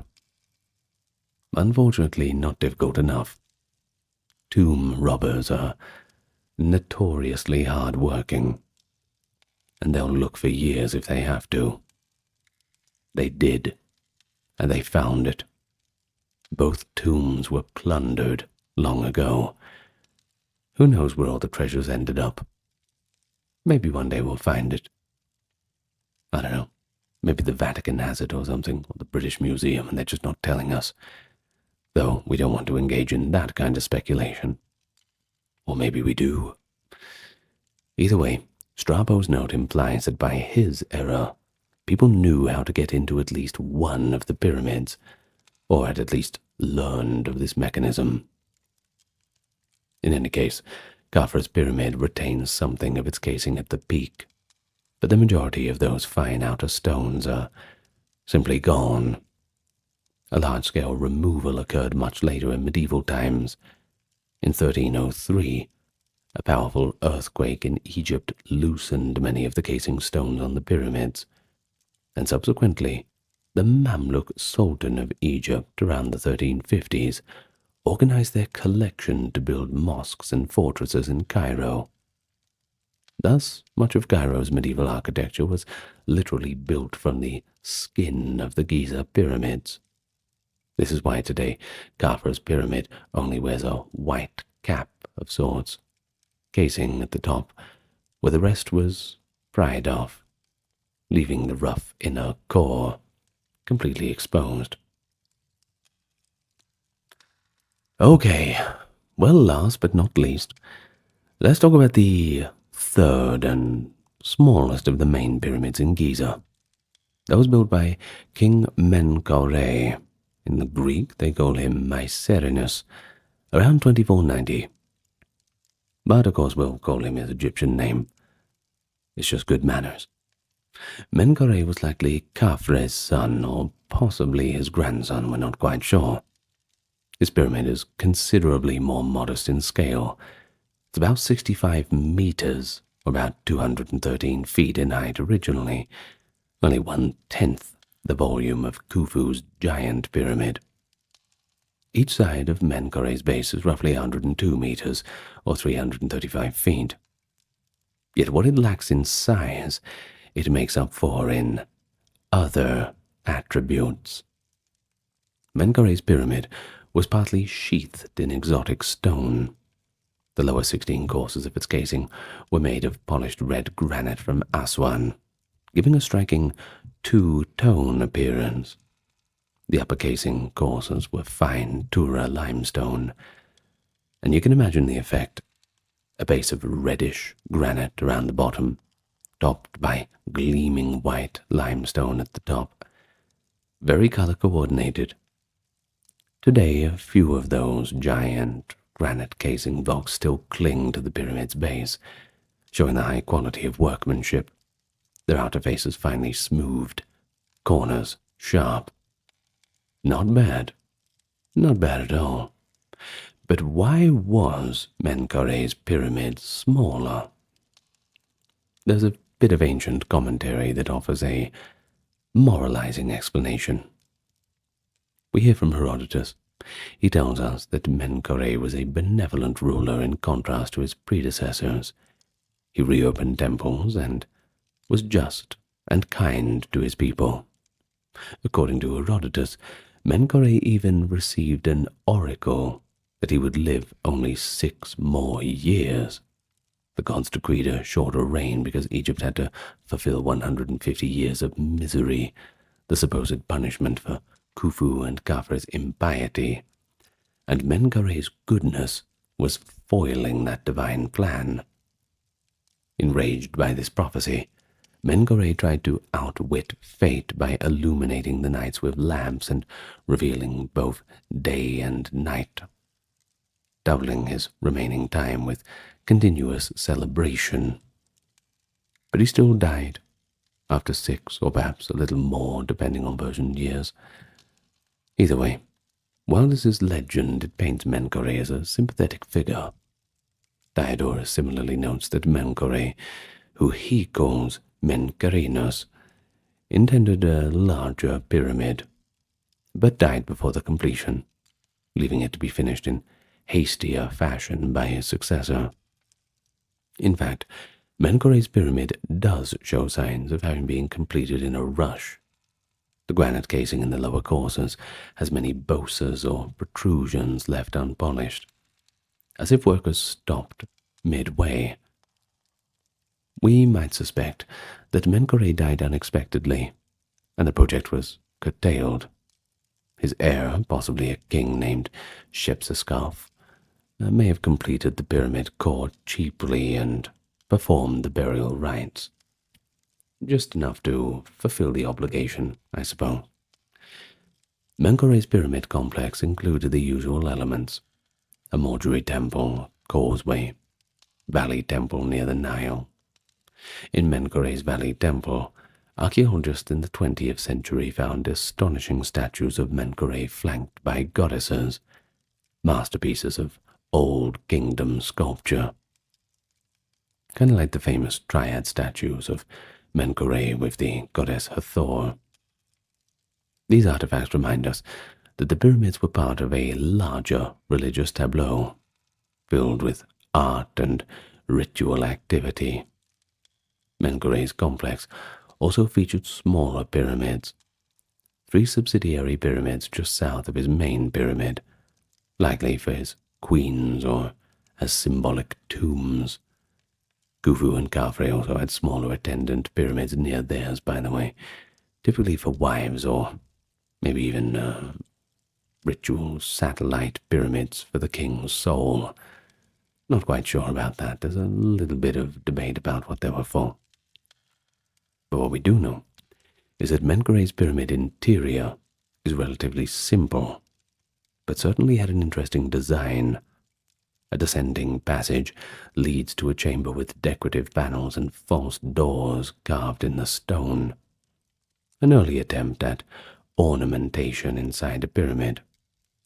Deeper inside, the burial chamber was where Menkore's coffin was placed. Unlike Khufu or Khafre, whose mummies are lost to history, we have a dramatic footnote for Menkore. In 1837, British explorers, the same Howard Weiss and team, entered Menkore's pyramid and discovered a beautiful carved sarcophagus of basalt deep inside, along with some human bones and a wooden coffin inscribed with Menkore's name, likely a later reburial. They decided to send these treasures to Britain, which was the style at the time. Well, the basalt sarcophagus, a finely carved chest with panels, was loaded onto a ship, the Beatrice, bound for England in 1838. But tragically, the ship sank in the Mediterranean off Spain, and the sarcophagus of Menkore now lies somewhere at the bottom of the sea. It is a poignant reminder that even in modern times, the pyramid's contents can slip away beyond our reach. The wooden coffin, however, did make it back to the British Museum, and tests showed the bones were actually from a later period, not Menkare's own remains.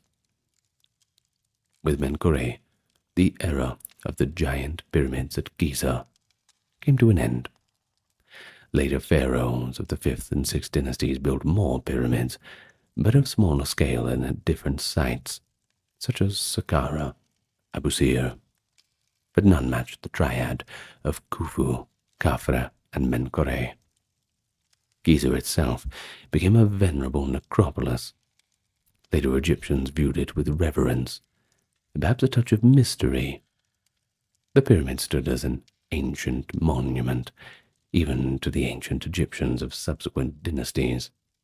And once again I remind you, in the ancient times, 450 BC, of Herodotus coming to Egypt and seeing these monuments built 2,000 years ago, the most ancient of the ancient world.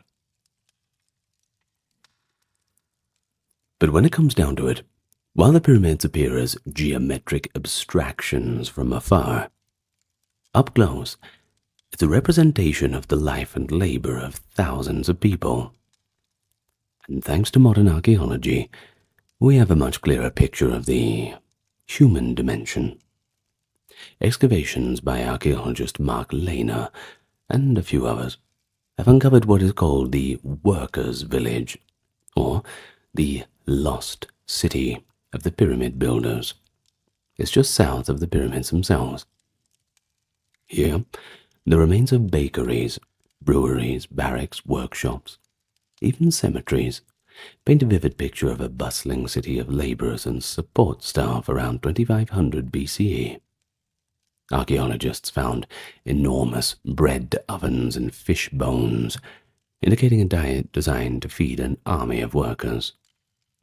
There is evidence, too, of cattle being slaughtered, even high-quality beef and veal, showing that the labor force was provisioned with valuable protein, not some meager slave diet, but rather a state-supported nourishment. The presence of imported wood and luxury items in certain areas suggests that administrators or overseers lived in the same vicinity, overseeing the logistics of the operation. The workers were organized into hierarchical units, crews of perhaps 2,000, subdivided into gangs of perhaps 1 to 200, further divided into smaller teams, and each had distinguishing names. We've already mentioned the Friends of Khufu and Drunkards of Menkare as mentioned. Which one do you think you'd belong to? I think that the Drunkards of Menkare would be quite an interesting group to hang around with. They didn't get that name for nothing. Well, the camaraderie and pride within these teams are quite palpable from the irreverent graffiti they left on the stones. Imagine laborers scrawling, "Team A was here. We did this," before the block was set in place forever. These marks humanize the construction process around 45,000 years. 45,000, dear, it's not that old. 4,500 years across that period of time, rather. Bit of a jump scare for you there. But they also refute the old notion that the pyramids were built by Israelite slaves or mass slave labor. This was popularized in antiquity and later lore, but it's simply not true at all.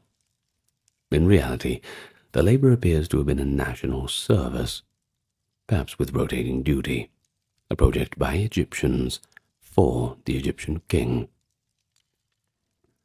Now, what about the workers' cemetery? Of course, everyone was dying to get into there. Skeletons have been found with signs of healed fractures, and even, unluckily, quite a few amputations, indicating those who were injured on the job were cared for rather than cast aside. Now, that wouldn't happen to slaves, wouldn't it? One skeleton showed a worker with a badly broken leg that healed, evidence of setting and months of rest. Someone took care of him long enough for the bone to mend properly. Findings like this tell us These laborers were not disposable slaves, but valued participants in a sacred mission. They toiled extraordinarily hard, quarrying multi-ton blocks with copper chisels and stone hammers, dragging sledges with ropes, and enduring the desert conditions. Well, the climate was a little bit different back in those days, but still certainly quite warm.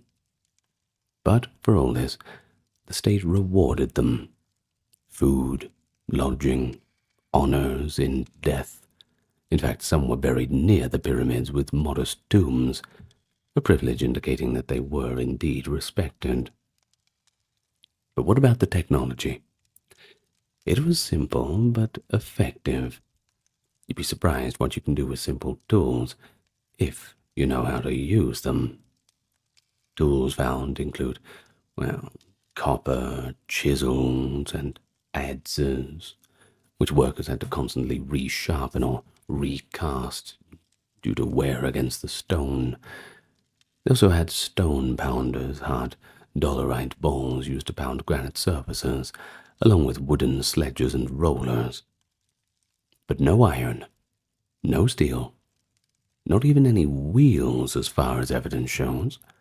The wheel hadn't been adopted in Egypt for heavy hauling.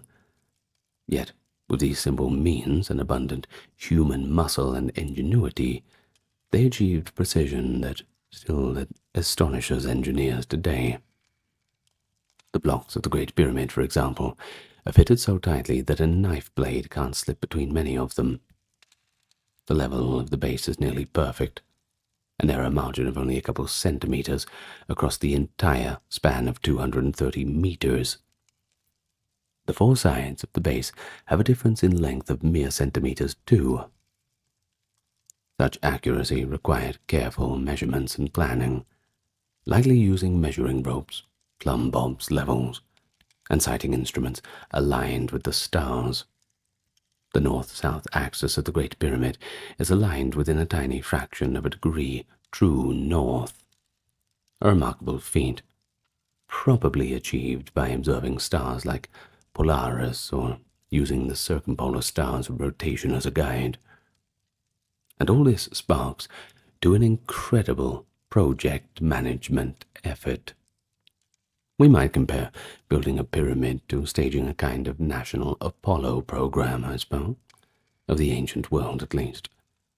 It marshaled resources from across the country, all to serve a single monumental goal.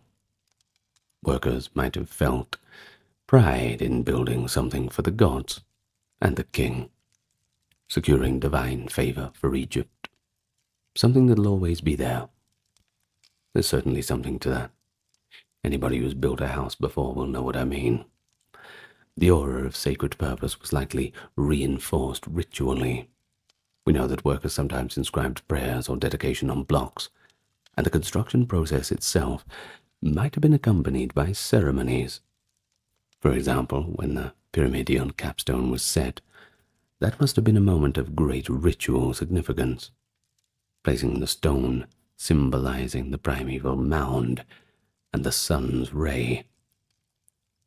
Well, perhaps if not a moment of ritual significance, certainly a moment of celebration.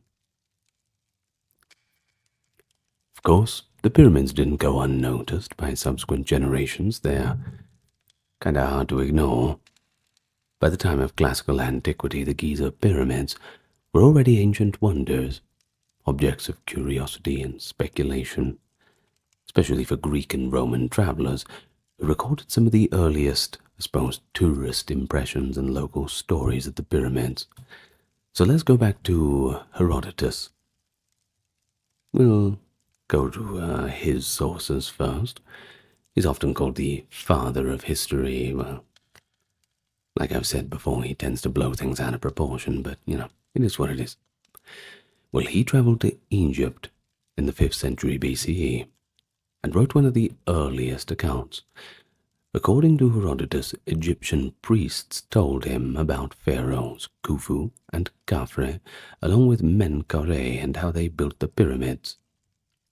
His narrative is pretty colorful, and a mix of fact, folklore, and moral commentary. He He reports, for instance, that Cheops, or Khufu, quote, brought the people to utter misery by forcing everybody to work on the pyramid.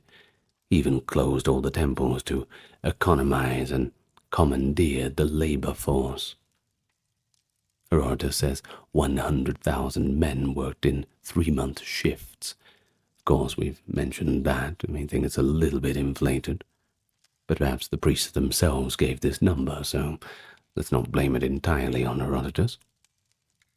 But he does accurately note the 20-year construction period, and marvels at the construction of the causeway, which he describes as nearly as impressive as the pyramid itself, made of polished stone with carvings.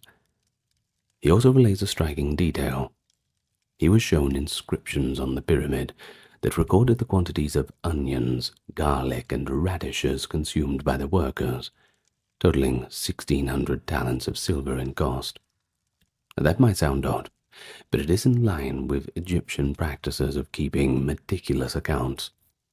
Whether such an inscription truly existed on a pyramid wall or was recorded in temple archives, that's a little uncertain. But Herodotus might have misunderstood some record, but his repeating of this detail, vegetables fed to laborer, gives a more human touch to the story of the construction. It amused later readers to imagine a pyramid's cost being tallied in garlic and onions, that's for sure. Well, Herodotus then adds the infamous anecdote of Khufu's daughter. The story goes that Khufu was so financially strained by his building project that he sold his daughter into night work, ordering her to charge clients for money. She would be a premium cost for the pharaoh's daughter. But the daughter had her own goal. She asked each suitor to donate stone for her, and with these stones she built a small pyramid of her own. Herodotus even says this small pyramid stands, quote, in front of the Great Pyramid, in the middle of the 3. And there are indeed 3 small pyramids near the Great Pyramid, which were actually Queen's pyramids. One of those could be what he thought was built by the daughter. Once again, it's probably pure folk legend, reflecting later Egyptian critiques of Khufu's impiety and extravagance. A mix of moralizing and perhaps a bit of dark humor. And of course, we take it with a grain of salt, but we still mention it because it's good fun, and it's a memorable story that Herodotus preserved. Well, for Khafre, which they called Chefren, Herodotus simply states that he was just as bad as Khufu, also closed temples and oppressed the people, and built another pyramid almost as big. He notes it's 40 feet lower. Not far off, since Khafre's is just slightly smaller. Interestingly, Herodotus describes an intriguing feature. He says Khafre's pyramid had no underground chambers and no canal from the Nile like Khufu's did, but that Khufu's had a subterranean chamber surrounded by water via a channel, forming an island tomb for Khufu. This detail of a water-filled chamber under the Great Pyramid is not verified by modern archaeology, though. But there is an unfinished subterranean chamber beneath Khufu's pyramid, but we don't have any evidence it was filled with water. It's possible that this was a myth or an interpretation of Herodotus's guides. However, it resonates with Egyptian symbolic notions of the burial chamber as an island of sorts, or the primeval mound arising from waters.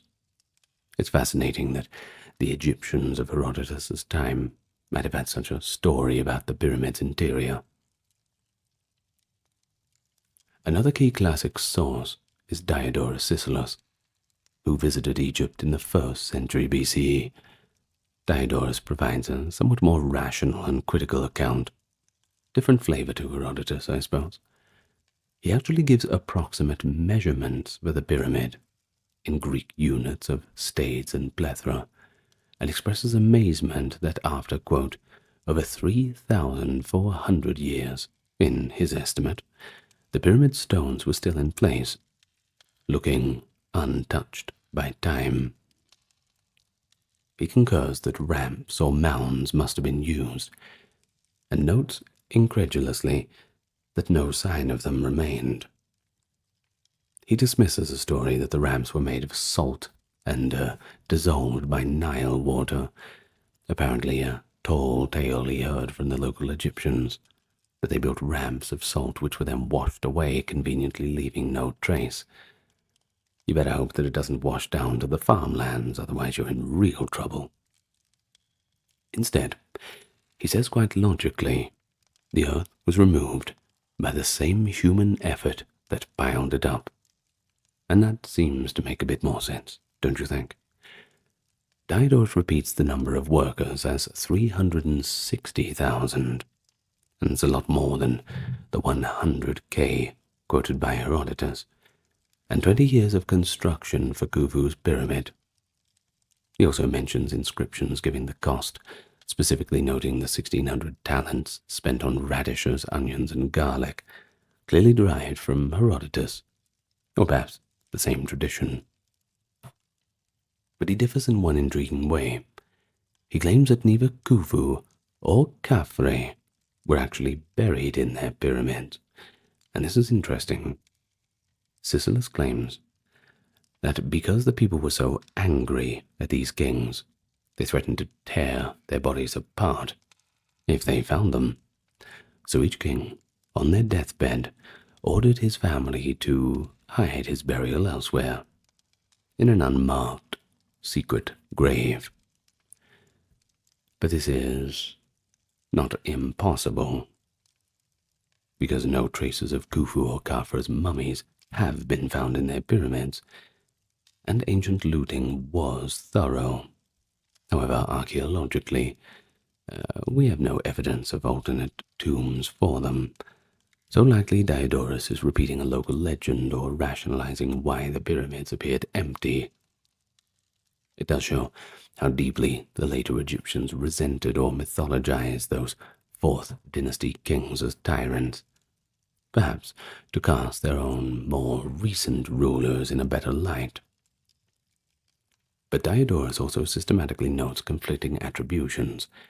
He says some in Egypt attributed the pyramids to other kings entirely, naming Armaeus, possibly meant to be the pharaoh Amenemhat II, or someone from a later dynasty for the biggest.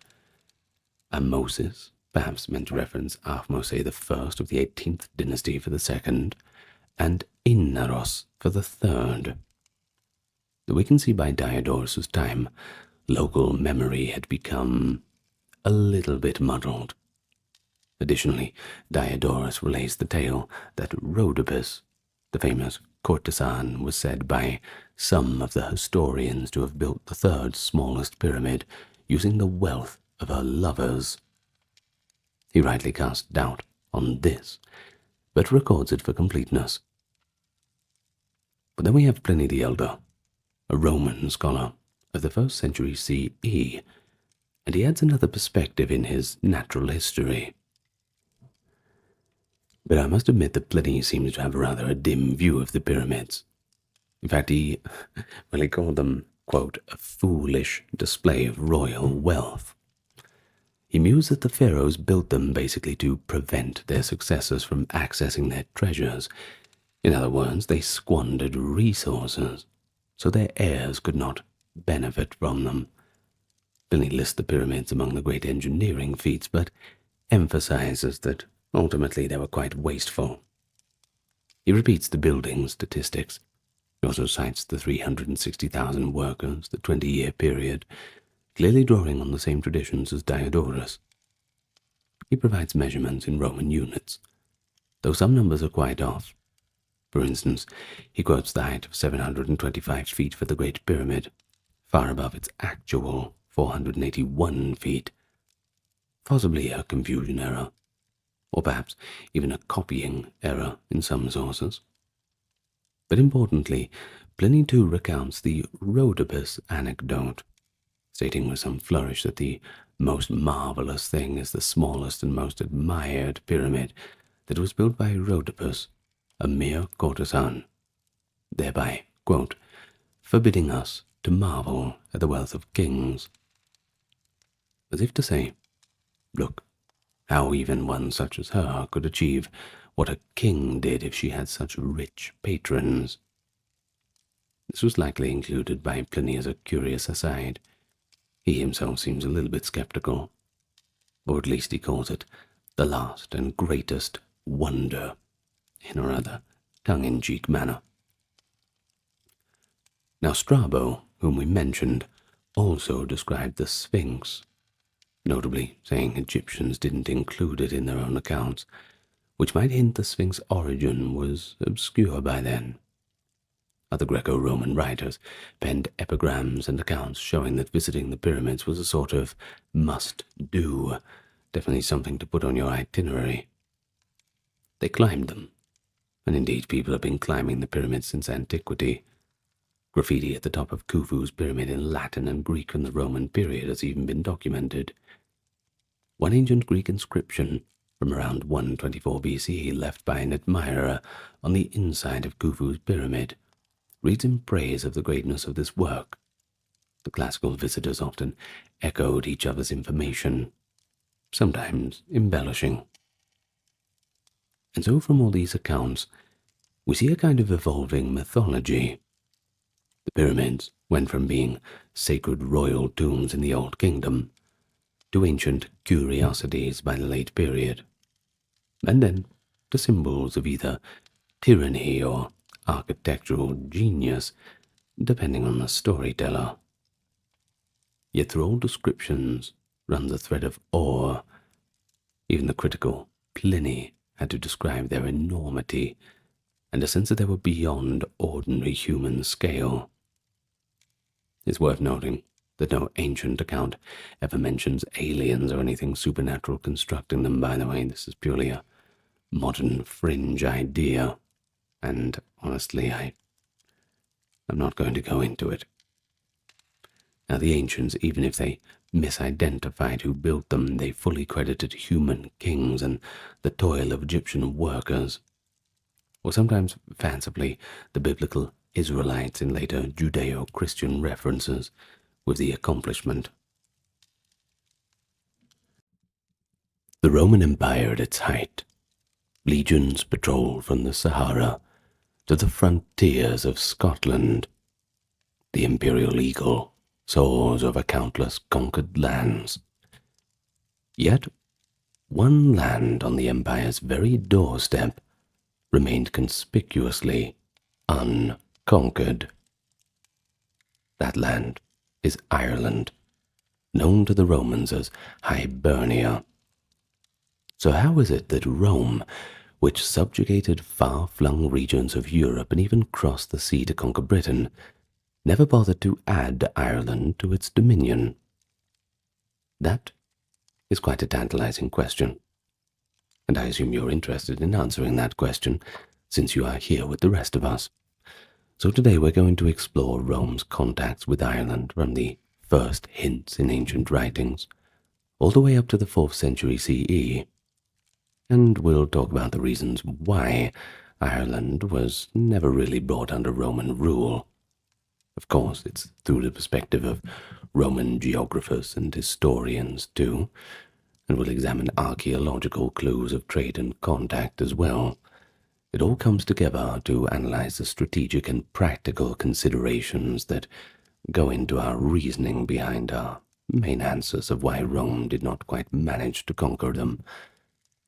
But the story of Roman-Irish relations is not one of pitched battles and legions on the march, but rather of glancing encounters, a shared curiosity, and almost a calculated Roman indifference to conquest, an indifference that would ultimately shape Ireland's very unique path in antiquity.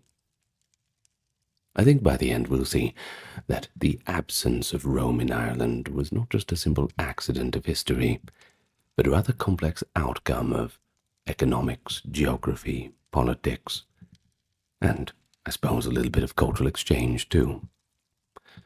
But before we begin, let me welcome you to the channel. always good manners to do so. If you've not subscribed yet, I invite you to do so. And why don't you leave your comments down below?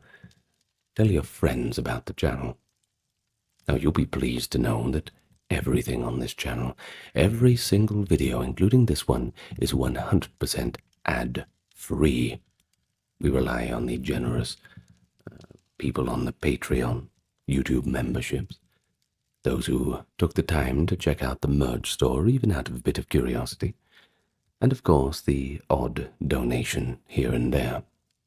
If you want to know how to do that, well, all of the links are in the pinned comment and the video description. So with all that in mind, welcome's out of the way. Let's get to the video for today. So how did it all begin? Did the Romans just stumble upon Ireland by accident, completely unaware? No, they did not. You see, by the time of the late Republic and the early Empire, the island was already known, at least by hearsay, to these Mediterranean geographers. In fact, the earliest references don't come from the Romans, but from the Greeks, who are even further away. Pytheas of Massalia, a Greek explorer in the 4th century BCE, reportedly sailed to the far north and mentioned an island called Ierne. Though Pytheas' own writings are lost, later classical authors preserved fragments of this account. This Ierne almost certainly referred to Ireland, suggesting that seafarers had some notion of the island's existence long before Rome's expansion reached the Atlantic. The name, of course, would echo through Greek and Roman literature in various forms: Ierne, Iuverna, and then Hibernia, as different writers tried to describe this distant land on the edges of the known world. Early descriptions of Ireland were a blend of vague geography and a bit of lurid folklore. Greek geographer Strabo, writing in the early 1st century CE, admitted, "Concerning this island, I have nothing certain to tell." Well, at least he's honest. A pretty candid warning that much of what followed was second-hand and dubious. Strabo then relayed some startling claims. According to reports, the inhabitants of Ierne were more savage than the Britons, cannibals even, who feasted on the flesh of their dead fathers and engaged in incestuous practices. He immediately cautioned that he had no trustworthy witnesses for these tales, however, implying that such accounts were likely exaggerated travelers' tales. In other words, the source is, just trust me, bro.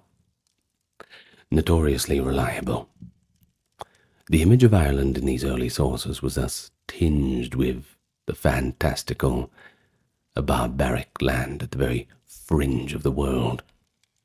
Cold, covered in forest, inhabited by people who supposedly defied the norms of civilized behavior.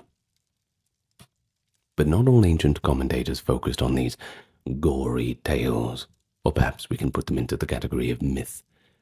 Some gave more practical, if still imperfect, geographic details. Julius Caesar, I'm sure you've heard of him, the famous Roman general and part-time chronicler of the Gallic Wars. He never personally set foot in Ireland, but he did observe it from afar during his expeditions to Britain in 55 to 54 BCE. In his commentary on the Gallic War, Caesar provides the first Latin reference to the island as Hibernia. He notes that Hibernia is half the size of Britain, and correctly situates it to the west of Britain. This is a brief but significant description. It shows that by Caesar's time the Romans understood Ireland's general location and relative scale. Unlike Strabo, Caesar doesn't recount any scandalous anecdotes about cannibals. Being a pragmatic military observer, he was a little bit more interested in geography.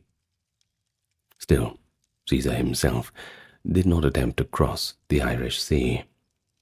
His focus was on subduing the Britons, and Hibernia, well, it remained just a distant green outline on the horizon. In the decades after Caesar, however, as Roman influence expanded in Britain, knowledge of Ireland grew gradually. A Roman poet, Diodorus Siculus, writing in the 1st century BCE, echoed some of the sensational reports about Ireland's inhabitants eating human flesh, likely drawing on the same pool of travellers' tales that had influenced Strabo in earlier times. Perhaps so.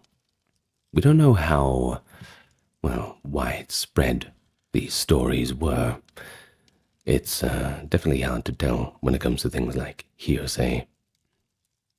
Now, on the other hand, geographers in the early empire started to compile more sober accounts, I suppose, at least by comparison. Around the mid-1st century CE, Pomponius Mela, a Roman geographer, included Ireland, which he called Iuverna, in his description of the world.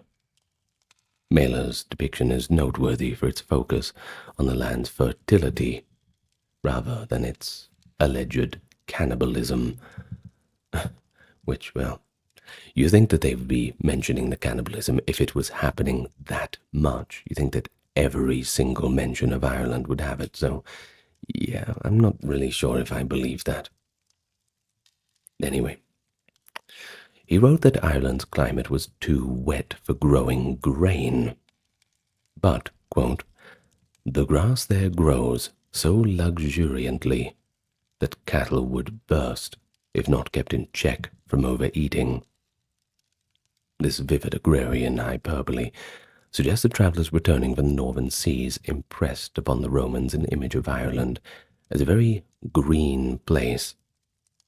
Now, of course, we all know that. Perhaps it's an early hint of the Emerald Isle reputation. And yes, Ireland is very, very green. Of course, a lot greener in the past where things were covered with forest, that's for sure. But still, the countryside of Ireland, which I have unfortunately only seen from pictures and videos, yes, it does look quite green and lovely. The Emerald Isle, indeed. Well, Mela's account implies that while Ireland might have been seen as less civilized than provincial Britain, it was certainly not a barren wasteland. And on the contrary, it was a land of rich pastures, albeit damp and misty, which you would think a land of rich pastures would be the kind of place that Rome would want to conquer. I mean, look how hard fought Egypt was, the breadbasket going across the Mediterranean. You'd think such rich pastures, they'd be thinking, well, perhaps Ireland can be the breadbasket of the more northern parts of the empire. Britannia, Spain, Gaul, that kind of thing. Logic would dictate that. But such early references such as this reveal quite a pattern. The Romans knew of Ireland's existence, that's for sure, and its general character, long before they even contemplated any direct action in the region. The island was firmly on the mental map of the educated Roman by the 1st century CE. It was positioned sometimes incorrectly on their maps. Strabo, for instance, thought Ireland lay roughly parallel north of Britain, whereas in reality it's more to the west. A geographical misplacement, perhaps, due to limited exploration, but you gotta judge by the standards of the time, I suppose. Give 'em a break.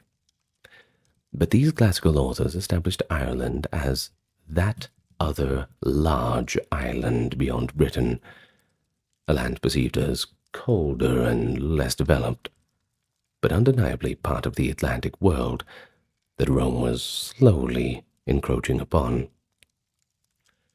Now, this entire background is really crucial for understanding the choices that Rome made in later times. when the Romans eventually stood victorious, once again quite hard fought, in Britain, and looked further west, they were not peering into the complete unknown. Hibernia was already whispered about in the ports and forums of the empire, and perhaps with those different, perhaps embellished tales of the cannibalism, the savagery, and all the rest, perhaps looking out was quite a nervous feeling. But although Rome never conquered Ireland, it's a mistake to think that there was no contact at all. In fact, as Rome's power grew in Britain in the 1st and 2nd centuries, commercial and cultural links across the Irish Sea seem to have flourished quite well. And Ireland, yes, it was an island, but it did not exist in isolation. Rather, it was a part of a network of seaways that connected Western Europe. And we got archaeology to prove that. Finds from that sphere and later historical accounts suggest that traders, sailors, and possibly diplomatic envoys were crossing between Britain and Ireland with increasing frequency during the Roman period. One of the most telling pieces of evidence for the Romano-Irish contact is found in the work of Claudius Ptolemy, that is a Greek-Egyptian geographer of the 2nd century CE. Ptolemy's Geography, written around the mid-100 CE, provides a remarkably detailed description of Ireland's coastline and the tribes that were there at the time. He lists the names of numerous peoples, tribal groups that is, and towns and settlements in Ireland, and even attempts to give their coordinates. For example, Ptolemy names tribes like the Brigantes in the southeast, the Menapi in the south, the Velabri and Iverni or Erain in the southwest, and many others along the rivers and the headlands. Now, this level of detail is quite striking, considering that Ptolemy was writing not from Ireland itself, but from Alexandria, far from the Atlantic. So how on earth did he gather such information? Did he just make it up? Well, not quite. The consensus, at least for now, is that Ptolemy was drawing on reports from merchants and sailors who had circumnavigated or at least traded around the islands of Britain and Ireland. The inclusion of tribal names that have clear parallels in Britain or Gaul, such as the Brigantes and the Menapi, hints at movements of people or close connections. Let's take, for instance, the Brigantes. They were a well-known tribe in Roman Britain, and finding a group with the same name in Ireland suggests either migration or perhaps a cultural link across the sea. Ptolemy's map of Hibernia is imperfect, but give him a break. All ancient maps were, so we can't really judge him by too much of a modern standard. But what it does do, and does quite well, is demonstrate that by the 2nd century, Rome certainly had a knowledge of Ireland's geography, albeit gleaned through commerce.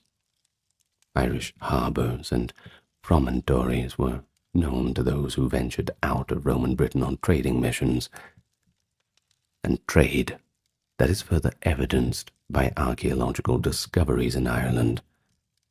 Roman artifacts, especially luxury goods and coins, where they've been found in surprisingly quite a few sites across Ireland, concentrated in the first few centuries CE, of course.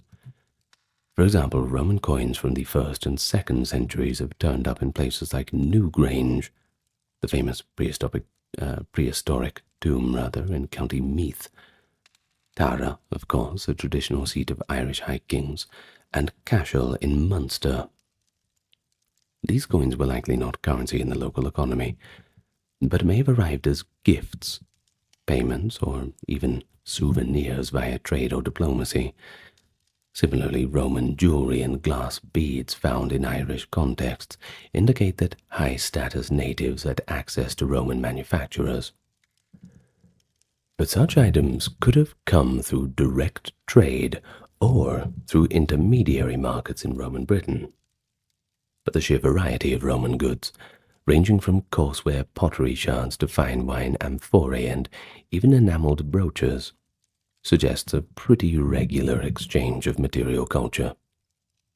Ireland likely exported their own things in return, of course, though the archaeological record is less clear on what those actually were.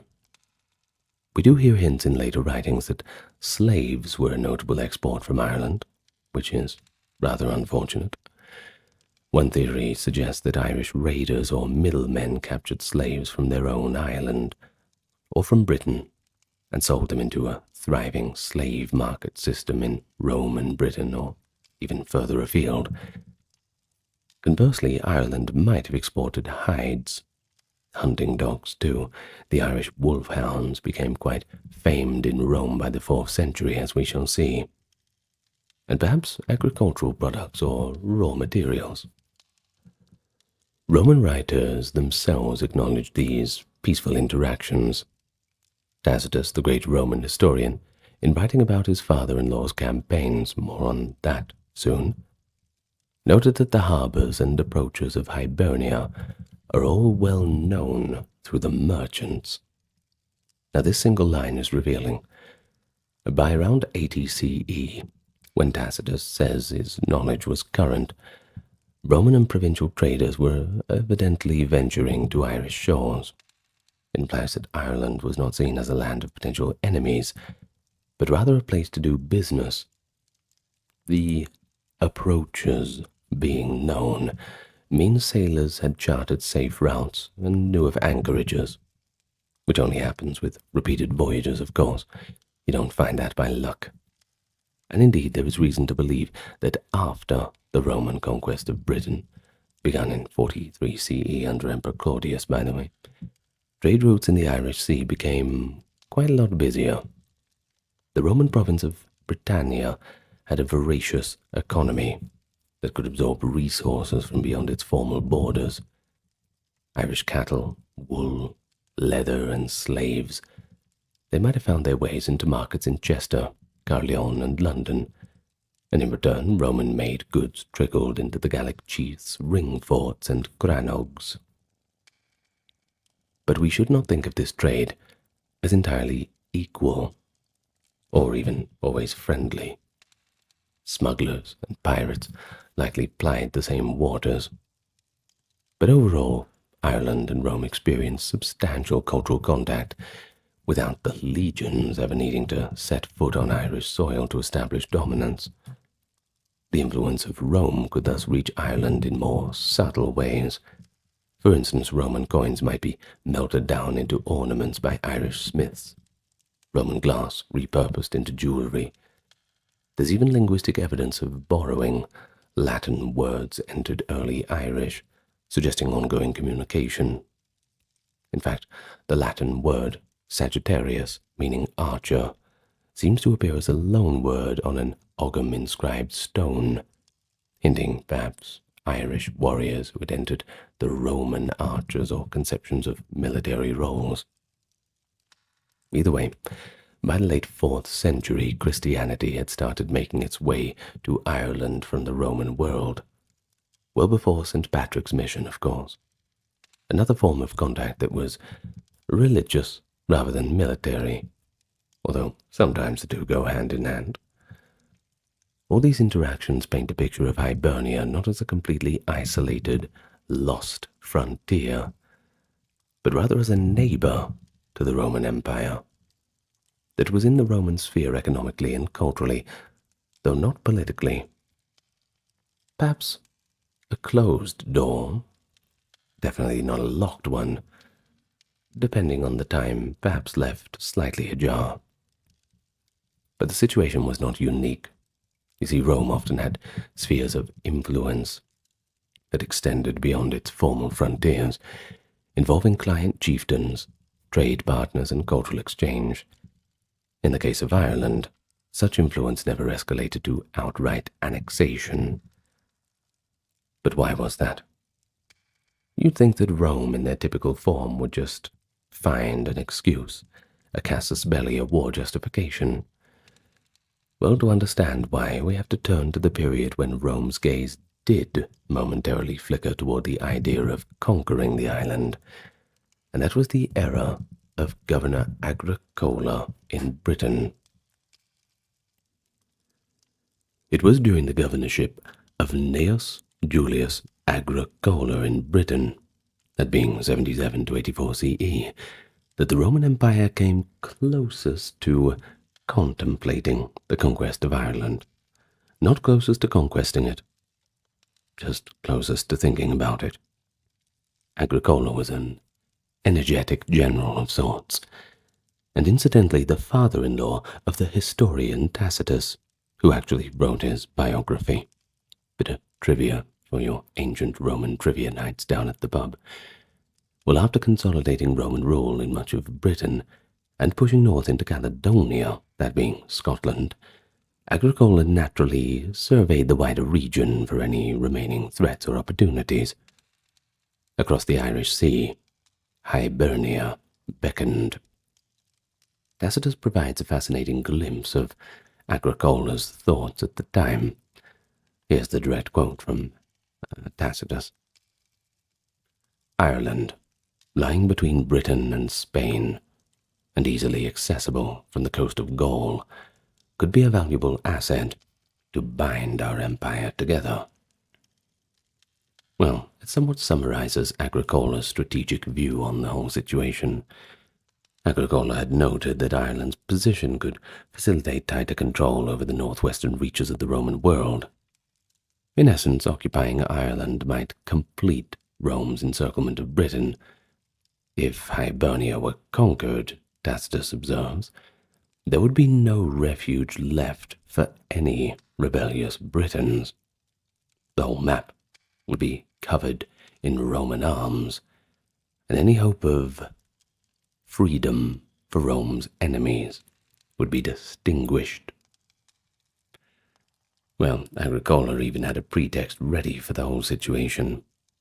Tacitus tells us that he welcomed at his court an exiled Irish Regulus, that being a minor king, who had actually been driven out of his homeland by internal strife. Agricola treated this Irish prince hospitably, all the while considering him a potential puppet.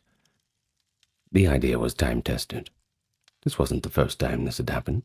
Rome could install a friendly ruler and use that as a justification to intervene militarily, as in restoring the allies' right to the throne, that kind of thing.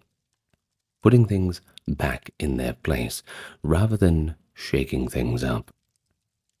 But intriguingly, later Irish legend speaks of a prince called Tuathal Techtmar, who was exiled overseas and returned with a foreign army to claim the kingship of Ireland. Some modern scholars have wondered if Tuathal Techtmar, though described in medieval Irish sources much later, might dimly reflect this very episode. Perhaps he was the exile at Agricola's camp, later romanticized in story as the king who came back with Roman help. Now, if that is true, if it is true, it does suggest that at least one Irish noble actively sought Roman aid to meddle in these Irish power struggles. A tantalizing hint of what might have been an Irish-Roman alliance of convenience. Now, Agricola, according to Tacitus, believes that Ireland would be an easy conquest. Just walk right in with the eagle, no problem. In one of Tacitus' most famous lines, he reports that Agricola often said, quote, "One legion with a few auxiliaries would be enough to conquer and hold Hibernia." Goes back to that old hubris, doesn't it? Well, considering a standard Roman legion was about 5,000 men, plus perhaps a similar number of auxiliary troops, that is, non-citizen soldiers, Agricola was estimating that maybe 10,000 troops could subdue the whole of Ireland, which, in all fairness, was a pretty modest force by Roman standards. And this comment has sparked quite a bit of debate.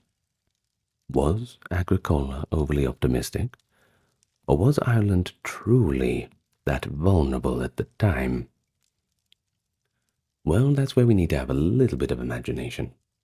There's a few points we need to address. You see, the population of the island then was certainly smaller and less urbanized than Britain's. Ireland had no cities, no large unified kingdoms, just many small duatha or tribal polities. There were no massive hill forts on the scale of, say, well, I don't know, let's say the British forts like Camalodunum, like that which they called Opida, by the way. A concentrated Roman strike might have overwhelmed local resistance quite piecemeal. And furthermore, the tribes in Ireland likely lacked the kind of organized armies or confederations that posed a challenge in Gaul or Britain. In that sense, Agricola's confidence might not have been entirely misplaced. But perhaps we need to account for the possibility of illness, weather, freezing to death, that kind of thing, getting lost, betrayals. Let's call it spillage, I suppose. Maybe. 10,000, it seems like a formidable number, but Ireland's quite a large island. Now, if everything was as Agricola had thought it was going to be, yes, perhaps he was right, but that is in the most perfect circumstance. If nothing bad happens, no betrayals, like I said, no weather, no illness, no starvation, supply lines are all maintained. Yes, perhaps. Now, as for Tacitus, he hints that Agricola may have even made a reconnaissance or exploratory raid on Irish soil, dipping the toes in. He writes that in 82 CE, Agricola sent a part of his forces across the sea and, quote, subdued peoples unknown to us till then.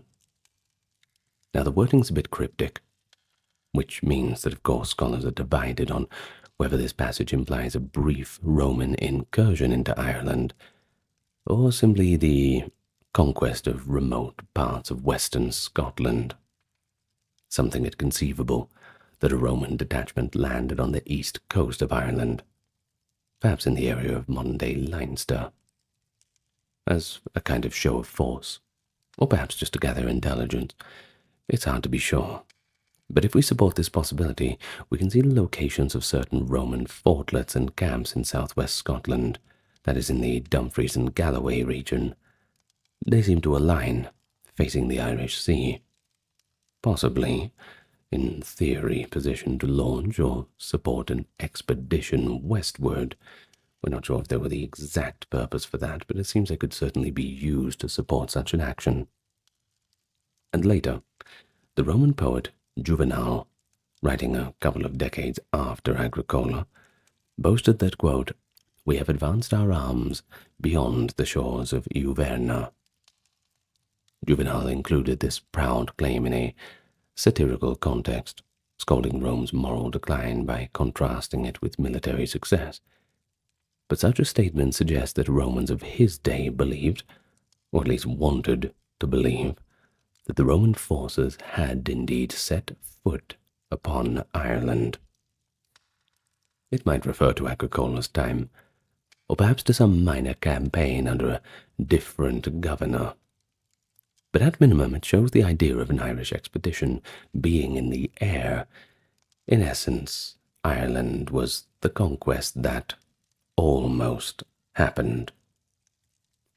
Yet, pretty importantly, the full invasion never materialized, as we know. Agricola's plans were cut short.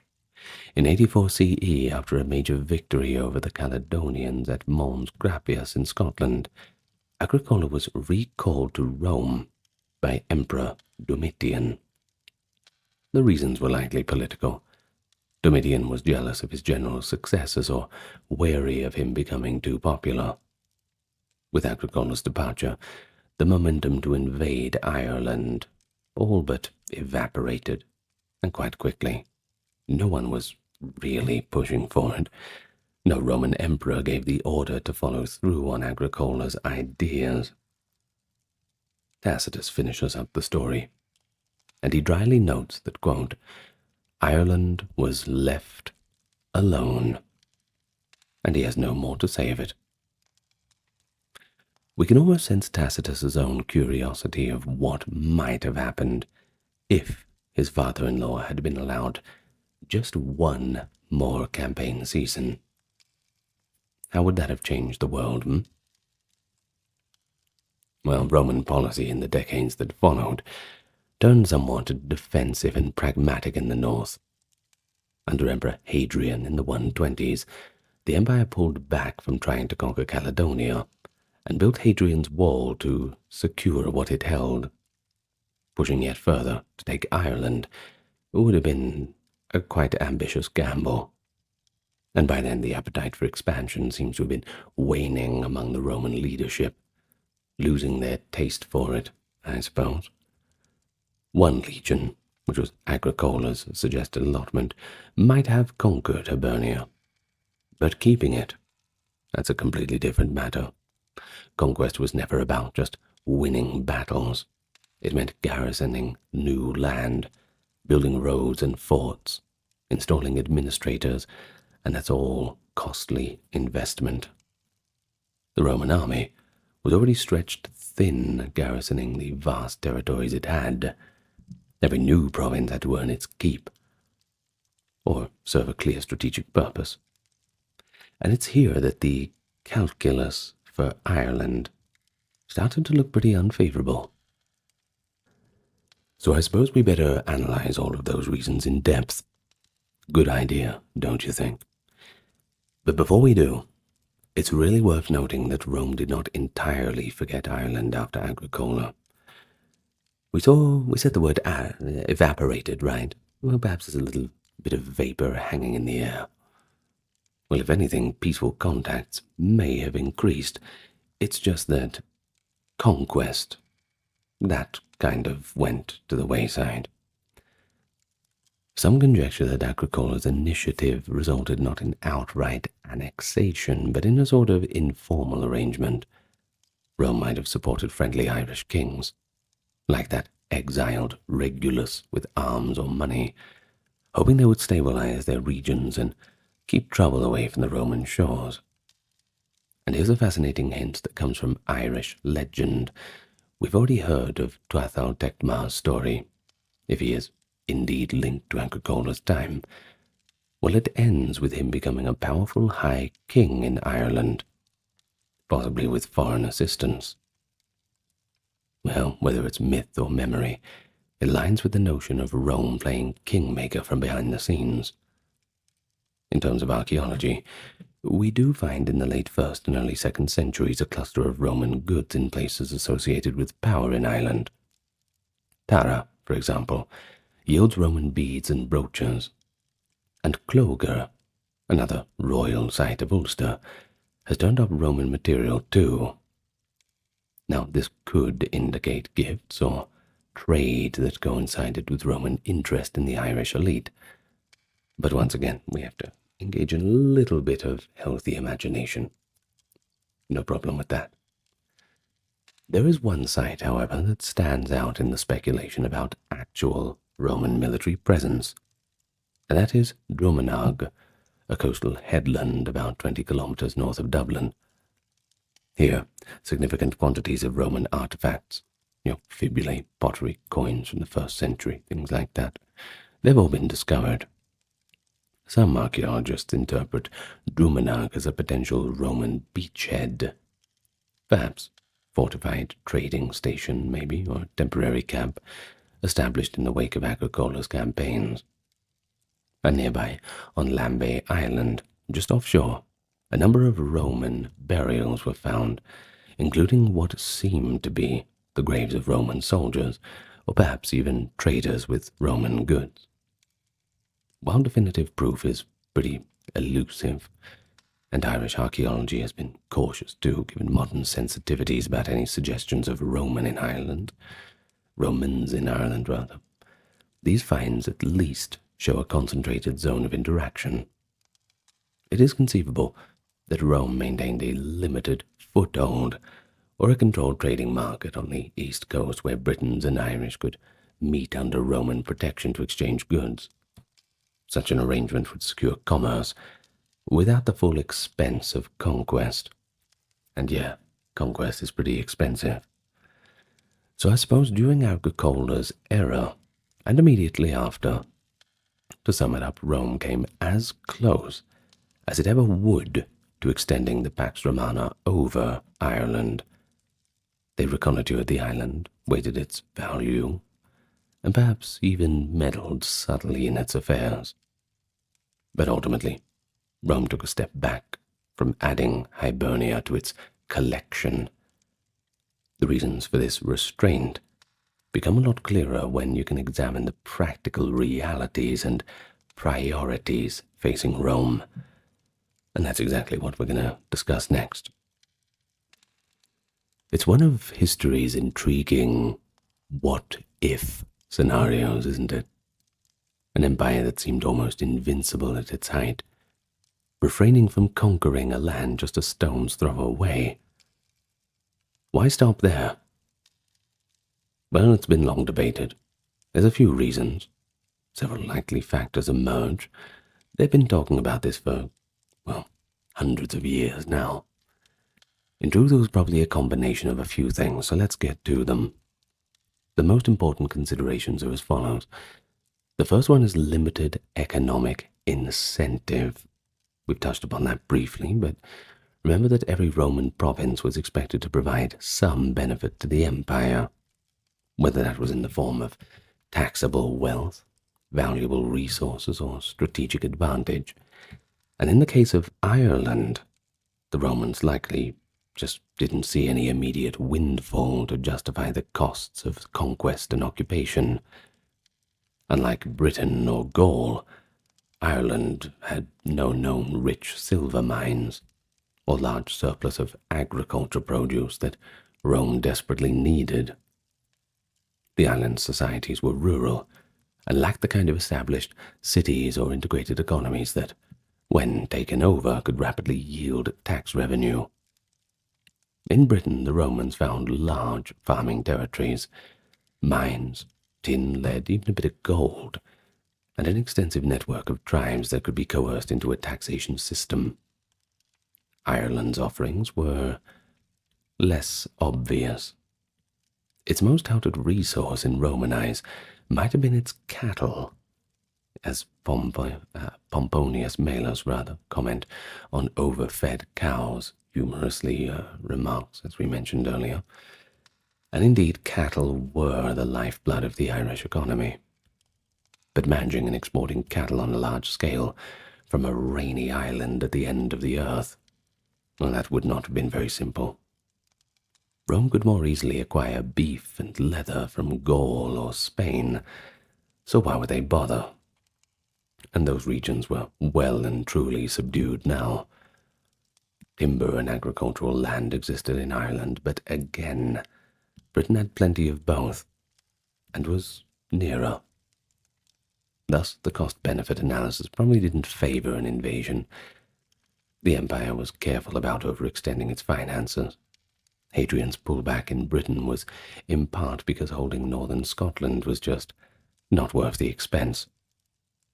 Ireland, even if conquered with 1 legion as Agricola claimed, would still need roads, forts, garrisons, and a colonial administration.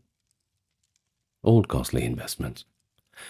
Tacitus explicitly notes that one reason not to fully conquer Britain in the first place was that the tax income would never offset the costs of the legions to keep it pacified. And that logic, applied to Ireland, would be even more persuasive if Ireland was expected to yield even less profit. Now, the second reason we have is geographical attachment, and, or rather detachment, and logistical challenges. Ireland's insular position played quite a role. It separated from Britain by dozens of miles, and often that miles with stormy sea was quite an issue too. While the Roman navy was capable of transporting troops, they obviously did so to invade Britain and could do so to Ireland too. Maintaining a supply line across the Irish Sea, well, that would have been a constant headache. unlike conquest on the continent, where Roman roads could continuously feed and reinforce an army. An Irish campaign would depend on ships and favorable weather, and that's notoriously undependable. As for the Roman ships of the 1st and 2nd centuries, well, they were mostly coastal vessels. They could handle the Irish Sea, but we must remember what happened to Caesar's fleet when he first attempted to go to Britain. Many of those transports wrecked in the storms. The further west the Romans went, the less familiar and more unpredictable the Atlantic waters became. Moreover, if an army in Ireland ever ran into serious trouble, relief would have to sail from Britain or even Gaul. A sudden winter blizzard or a naval mishap could leave a legion stranded and vulnerable, far away from any help. Logistically, it was an additional layer of risk that perhaps only made sense if the rewards were high, which they were not. All right, the next one. We have military priorities in other places. You see, the decision makers back in the Senate also had to consider the opportunity cost. Every legion used for a new conquest was a legion not available to guard the Rhine, the Danube, or the Parthian frontier, and those were, they were quite chaotic, especially the Rhine. Well, after the Flavian period, that is the late 1st century CE, the Roman Empire generally shifted from expansion to consolidation. Emperors like Trajan did still conquer Dacia in 106 CE, parts of Mesopotamia temporarily, but these exceptions were, well, they were exceptions rather than the rule. And they were chosen targets that promised glory and resources. They already knew what they were getting into. By comparison, Ireland seemed to be the unattractive sideshow. No offense. It's not me saying it. Don't shoot the messenger. Well, during the 2nd century, Rome faced growing pressures. Border skirmishes in Germany, major wars in the East, and internal political crises. Things were not looking good. Devoting military energy to Ireland, which posed no threat at all, was not a priority. And yeah, one might say that Ireland was fortunate from a timing perspective, you see. Had there been a bold, young conqueror emperor in the early 1st century, like another Julius Caesar, looking for a quick win, he might have tried his shot at Hibernia. It would have given him a decent triumph, back at home at least. And you wouldn't be so bad to be known as the one who conquered Ireland, I suppose. But by the time Britain was secured, the emperors, Nerva, Hadrian, Antoninus Pius, etc., well, they were a lot different from Caesar. They were more concerned with keeping what they had, rather than adding new territories of arguable value. And then here's an important one. We have the absence of a just cause. No provocation. You see, Roman invasions were justified quite often, at least in propaganda, by some offense or threat emanating from the target region. Caesar invaded Britain, claiming that the Britons had aided the Gauls and were harboring fugitives. Claudius invaded because a British tribal king requested aid, and because Roman prestige supposedly demanded action. Well, in the case of Ireland, Rome didn't really have a strong pretext, or a pretext at all. The Irish tribes had not raided Gaul. They were too far away for that. And during the 1st and 2nd centuries, they were not yet recorded as a significant menace to Roman Britain.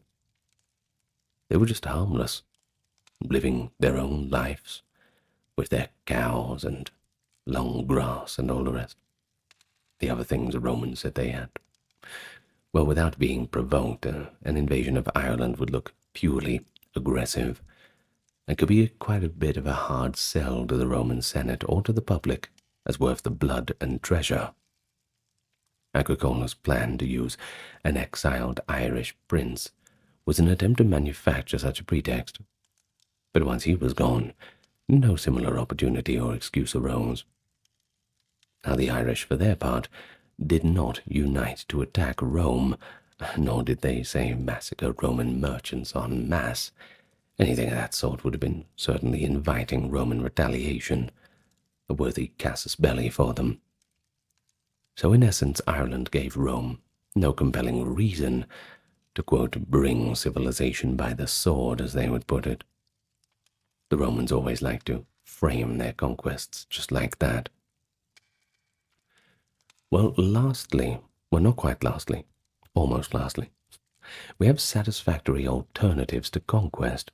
You see, instead of annexation, Rome could achieve its aims through indirect means. As we've discussed, trade brought desired goods to and from Ireland without having the need to fight anyone or occupy anything. Diplomacy could keep Irish chieftains friendly. It's quite possible Roman governors in Britain maintained relations with certain Irish kings, offering gifts in exchange for peace or cooperation. And there is an interesting hint in Roman literature that Irish chiefs may have sought out Roman favor. You see, we find it in the poet Strabo again. In one passage, he mentions that some British kings after Caesar's time voluntarily sent embassies to Rome, and even dedicated offerings at the capital, effectively aligning themselves with Rome without a fight. It's not hard to imagine an Irish chief doing the same. By letting Ireland remain outside the empire, but loosely connected, Rome saved itself the trouble of governing it. This was a model used on other frontiers too. The empire surrounded itself with a buffer of client peoples who were independent but under Roman influence. For much of the first 3 centuries, Ireland might be seen as falling into that category. Beyond the formal frontier, but enmeshed within the empire's economic and cultural web. As long as Ireland posed no organized military threat, the status quo was acceptable to Rome. Now, finally, our 6th point, we have the challenges of terrain, and of course, guerrilla warfare. Not that kind of guerrilla, the other one. While Agricole downplayed the military difficulty of Ireland, other Roman commanders might have been more cautious. Ireland's terrain of thick forests, bogs, and hills may have been daunting for legions used to open field engagements. The Romans had faced something a bit similar in the parts of Britain and Germania, where tribes could melt away into trackless woods and wear down an occupying force. To conquer Ireland, the Roman army would likely have to subdue numerous small tribes scattered over a wide area, possibly fighting an ongoing series of skirmishes rather than one decisive battle. They might have even worried about another Caledonia scenario, a drawn-out pacification campaign with an uncertain end, just after wrapping up one in Scotland. In short, the risk of becoming bogged down, literally and figuratively, in an Irish quagmire might have made prudent generals think twice. So all these reasons we've mentioned taken together, well, it's very hard to argue against just leaving Ireland to its own devices. They form a compelling case why the Romans ultimately chose not to conquer Ireland. It was not so much that they tried and failed, but rather that they calculated that it was not worth trying. I'm sure if they really tried hard, they certainly could conquer it just like everywhere else. Unfortunately, this is not one of those videos where they didn't conquer it because of some great heroic ambush on the other side. It's just kind of left with a shrug of the shoulders as the Romans turn around and walk in the opposite direction. The Roman Empire was certainly powerful, but it was definitely shrewd in allocating its might, especially after the disasters of, Carrhae and Teutoburg, things like that. Well, Hibernia was left as a neighbor and a trading partner, sometimes a nuisance, sometimes an asset, but never an imperial province. So by the 3rd and 4th century CE, this power dynamic between Rome and Ireland had begun to shift quite subtly. The empire entered a period of a defensive posture, beset by troubles within and invasions on many fronts. Ireland, untouched by Roman legions, remained a reservoir of Celtic culture and warrior bands. But in the twilight of Roman rule in Britain, Irish raiders, called Scotti by the late Romans, increasingly harassed Roman provinces. What had been a one-sided fear, the Romans once worried about rebels fleeing to Ireland, became a two-sided affair. You see, as Irish coastal bands took advantage of Rome's preoccupation to plunder Britain. Roman sources from the late 4th century mention these incursions explicitly.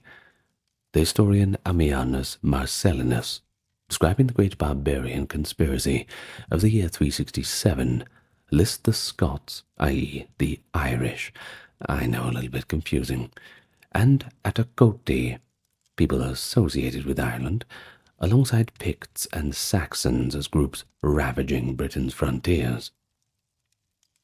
These Irish raiders would strike the western coast of Britain, Wales, Cornwall, and the province of Britannia Secunda, that is, northern Britain, carrying off loot and captives with them. It was during one such raid, according to later tradition, that a young Roman British lad named Patrick was kidnapped from western Britain and taken to Ireland as a slave, an event that would eventually have profound consequences for Ireland's religious future. Sure you can see what I'm getting at there. Well, the Romans did respond to these raids, however.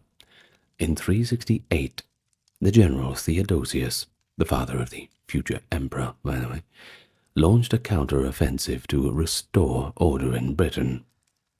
He defeated Picts and Scots alike, and likely secured deals with some of these foederati, the barbarian allies, to stand down. There are hints, too, that Roman authorities even recruited Irish fighters into their service.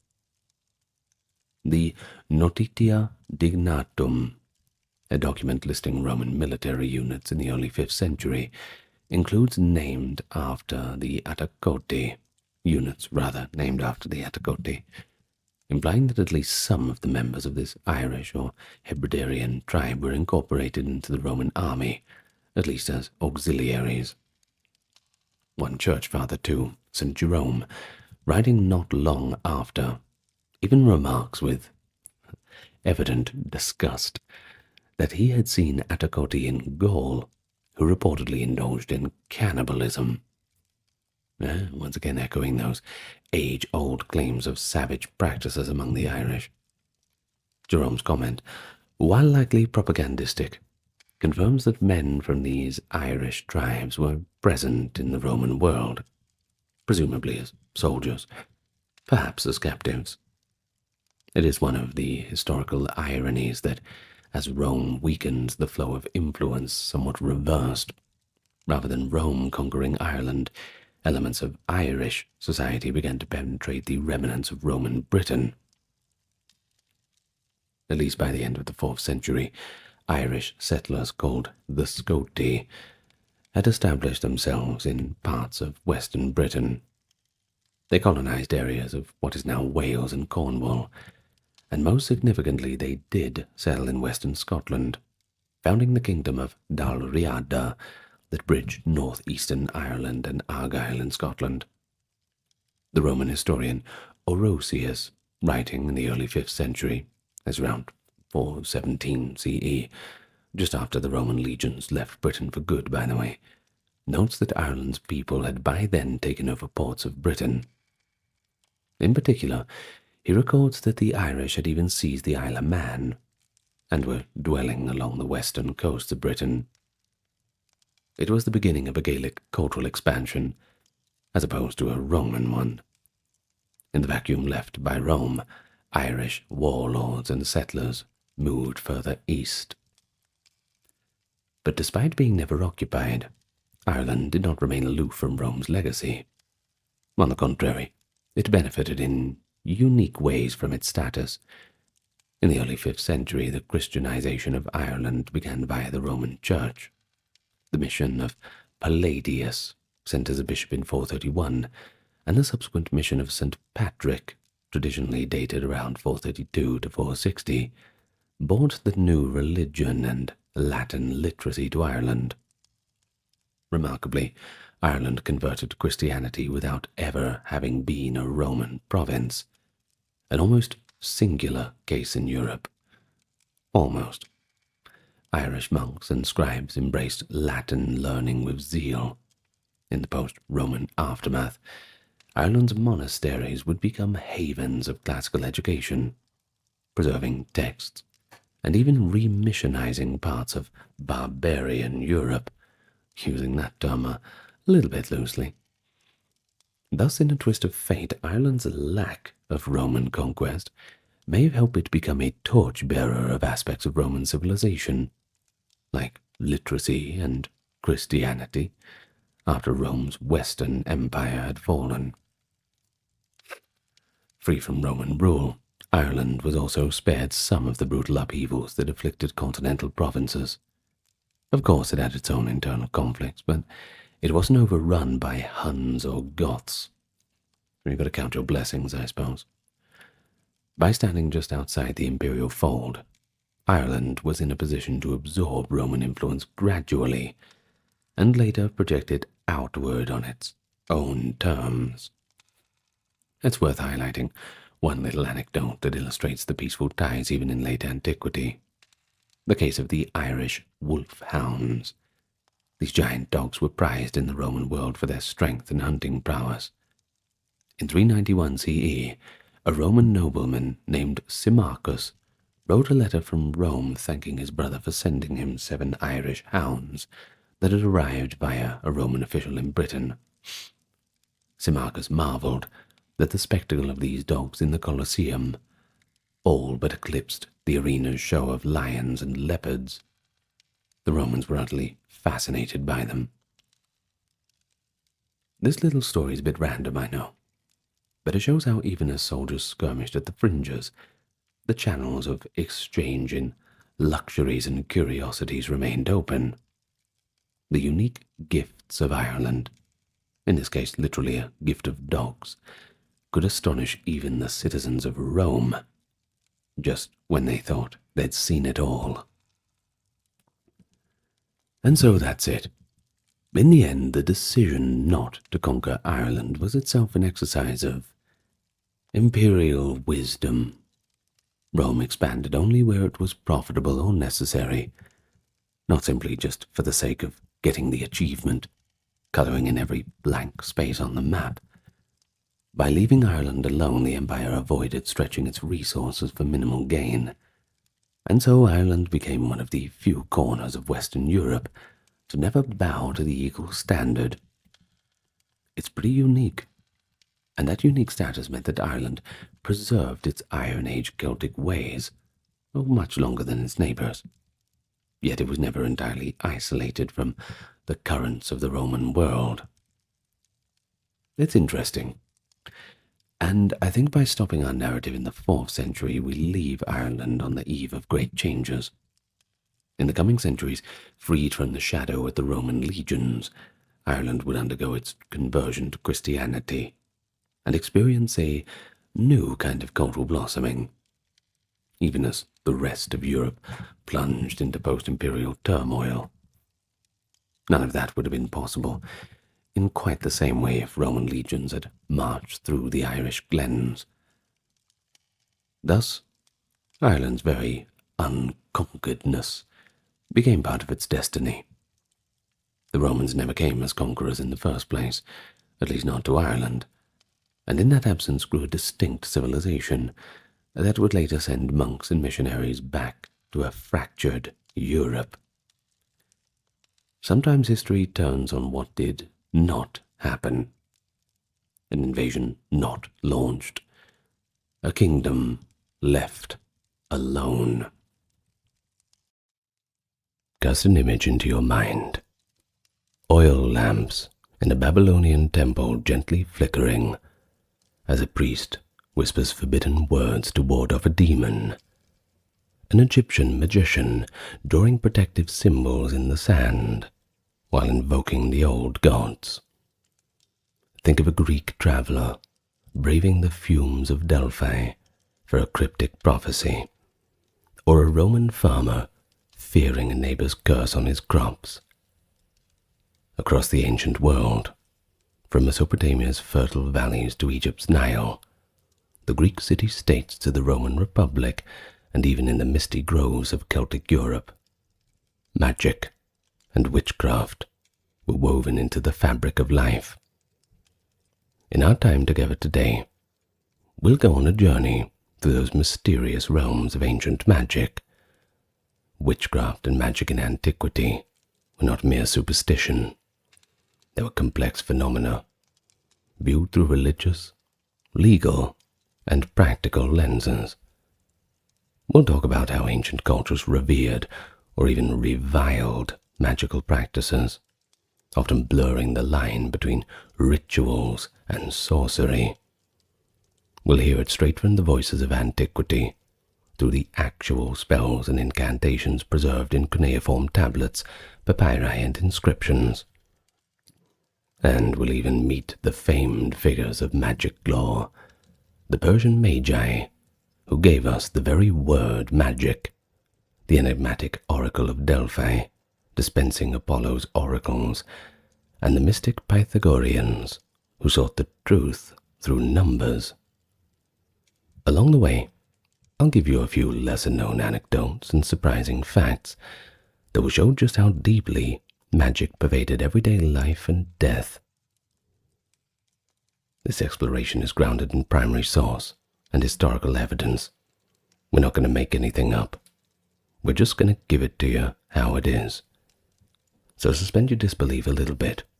Step back in time, from spells of protection and curses of vengeance to laws condemning sorcery. The ancient world's approach to magic was rich and multifaceted. So, I invite you to close your eyes, dive in, and discover what witchcraft and magic meant to the peoples of the ancient world. But I'll first welcome you. To anyone new to the channel, thank you for coming, and those returning, thanks for coming back. Supporters on the Patreon and those who visited the merch store, you have my thanks. Now, let's begin with a click of the like and subscribe. We take off on our journey. What is magic? Is it sacred? Is it sinister? Perhaps we walk a blurred line. In the ancient world, magic often walked hand in hand with religion. Many practices that today might be called magic were then part of official worship or healing rites. In ancient Egypt, for example, magic, called Heka, was regarded as a fundamental force of the universe, a gift from the creator god to humanity. Egyptian priests were thus trained as magicians. The very word for priest, heri-heb, could denote a ritualist who knew powerful spells. But far from being heretical, using magic was a dutiful way to enlist divine help, no different to a prayer. An Egyptian funerary text like the Book of the Dead is essentially a spell book for the afterlife, full of incantations to secure the soul's safe passage. One such spell implores, "O you who open the ways and govern the roads, I am come to be glorious," aiming to grant the deceased authority when they face the next world. And Mesopotamia, too, the land between the two rivers, the Tigris and the Euphrates, temple priests doubled as exorcists and healers. Babylonians and Assyrians didn't see a clear divide between religious ritual and magical incantation. In fact, it was all in the same thing. If a person fell ill or sensed an evil omen, they turned to specialists. The asipu, exorcist priest, would recite sacred formulas to banish the demons, while the asu, physician, might mix herbs and spells together. These incantations invoked the gods by name to combat witchcraft. A classic Mesopotamian ritual text, the Akkadian series, Maklu or Burning, reveals an exorcist praying to the sun god Shamash to destroy a witch's spell. One Maklu tablet adjures the fire. Burn, set alight, incinerate my witch. May my warlocks and witches' life quickly come to an end. Words such as this were chanted as effigies of the suspected sorcerer or burned, symbolically destroying the evil influence. And by contrast, the Greeks and the Romans tended to draw a line between sanctioned religious rites and illicit magic, magia in Greek and magica in Latin, practices like sacrifice, prayer, and divination, well, they were just part of the state religion. But they drew the line at secret love charms or curse tablets. They, on the other hand, were viewed with suspicion. But this was a boundary, sure, albeit a porous one. At the famous Oracle of Delphi, a priestess, the Pythia, went into a trance and delivered prophecies from Apollo, an act that outsiders might label as magical. But the Greeks didn't see it this way. It was more divine inspiration than anything else. This oracle held immense authority.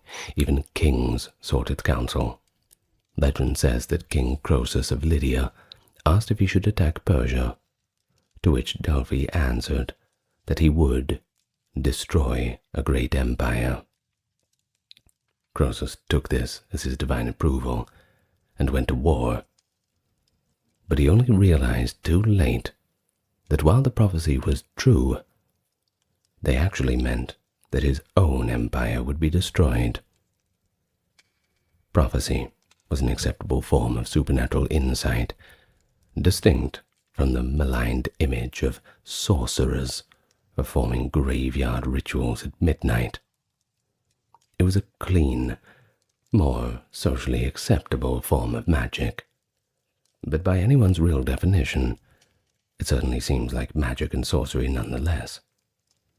Still, Greek literature is filled with witches who straddle that line between religion and sorcery.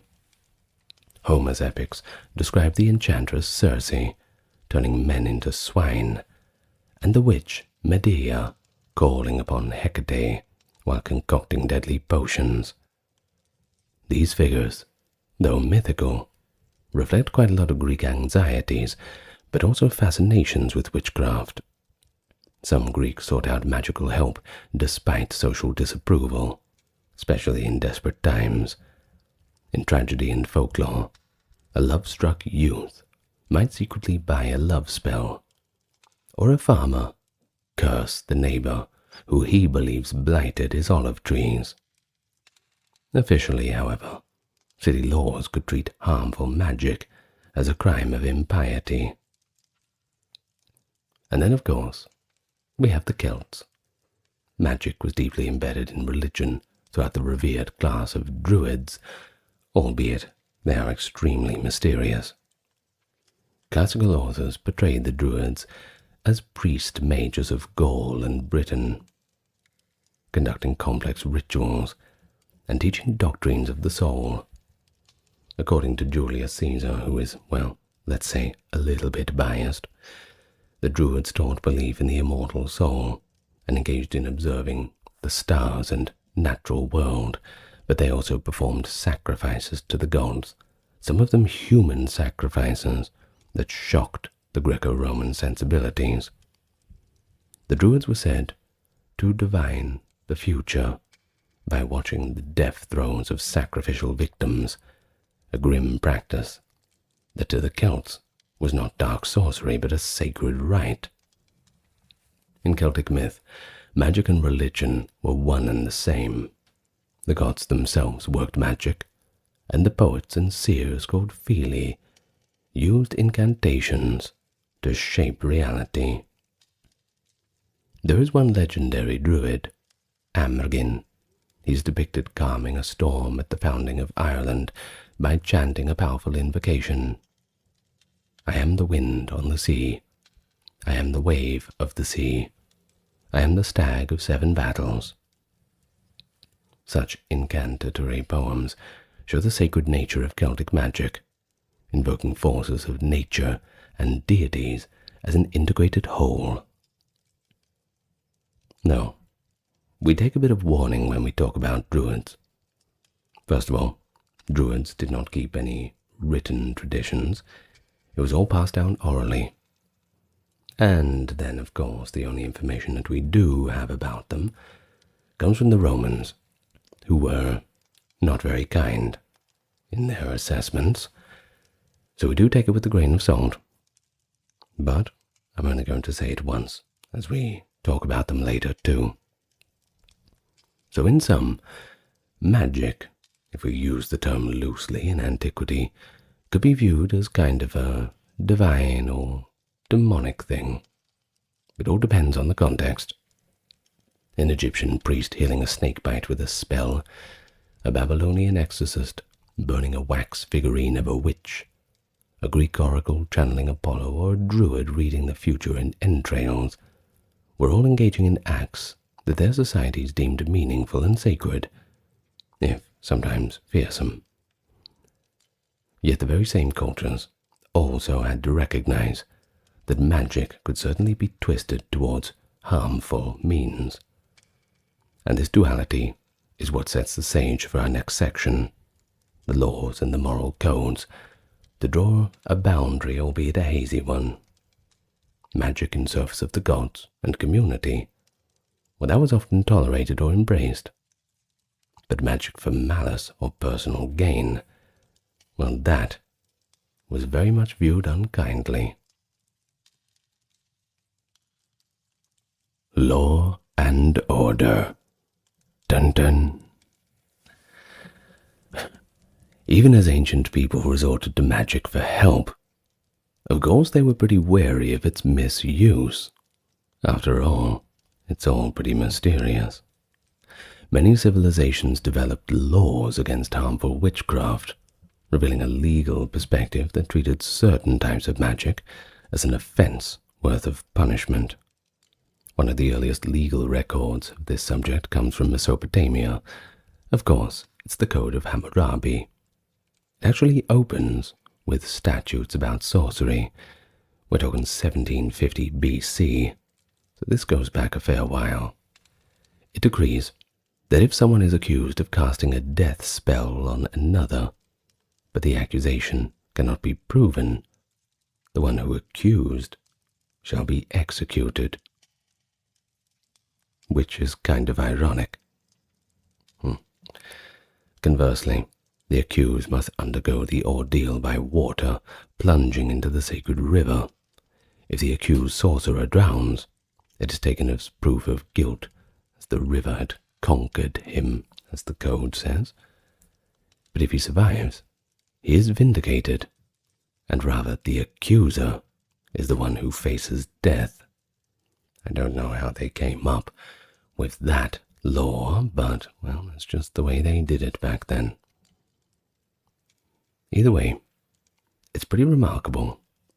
They tried to handle witchcraft accusation through divine judgment, effectively saying, only God knows who truly cast the spell.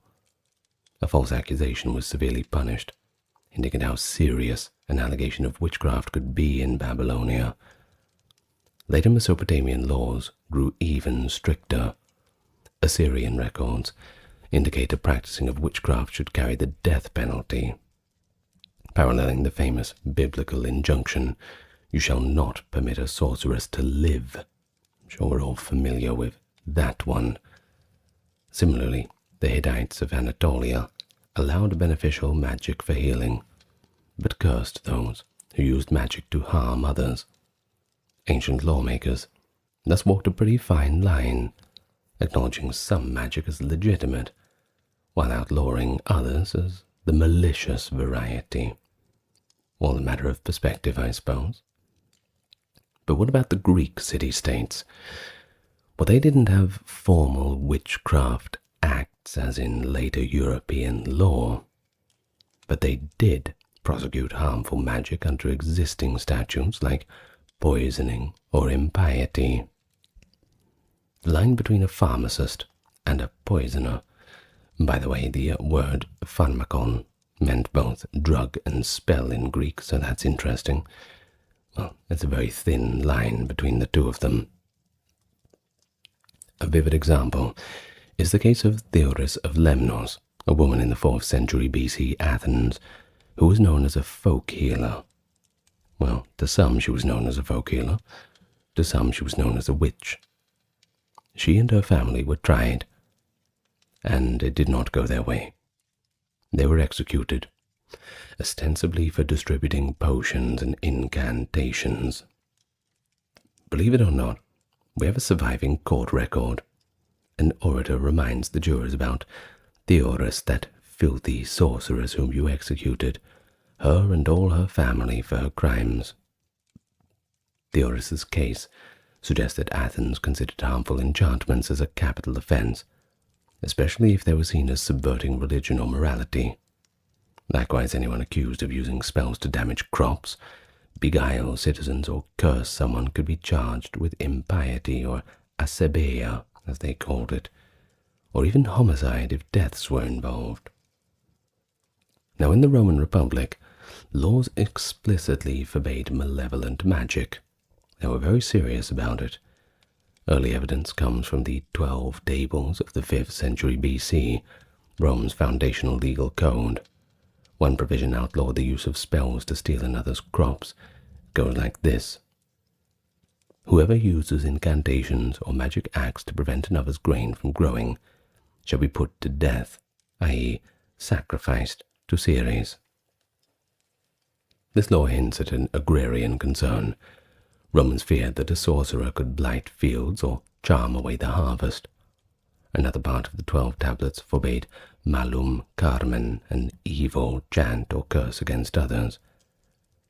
But we see here that the idea that words themselves could be weapons deserving punishment is certainly one that existed in ancient Rome too. And so as Rome expanded, as did their laws, and as the laws expanded, so did those on magic. By the late Republic, the 1st century BC, accusations of veneficium, a term covering poisoning and sorcery, were not uncommon. In 81 BC, the dictator Sulla passed a law that targeted assassins and poisoners, which also encompassed harmful magicians. Under this law, those who used enchantments or brewed deadly potions could face either exile or execution. The Romans, as practical as ever, lumped witchcraft with murder. If you killed or harmed someone by occult means, you were as guilty as if you had just walked up and stabbed them in the head. But interestingly, the Roman Republic's fear of magic sometimes left to mass hysteria.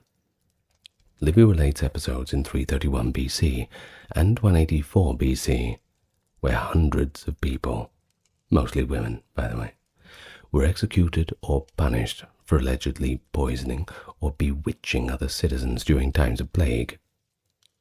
These events resemble witch hunts, sure, though couched in terms of rooting out poisoners. It shows that although in crises, Romans readily suspected supernatural foul play. The Celtic societies, well, they didn't leave written law codes. Rather unfortunate, just like the Druids not leaving their records. But Roman reports, when they encountered them, implied that the Druids had authority to judge and punish within their tribes, perhaps including cases of harmful sorcery. But ironically, it was the Romans themselves who eventually criminalized Druidic practices. During the early empire, emperors like Tiberius and Claudius simply banned the Druids. partly because of their use of human sacrifice and the perceived magical influence over the people. While this occurred after the Republican era, it does give us a pattern. The ruling powers often outlawed rival religious magical practitioners to consolidate authority. For the Celts under their own rule, magic was not so much a crime, just a sacred duty of the priesthood. Unless it was used treacherously, of course. That's where we draw the line between self-interested magic. In Irish mythic lore, and I say mythic lore, we hear of druid curses laid upon oath breakers, suggesting that using magic against one's community was condemned.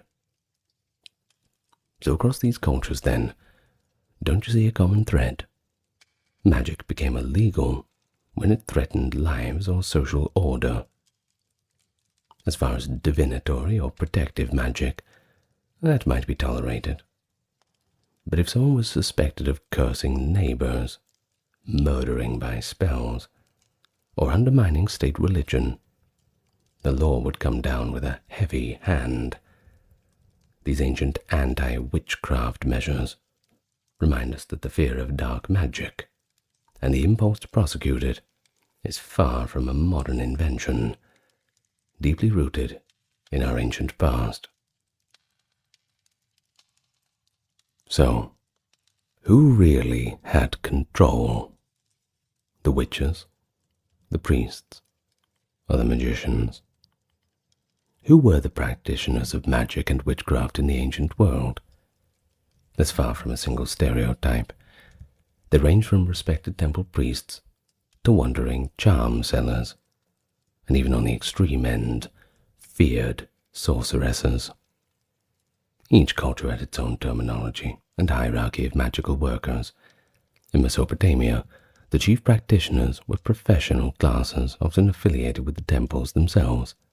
The Asipu, which we've mentioned, were essentially a wizard-priest dual class, educated in ritual texts to diagnose spiritual afflictions and perform exorcisms of demons. If a Babylonian, heaven forbid, had nightmare of a demon, an Asipu would be summoned to recite the appropriate incantation and burn offerings to banish the evil away. But on the other hand, we have the Baru, diviners, who inspected animal livers or watched celestial omens to predict the future, a pretty accepted science of the time. And then there were the unnamed witches. In Akkadian, though, we have the word Kishbu, who were believed to cause illness and misfortune by secret spells. Ironically, no texts from Mesopotamia claim to be written by a self-identified witch, which survives, or what does survive, for the counter spells by the exorcists, which is still pretty awesome that we have that anyway, especially so long ago. Just take a moment to appreciate that. But this tells us that the official magicians saw themselves as combating an illicit counterpart. Of course, that means that that counterpart must have existed. The Maklu ritual mentioned earlier even concludes the burning of clay or wax figurines to represent the sorcerer, indicating how real the threat of witches was to Mesopotamians. In Egypt, on the other hand, the line between the priest and the magician was extremely thin. Egyptian priests in charge of temple rituals also compiled and copied magical texts for broader use. For instance, just one example, the priesthood of Heliopolis, Heliopolis meaning city of the sun, by the way, produced guides for warding off dangers like snake bites and miscarriages, invoking gods such as Thoth and Isis. Egyptians also had lay magicians, often learned scribes who could be hired to produce spells for clients. The Westcar Papyrus, an Egyptian story collection, recounts how a magician named Dedi entertained the pharaoh Khufu by beheading and restoring a live goose. An example of wonder working at the royal court. I'm sure that would have been very entertaining. Another tale speaks of Prince Kamwaset, the historical son of Ramesses II, later mythologized, who combats a powerful sorcerer to protect the pharaoh. These stories mirror societal roles. There were court magicians, healer magicians, and likely a wise woman, or local witch figures as well. Indeed, Egyptian language has terms like Heka Netjer, God's magic, for sanctioned power, and Akkaru, for malevolent sorcerer or supernatural being, so we know that there is a distinction. The fact that pharaohs themselves were considered to embody magic, they were called Hekau, masters of magic, meant that in Egypt, magic was often top-down. A pharaoh might have magicians on staff, just as he had physicians, gardeners, cooks, and everything else. If a conspiracy arose, as with the Harem conspiracy against Ramesses III, even those plotters sought out magicians. Papyri from the trial revealed that they included magical spells and wax figurines, a pretty common trend. They used these to incapacitate guards and aid their treason. Thus in Egypt, one finds magic in the highest and lowest orders of society, from divine ruler to scheming assassin, all employing the same occult forces. But the Greco-Roman world, they distinguish between religious experts and sorcerers, though sometimes the same person could wear both hats. The most esteemed magical practitioners in Greek society were the oracles and seers. We've already heard about the Oracle of Delphi. She's a prime example. The Pythia was not viewed as a witch, so to speak, but more of a holy mouthpiece for Apollo. Similarly, the seers, Manteus, accompanied armies to read omens from bird flights or sacrificial entrails. These diviners held honored positions. Another respected group with the mystical aura were the philosophers like Pythagoras and his followers. The Pythagoreans engaged in plenty of esoteric practices, observing strict purification rites, studying numerical mysticism, and believing in the transmigration of souls.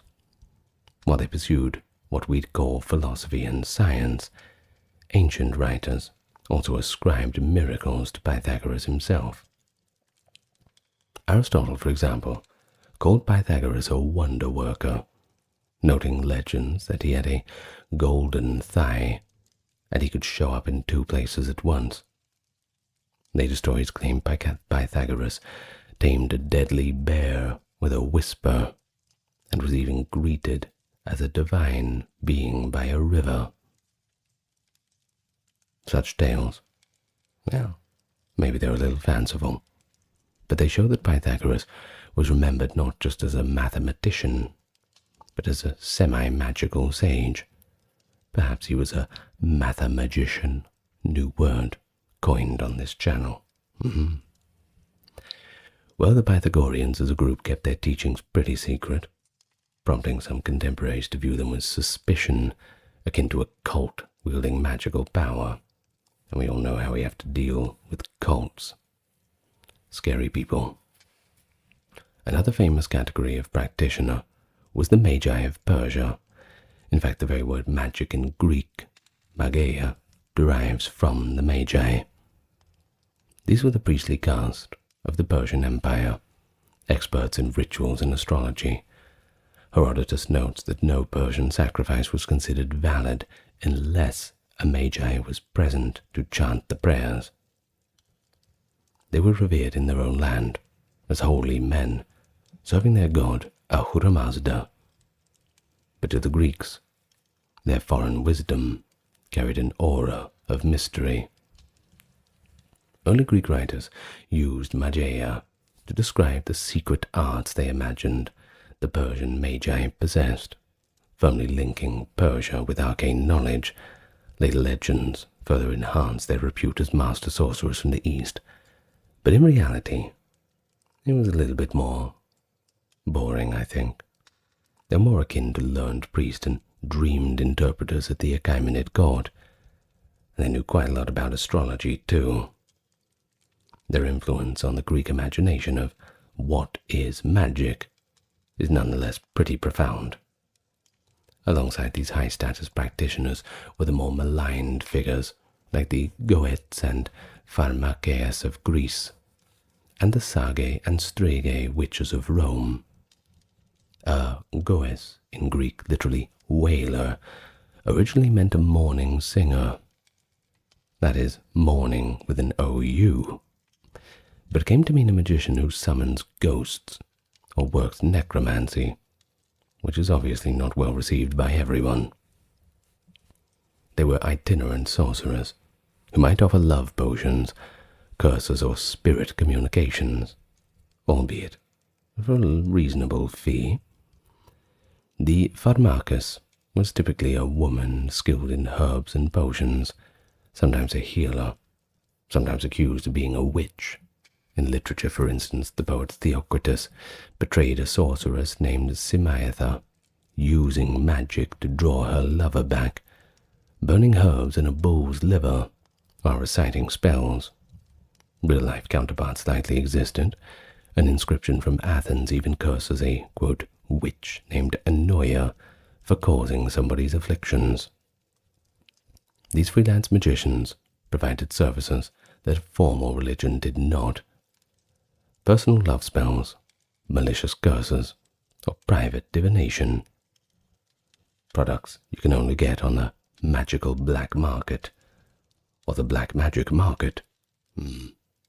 Certainly earns them a shady reputation. Well, in Rome, the term saga referred to a wise woman or a witch, depicted by authors as old crones brewing up the foul concoctions. Bit of a stereotype. Horace, in his satires, describes two old hags, Candidia and Sagana, performing a nightmarish rite in a graveyard, trying to extract a love potion from a buried young boy. Such literary caricatures reflect Roman fears of witches who practiced the mixing of potions and poison, veneficium. Yet Rome also had its share of professional astrologers and foreign magicians in the cities. Chaldean astrologers from the East were so popular that the Senate repeatedly expelled them in the late Republic, and sometimes they were politically disruptive by casting horoscopes of the powerful. Despite laws, Romans of all classes consulted astrologers, or bought curse tablets to influence the chariot races and legal trials, sometimes seeking a witch's help to concoct a love charm. As for the Celts, once again, our information comes from outsiders, but it does suggest that druids, bards, and seers, also called vates, covered most spiritual needs, from conducting sacrifices to divining omens and reciting lore. The druids in particular were said to have knowledge of nature's secrets and performed impressive feats. Pliny the Elder famously describes the druids harvesting mistletoe with a golden sickle and sacrificing 2 white bulls in a ceremony, believing the plant would make sterile animals fertile and serve as an antidote to poisons. Celtic seers, like the Bandrui, female druids in Irish lore, also appeared in legends. For example, the warrior queen Boudica was said to have had her prophetess on her side, and in Gaul, a druidess named Veleda was revered as a seer by her tribe under Roman rule. These accounts, though tinged with Roman exoticism and sensibilities, portray the Celtic magician priest as a respected and feared person in equal measure. In everyday terms, ancient magic practitioners could be as ordinary as a village healer, or as eminent as a royal advisor. They might be learned men in temples or marginal figures on the fringes of society. What they shared was a claim to special knowledge, omens, formulae, and rituals that gave them access to unseen powers.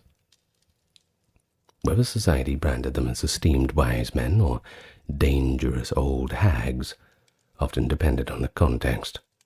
State-employed diviners or priests enjoyed prestige, while the unsanctioned spellcaster risk distrust or even prosecution. Well, we know who they are. Why don't we talk about what they do? The spells, the rituals, and the texts. In fact, one of the most thrilling aspects of looking into all of these ancient magic practices is reading the actual spells and recipes that have survived. And we got quite a few of them. They pull back the curtain on what these magicians did and said, written on the clay tablets, papyrus scrolls, lead sheets, and sometimes stone inscriptions. We can make a little bit of contact with the hopes and fears of people a millennia ago. Let's start with the Mesopotamian incantations. Thanks to the thousands of cuneiform tablets, we have a rich corpus of Mesopotamian magic literature. Though, as noted, they're mostly anti-witchcraft or healing spells. We don't have any how-to manuals for witches themselves, at least not yet. May I remind you that cuneiform tablets, we've discovered thousands of them, thousands and thousands, but there's probably tens of thousands still underground. We're just yet to dig them up. The incantations often begin by invoking high gods and naming the evil to be dispelled. A typical Babylonian incantation against illness might start, "O Marduk, great son of A, your servant is afflicted by a baneful curse," and proceed to command the evil spirit to leave. The language is repetitive and sonorous, intended to be chanted. You'll find this in a lot of other Mesopotamian literature too. They'll often say things several times in a row. Sometimes the Egyptians will do this, but it's really common in Mesopotamian stuff. For instance, an incantation to cure fever addresses the fever demon directly, threatening it with divine wrath if it stays. We also have ritual instructions. The Maklu series details how figurines of the witch should be burned and buried, while the priest recites incantations. Another set of texts, the Surbu series, lists certain sins that might cause curses and their remedies. Through these, we learn that a Mesopotamian spell, if we're going to call it that way, is half a prayer and half a command quite often, calling on gods like Shamash, Asaluhi, to stand as judges and executioners against a supernatural culprit. And then, of course, we have Egypt. We can't go past them. Ancient Egyptian magic was recorded in various forms, from the monumental pyramid texts and temple inscriptions to the personal, that being papyrus, minos, and ostraca. The coffin texts and later Book of the Dead are compilations of spells, especially for the afterlife. One famous spell, that being 125 at the Book of the Dead, is a negative confession, where the deceased declares that they have not committed various sins. While not a spell in a casting sense, it was believed that these words had power to justify the soul before the gods. On the more practical side, we have papyri like the London Leyden Magical Papyrus and Papyrus Harris, of course named after their universities or discoverers, which contain dozens of spells for daily needs, love charms, protection of mother and child, healing bites, etc. Practical things. A pretty good example is an Egyptian spell against hangovers, believe it or not. It hails the beer goddess and includes the line, "Truly effective, proven 1,000,000 times," to assure the user of its potency. I love this. It's sort of like it's trying to sell itself as a miracle cure. Another is a remedy for a fish bone stuck in the throat. The magician would recite, "The unique one, Creator is my servant. My bread is in the town, my beer is in the field. Bone begone." Bone begone. Now that would be a good name for the product. Well, you're then meant to have a little cake and swallow it, and the cake is meant to take the fish bone down with it. That is the theory. It's probably more the cake doing the heavy lifting than the spell itself.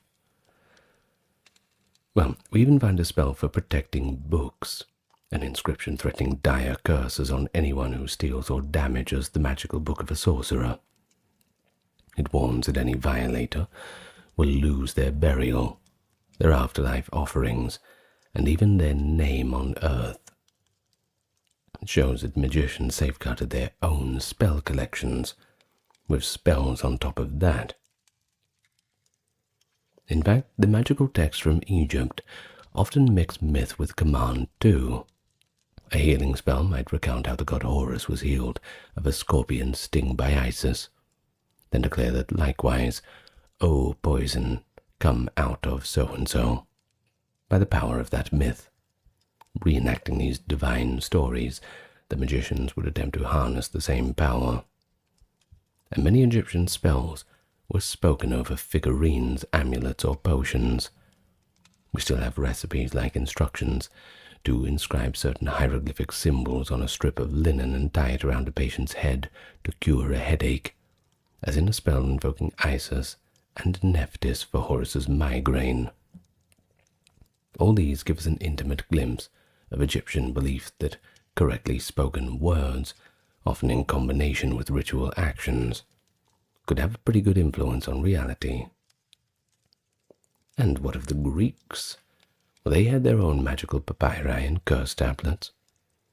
Perhaps the most eclectic trove of spells comes from the Greco-Egyptian magical papyri, a collection of texts mostly from the 2nd century to the 5th century, that being 2nd century BC to 5th AD, written in Greek and bits of Egyptian and Demotic. These papyri were essentially the handbooks of practicing magicians. They contain everything from invocations to Egyptian, Greek, and Jewish deities, to spells for love, subjugation of enemies, gaining luck and summoning the spirits. And they show a fascinating syncretism. A single spell might call on Zeus, Helios, Serapis in one breath. For example, a love spell might begin by invoking the jackal-headed god Anubis, with some arcane, barbarous names, strings of mysterious words thought to compel spirits, then state the magician's intent on brutal clarity. One such spell by a woman named Sophia calls on a, quote, fire-breathing corpse demon, hell yeah, to inflame the heart of a female target, Gorgonia, and give her no peace until she returns Sophia's love. The text reads, "Burn, set on fire, inflame her soul, heart, liver, spirit with love for Sophia, drive Gorgonia, torment her body, night and day, not letting her rest until she loves Sophia, giving herself and all her possessions, because this is the command of the great god." The intensity of this spell is pretty palpable. It was written on a lead tablet to be placed in the bathhouse where the victim would frequent, hoping the demon would find a place to enter her there. Greek curse tablets are another primary source, and they're pretty interesting. These are typically thin sheets of lead inscribed with curses, then buried in graves, wells, or nailed to temple walls, nailed to temple walls, to put the spell into effect, Thousands have been found, from Athens to Rome, all the way to Britain. Usually they start with a formula, like, I bind whatever name, and go on to wish misfortune on the target unless some condition is met. For instance, a 4th century curse tablet from Athens, aimed at a resentful ex-lover, says, "May he not be able to sleep or eat until he takes me back." In the city of Kyrene, one tablet even curses a figure in a legal case. Quote, "Bind the tongue and thoughts of so-and-so, so he cannot testify against me." These show the practical side of magic, people trying to get an edge in love, romantic affairs, or lawsuits, or even just business by supernatural means. On the flip side, there were also protective spells inscribed on amulets. Greek and Roman amulets, often gemstones, rolled gold leaves in lockets, might bear images of gods or words like abracadabra, which actually first appears in the Roman world, by the way, to ward off illness and the evil eye. And then there's the Celtic charms and later records. Direct texts from ancient Celts are pretty scarce, of course, due to oral traditions, but a few tantalizing finds exist. The Larzac tablet from Gaul, 1st century AD, is a lengthy inscription in Gaulish that appears to be a curse, or at least a legal oath involving sorcery, possibly mentioning a sisterhood of witches. Another find, the Chamelieres tablet, 1st century AD, is a Gaulish language prayer to the underworld gods for help, essentially a magical petition for favor. While these Celtic texts are fragmentary, medieval Irish manuscripts likely preserve old Celtic incantations in the stories of saints and heroes. For example, charms for healing or for protection in battle appear in the mythic tales. St. Patrick's Lorica, or breastplate prayer, has pre-Christian parallels as a protective chant. And the earlier mentioned Song of Amergin, though recorded later, probably echoes more Iron Age druidic poetic incantations. It reads like a riddle of identification with nature's powers, possibly to assert the speaker's magical dominance over the land. And so by comparing these texts across cultures, we notice both differences and common threads. All involve spoken or written words believed to carry power, whether imploring gods, commanding demons, or binding people mystically. Many use symbolic actions alongside words, the burning of effigies, mixing potions, burying documents, knotting cords, things like this. But the goals are usually tangible. Heal the sick, protect the home, defeat rivals, see the future, hurt an enemy, win love, and so on. This utilitarian aspect, magic as a tool to cope with life's uncertainties, try and gain some control, well, that vividly emerges from the spell texts. Moreover, the sources we discussed show a blending of high theology and folk practice. A Babylonian exorcism might quote a grand myth of Marduk versus Tiamat to add force. An Egyptian spell might borrow the authority of Ra's secret name. And a Greek magician might invoke Solomon alongside Hermes. If it could help, you may as well add another person to the mix if they're going to provide anything of value. Ancient magicians were eclectic, and their texts were a rich stew of cultural influences. Crucially, such documents bring us the voices of those who were not kings or famous philosophers, but just everyday people who were trying to wield a bit of otherworldly power in their favor.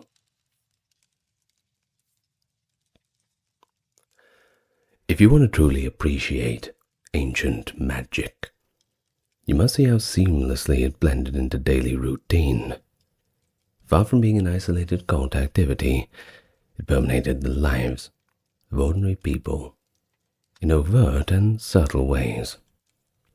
In the households of Mesopotamia and Egypt, protective magic was everywhere.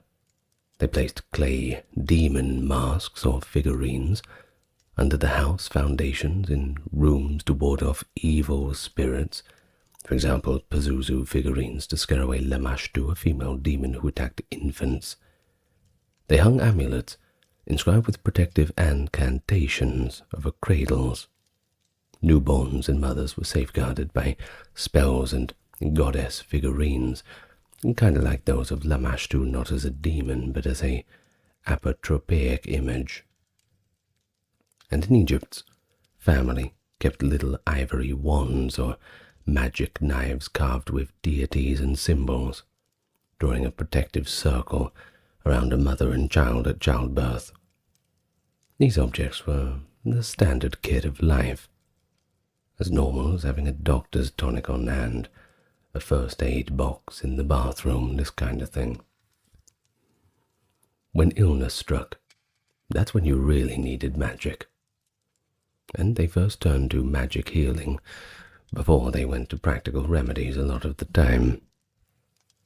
An Assyrian with a mysterious sickness might suspect a curse, so an Asibu would perform a ritual in the home. This involved incense, libations, and recitations to expel the affliction. The patient might wear a charm afterwards inscribed with a divine figure and a snippet of the spell for continued protection. Egyptians famously integrated magic into medicine. The Immerse papyrus from 1550 BC is a medical text containing dozens of spells to be said while applying treatments. For example, a remedy for asthma says to breathe in a mixture of herbs, while an incantation is spoken to the 7 divine cobras to open the bronchial tubes. The logic was pretty holistic. Physical and spiritual aspects treated alongside each other. In the workplace and economy, magic also had a role. Miners in Roman Egypt invoked Bes, a protective deity, to safeguard them in the dangerous mines. Merchants might wear a mercury amulet for luck and eloquence in trade. Farmers in all cultures practice a kind of low magic, uttering blessings over seeds, using scarecrows or figurines with apotropaic markings in the fields, and performing little rituals to encourage rainfall. And at the same time, they feared the evil eye, the idea that envy or ill will could cause real harm to their livestock or children. To counter this, people in Greece and Rome wore eye-shaped pendants or phallic charms to divert the malign glance. Pliny the Elder records that even Roman generals would have a phallic amulet hung on their triumphant chariot to ward off the envy of the onlookers. Love and family life offered prime occasions for magical help too. Throughout the Mediterranean, individuals resorted to love spells and erotic magic to either attract a desired partner or rekindle an old passion. We find Egyptian love spells promising to ignite the heart of a woman like a torch. And then we have Greek binding spells, intended to prevent a rival from consummating a marriage. In a way, these are ancient counterparts to love potions in fairy tales when you think about it. Sometimes they were benign, where a charm of 2 love gods embracing, other times pretty cruel, curse a suitor to lose his virility. Fertility magic was another common need. Barren couples in Mesopotamia might seek a charm or plea to Ishtar for a child. Celtic lore suggests rituals involving holy wells and special herbs to promote conception. Divination was a routine practice for many, and not just kings. A Babylonian businessman might consult a diviner on which way to start a journey, watching the pattern of oil drops in water for an omen. A Roman might cast lots by shaking marked sticks or bones in a container and interpreting how they fell. In the European Celtic world, simple methods like listening to the fall of acorns or the shapes of clouds were employed on holy dates to get a few hints about the future. Dream interpretation, too, was a democratic form of divination. Manuals for interpreting dreams existed in Egypt and Assyria, so that anyone could look up what seeing a snake or flood in a dream actually meant. Magic was also present in legal and political spheres, albeit somewhat covertly. We have letters from ancient Mesopotamia where officials accuse each other of employing witches or curses in court intrigues. In Rome, electoral candidates occasionally were rumored to use sorcery to eliminate opponents or win favor, for instance, by enchanting the populace. This was, of course, frowned upon. It's not the typical way of winning elections. But the fact that rumors existed speaks to how people thought magic could influence even state affairs. And finally, death and the quest for an afterlife was certainly as drenched in magic as anything else. Nowhere is this more clear than in ancient Egypt, where every tomb was effectively a fortress of magic spells. Mummies were interred with scrolls or walls painted with spells to guide their soul.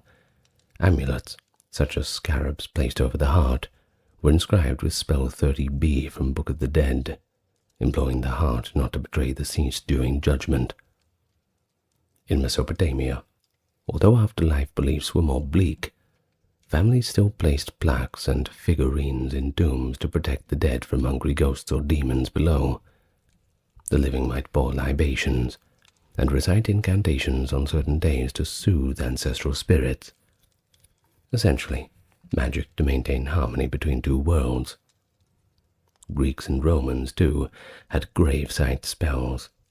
Curse tablets show up in graves, not just to harm the dead, but to often enlist the dead spirit to carry out a curse, the logic being that a restless ghost might be persuaded to coerce or haunt somebody.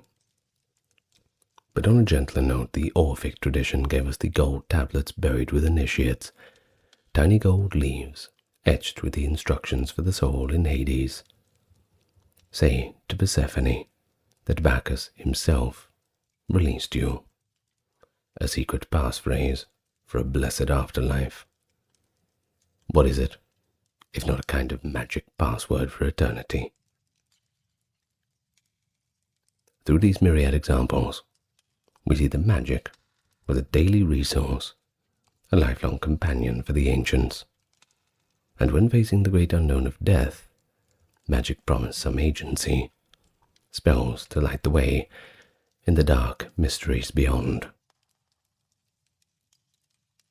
From prehistoric shamans to the cusp of the Roman Empire, the tapestry of ancient magic and witchcraft is one of astonishing diversity.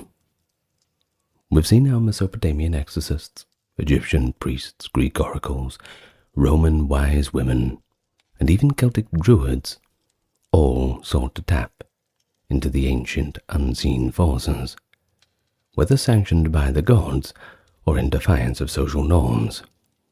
To the ancients, the world was alive with spirits, and magic was essentially the art of negotiating with them, be they gods, ghosts, demons, or elemental powers. One cannot help notice but our primary sources close to the time bring these practices to life best. A line of Hammurabi's Code exposes the Bronze Age fear of spells. A Demosthenes speech throws light on a witch trial in classical Athens. A lead curse tablet whispers the grudge of a common Roman. Documents like this, which we've used today, ground our understanding in real experience, rather than later imagination. But still, the line between history and legend in ancient magic is going to remain blurry. For those legends were believed. When a Roman general believed a druid's prophecy, or an Egyptian peasant inscribed a few hieroglyphs on a potsherd to ward off harm, they acted on the same impulse, to enlist the supernatural in the very tangible struggles of their daily life. So in the end, our journey through ancient witchcraft and magic reveals a world that's not so alien to our own. The context and cosmologies differ, of course, but the fundamental drivers, hope, fear, curiosity, the desire for control over one's fate, they're utterly human and timeless. The academic in us analyzes the spells and the laws, sure, but the storyteller is fascinated, and at times awed by the creativity and daring of these early people. And so our time today comes to an end, and as you leave this video and return from the lamplit temples and the old groves of our ancestors, consider how the legacy of ancient magic lives on. In our languages, alchemy, magic, enchantment, in our literature and fantasies, even in our subconscious, rituals for luck and love are still there, We're not so far removed from those Mesopotamian sorcerers and Celtic druids, crossing our fingers behind our backs, hoping and praying. The ancient world's witches and wizards have cast a long spell across history, and it still captivates us today. Italy. It's hard to imagine it without Rome. But before Rome came along, there were the Etruscans, a mysterious and ancient civilization.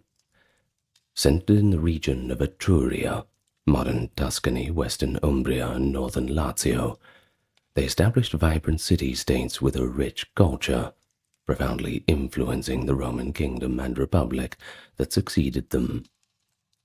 Classical authors recognize the Etruscans as early rulers and cultural benefactors of Rome.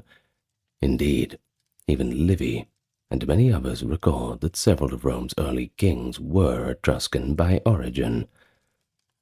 So why not come with me and trace the Etruscans' development from their mysterious origins to the formation of their city-states, through their political and economic zenith, and to their military struggles and eventual assimilation. Along the way, we'll take a look at their governance and legal institutions, artistic achievements, their trade networks, linguistic legacy, and even a little bit about their religious rites. Well, we'll see by the end that all of these facets of Etruscan civilization certainly left a permanent mark on Roman culture. All assertions, of course, are supported by primary sources and reputable historical analysis.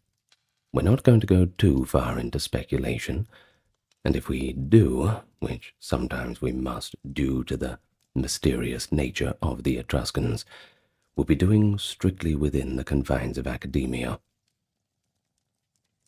So, just briefly, the chronology of Etruscan civilization spans roughly from the 9th to 1st centuries BC, and that's what we'll be talking about. During the Villanovan period, that's around 900 to 750, a Proto-Etruscan culture emerged from the Bronze Age Urnfield tradition in Italy. In the subsequent Orientalizing and Archaic periods, 750 to 500, Etruscan city-states took shape and prospered through trade and cultural exchange with Greeks and Phoenicians, along the way developing advanced arts, governance, and religion. Then we'll discuss the Classical period, the 5th and 4th centuries, which saw the Etruscans confronted by growing external pressures, the Greek colonies, the Gallic incursions, and of course the early expansion of Rome, leading to territorial contraction and political decline. By the Hellenistic period, 3rd to 1st centuries BC, Etruscan cities were gradually absorbed by the Roman Republic.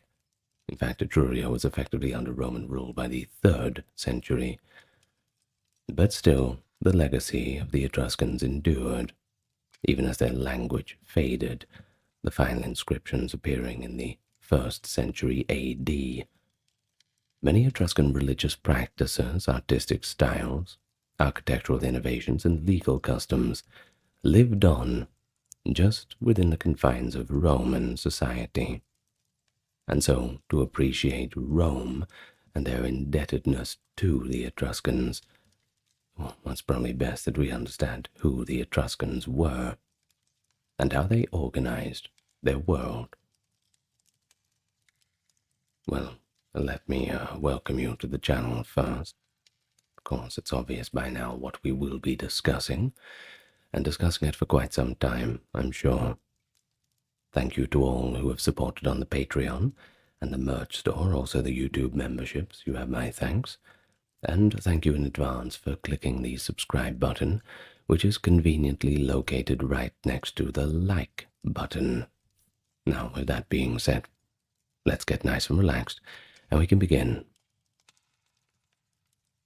Well, let's begin in the early times, that aforementioned period between 900 and 750, that is the Villanovan period. The origin of the Etruscans has long been a topic of fascination and debate. and I dare say will continue to be so for quite some time. The ancient writers preserved divergent theories. Herodotus, writing in the 5th century BC, recorded a legend that the Etruscans, whom the Greeks, by the way, called Tyrrhenians, were migrants from Lydia in Asia Minor.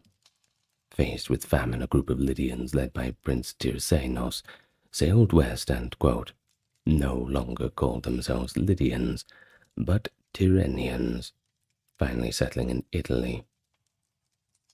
By contrast, the Roman historian Dionysius of Halicarnassus, writing in the 1st century BC, so some 400 years later, argued the Etruscans were autochthonous, the indigenous people distinct from any known group, with a unique language and culture, a view more consistent with modern archaeology. Well, today we have a scholarly consensus based on archaeological continuity, and that is that the Etruscan civilization developed locally from the Proto-Villanovan Iron Age culture, the age preceding them, about 1100 to 900 BC in Tuscany and northern Lazio. Evidence from cemeteries and material culture shows a gradual evolution rather than an influx of foreign populations. For example, the earliest Etruscan sites around 900 BC already exhibit distinctive burial customs. We're talking about very richly furnished cremation urns placed in well-organized necropolises that grew out of preceding local traditions, of course. And so by the early Villanovan period, these communities began to accrue wealth from metalworking and agriculture. Etruria was blessed with an abundant resources of metal, especially iron from the island of Elba, and copper, tin, and other metals in its hills. Archaeometallurgical evidence, that's a big word, suggests that even in this formative era, the inhabitants were exploiting metal deposits and engaging in trade. Villanovan trade networks linked Etruscan proto-cities with distant regions. Archaeologists in our modern times have found early Etruscan Bronze Age goods as far afield as Sardinia, the Balkans, and even the Aegean, and that certainly provides a lot of evidence that their trade networks were long. After all, they had all the good metals, and that goes a long way. The market is broad. Notably, bronze fibulae, or clasps of Italian make, have been discovered in Greece and the Near East, indicating contacts well before 800 BC. Exchanges like this accelerated cultural development and social stratification in Etruria. By the 8th century BC, Greek seafarers, especially Euboeans from the colony of Pithecusae on Ischia, and Phoenician merchants were regularly visiting the Etruscan ports. They came for metal ores, and they offered exotic goods in return. It was a fair deal, good for everyone involved. Now this catalyzed an orientalizing period from 750 to 625 in Etruscan art and society, a time when Eastern Mediterranean motifs and luxuries, that is, engraved ostrich eggs, carved ivories, things like this, began to flood Etruria. Excavations of Etruscan tombs from the 7th century, etc. at Ve, Care, and Tarquiania, reveal imported Greek pottery, Egyptian scarabs, and Levantine jewelry, alongside locally produced items, attesting to Etruria's integration into broad Mediterranean trade networks. During this early period, the Etruscans had begun developing their writing system, which would become one of the most significant contributions to Rome. Sometime around 750 BC or thereabouts, they adopted a version of the West Greek alphabet, brought to them by Greek colonists in Italy, and with a few little tweaks, a change here and there, adapted it to their own language. Now, the Etruscan alphabet, written typically right to left, by the way, is very close to the archaic Greek alphabet of Euboea, including letters like F, diagamma, and X, which the Latin later borrowed. Indeed, Latin alphabet is directly derived from the Etruscan script, by the way. Romans learned writing from the Etruscans in the 7th century BC, and countless Etruscan inscriptions, over 13,000 actually, survive on tombs, poetry, and artifacts. We have so many of them. Well, although the Etruscan language is non-Indo-European, and our understanding of it is a little bit lacking, scholars have identified many loan words that passed from Etruscan into Latin. For instance, the Latin word persona, that is person or persona indeed in the modern vernacular, originally meaning a theatrical mask, derives from the Etruscan versu, mask. Other Latin terms with probable Etruscan roots include sateles, attendant or satellite, perhaps from the Etruscan satnal, and even populus, people, which intriguingly may relate to the Etruscan god Fufluns, though the connection is debated. The very name Roma appears in Etruscan inscriptions as Rumma, with the cognate form Rumma X meaning Roman, suggesting that the city's name was known in the Etruscan tongue. Such linguistic vestiges show the close interplay between early Rome and the older Etruscan neighbors. Well, now moving on to when things really start to get in motion. And so, by the 8th and 7th centuries BC, the Etruscans were forming urbanized city-states, independent, fortified, each ruling over surrounding territories. It was really starting to look like something by this point. Not just a bunch of villages and huts, but walled fortresses. That's when you know you have a civilization propping up.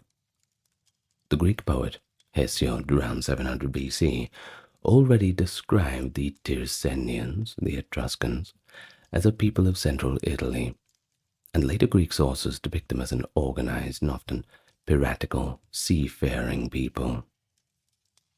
The heartland of Etruria contained a dozen or more major cities, which later Roman tradition referred to as the League of the 12. Though the exact membership is uncertain, the League likely included such cities such as Tarquiania, Veii, Caestra, Cleves Perugia, and many more. These cities shared a common language and a religion, and met annually at a holy sanctuary, the Fanum Voltumane, near Volsini, for religious festivals and mutual council.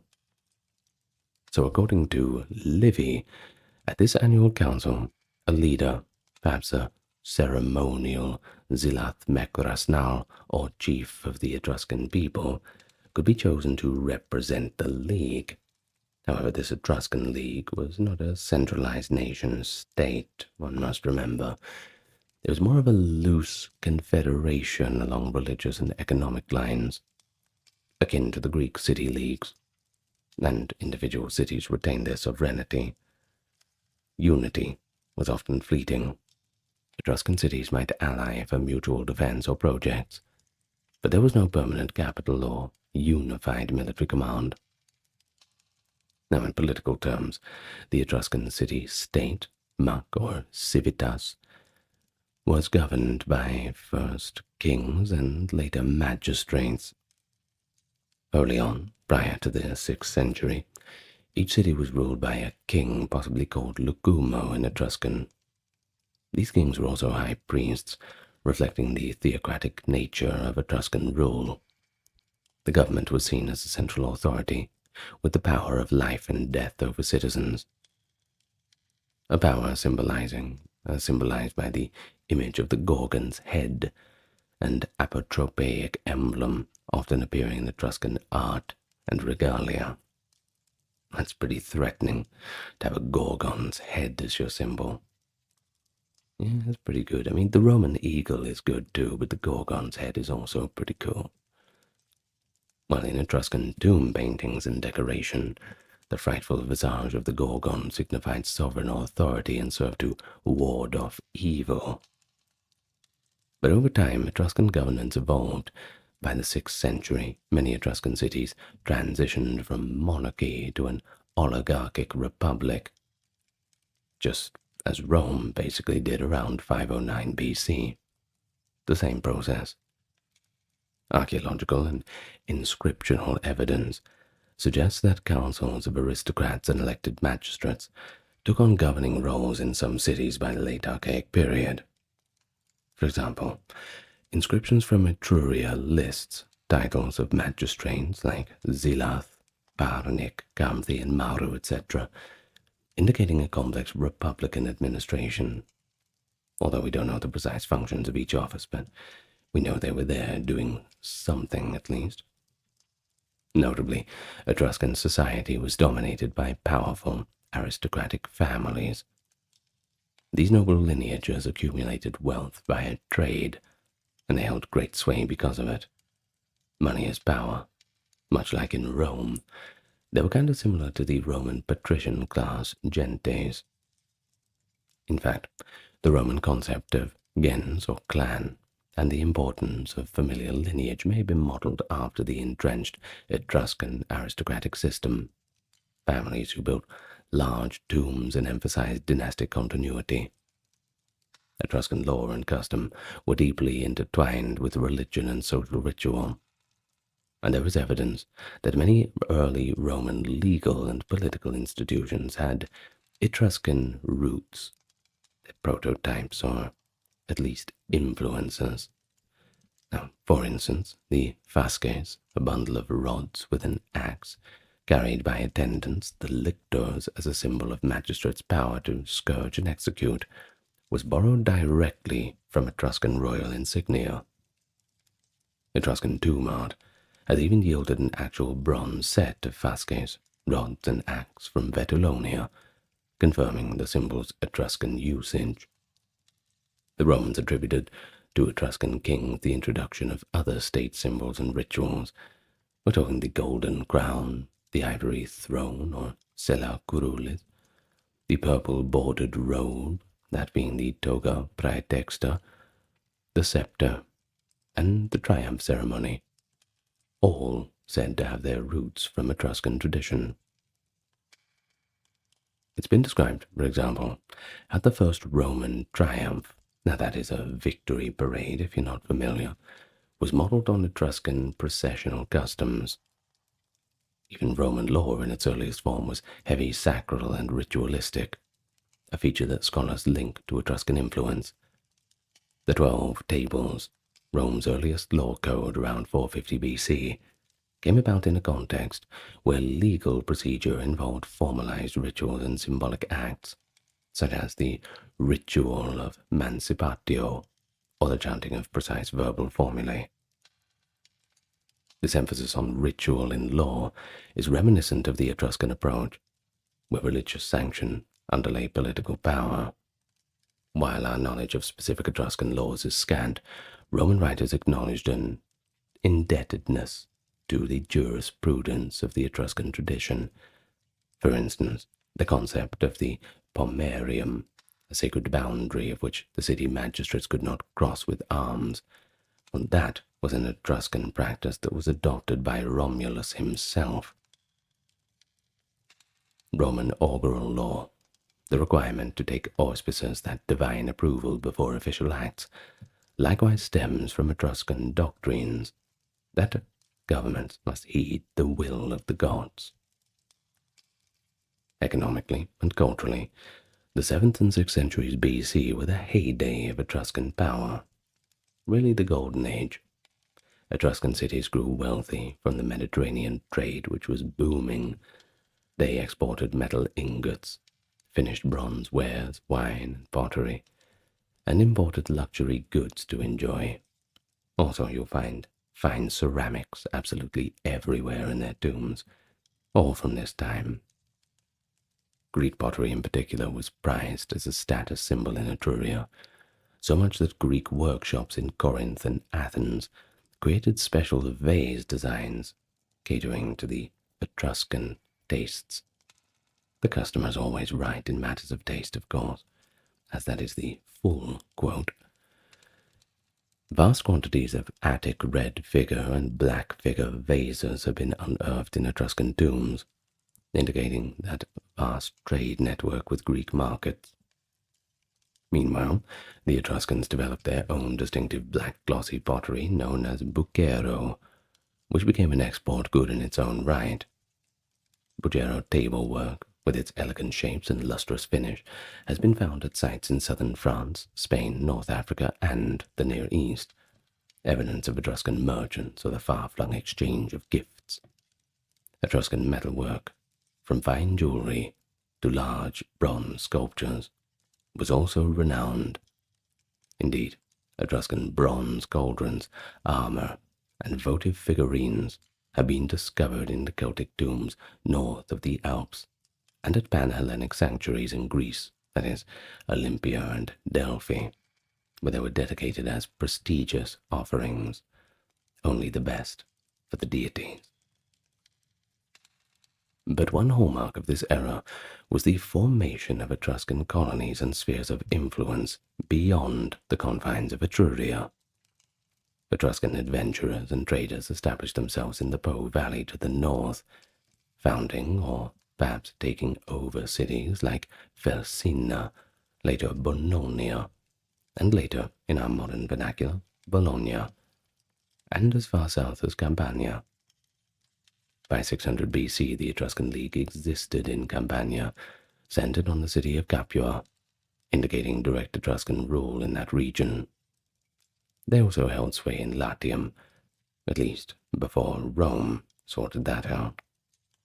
Many of these expansions were likely driven by the search for metals, arable land, and trade routes, as well as strategic alliances, for example, with Carthaginians against the Greeks. And now we arrive to the Archaic period, during this time between 6 and 500 BC, where Etruscan culture produced extraordinary art and architecture, the majority of it with religious or ceremonial purpose. Etruscan art is especially known for its vibrant wall paintings, intricate metalworking, and terracotta sculpture. Unlike the Greeks, the Etruscans did not often carve large statues in stone, despite the fact that they had access to quality marble. If you ask me, it's a bit of a waste. They should have used it. Oh well. But instead, they excelled in terracotta sculpture, creating life-size statues that adorned temples and tombs, and also in bronze casting. Now, we do have a famous example of this, as the splendid terracotta statue of Apollo at Veii, that is around 500 BC, which once stood on the roof of the Portonaccio Temple. This stylistic now in the National Etruscan Museum, Rome, shows Apollo in dynamic motion, reflecting a blend of Etruscan vitality and Greek stylistic influence. While the Apollo of Veii, a painted terracotta statue about 5'10" tall, originally stood on the temple roof, it exemplifies Etruscan archaic art, with a stylized smile and almond eyes similar to the Greek Kouros figures, yet it was rendered in terracotta rather than stone. Etruscan tomb paintings provide a vivid window into their life and beliefs too. In sites like Tarquinia,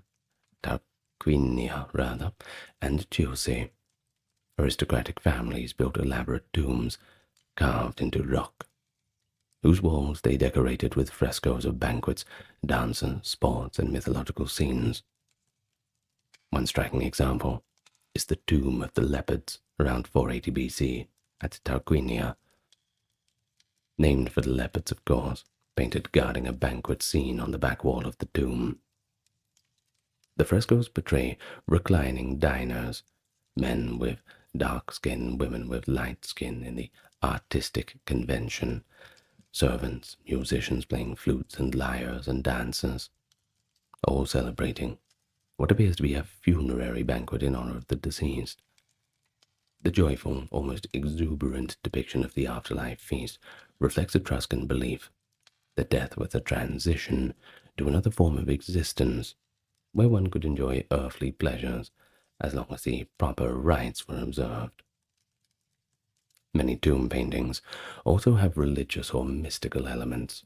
For instance, tombs at Tarquinia show scenes of augury, or a figure called the Fersu, masked man in a ritual game that might be an early form of gladiatorial combat performed at funerals. These funeral games, which the Etruscans held to honor the dead, are believed to be a direct precursor of the Roman gladiatorial games, later staged in the Great Colosseum. A Tarquinian tomb painting found in the 6th century, the Tomb of the Augurs, it is called, actually depicts two men engaged in wrestling or boxing as part of a funeral ceremony. Romans themselves acknowledged that their munera, gladiatorial shows, began as Etruscan funeral rites adopted by the early Romans. And the design of Etruscan temples and cities also had lasting influence. Etruscan temples, as described by the Roman architect Vitruvius and evidenced by excavations, differed from Greek temples in several ways. They were typically built on a high podium, with a deep front porch, and had a mostly wooden superstructure with terracotta decorations, and were arranged with a clear frontal orientation, that is, steps only at the front.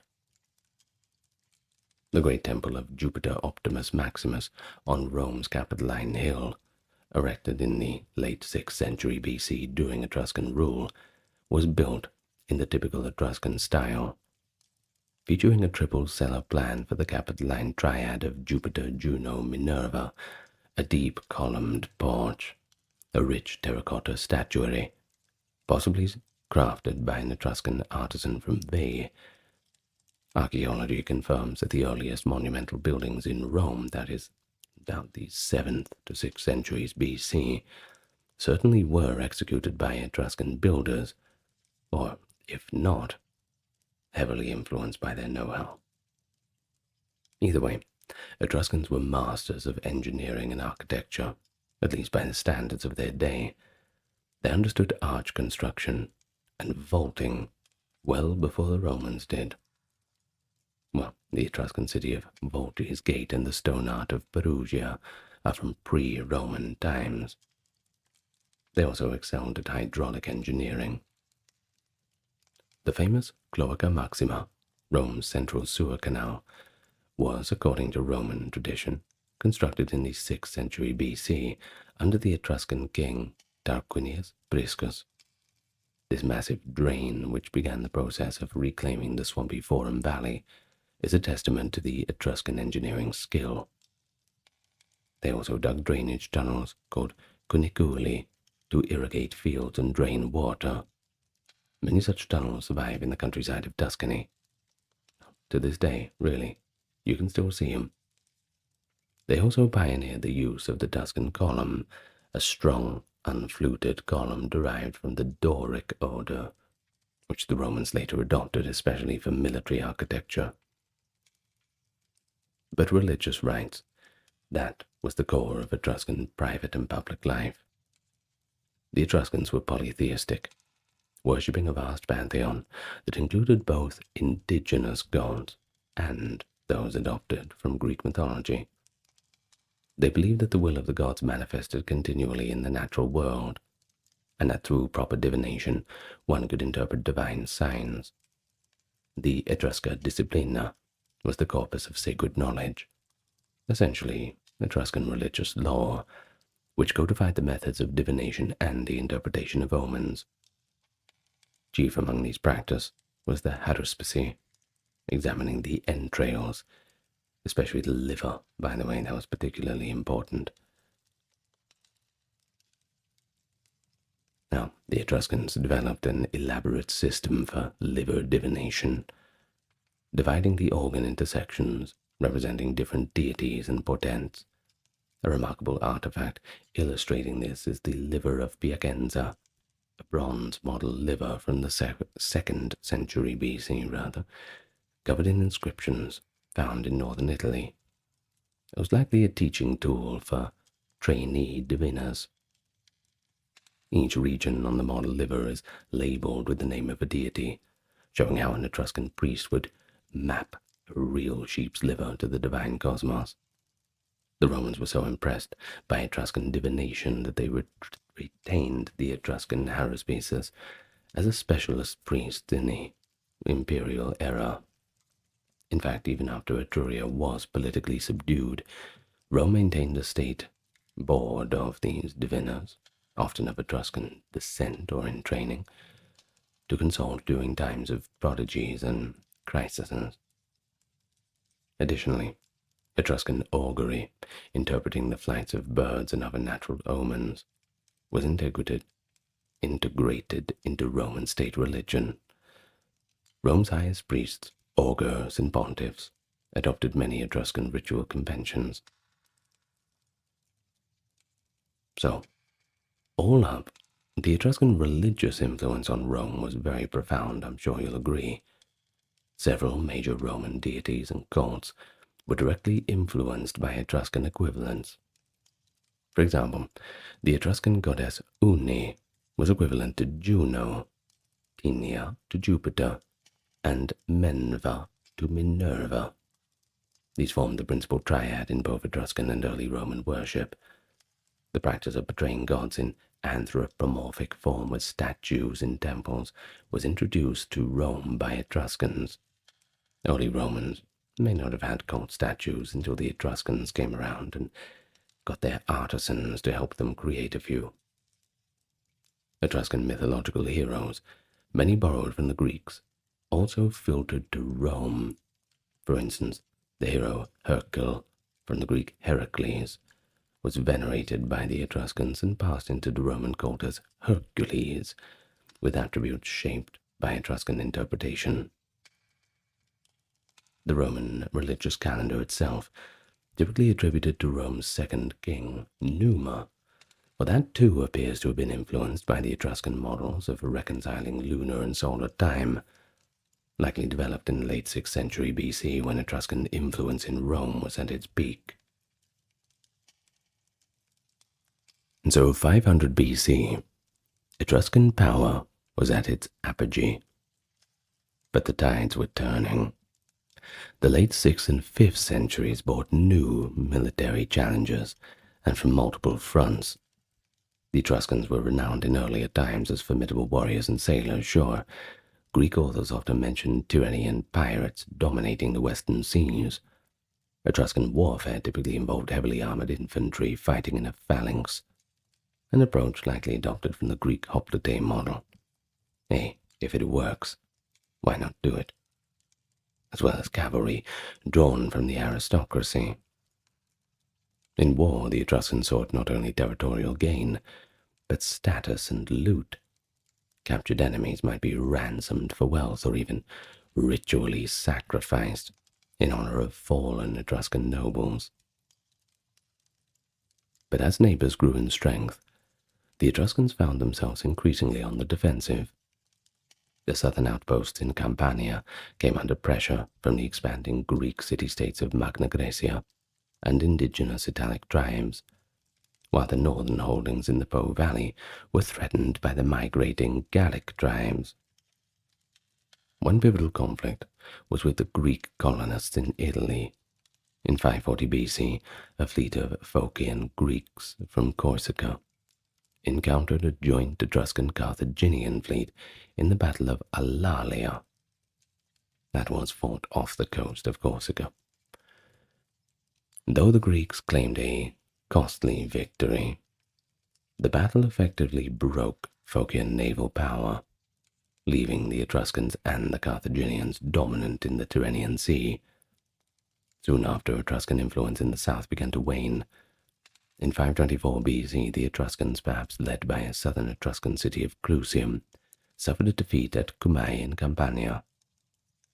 A generation later, in 474, Hiero of Syracuse won a decisive naval victory over the Etruscans at the Battle of Cumae. This battle crippled the maritime power of the Etruscans and ended their control over Campania. The Etruscan city of Capua fell to the Samnites, another Italic people, very soon after. Greek and Roman sources typically portray this as a turning point. The rich Etruscan coastal cities would no longer shield their trade or colonies from Greek retribution. Etruria's loss of access to the southern markets dealt a blow to its economy. Things were certainly going to get worse from here. Similarly, the Etruscans faced invasions in the north. Around the end of the 5th century BC, that is around 400 BC, bands of Gallic Celts crossed the Alps into the Po Valley, sacking the Etruscan settlement of Melpum and threatening many others. Etruscan control over the fertile Po plain, that is the Padanian Etruria region, rapidly disintegrated under Gallic pressure. By the early 4th century, the Etruscans had lost cities like Felsina, which the Gauls renamed Bononia. It's now the city of Bologna. So I wonder, is it an Italian city, or is it a Gallic city? Now that's a matter of debate.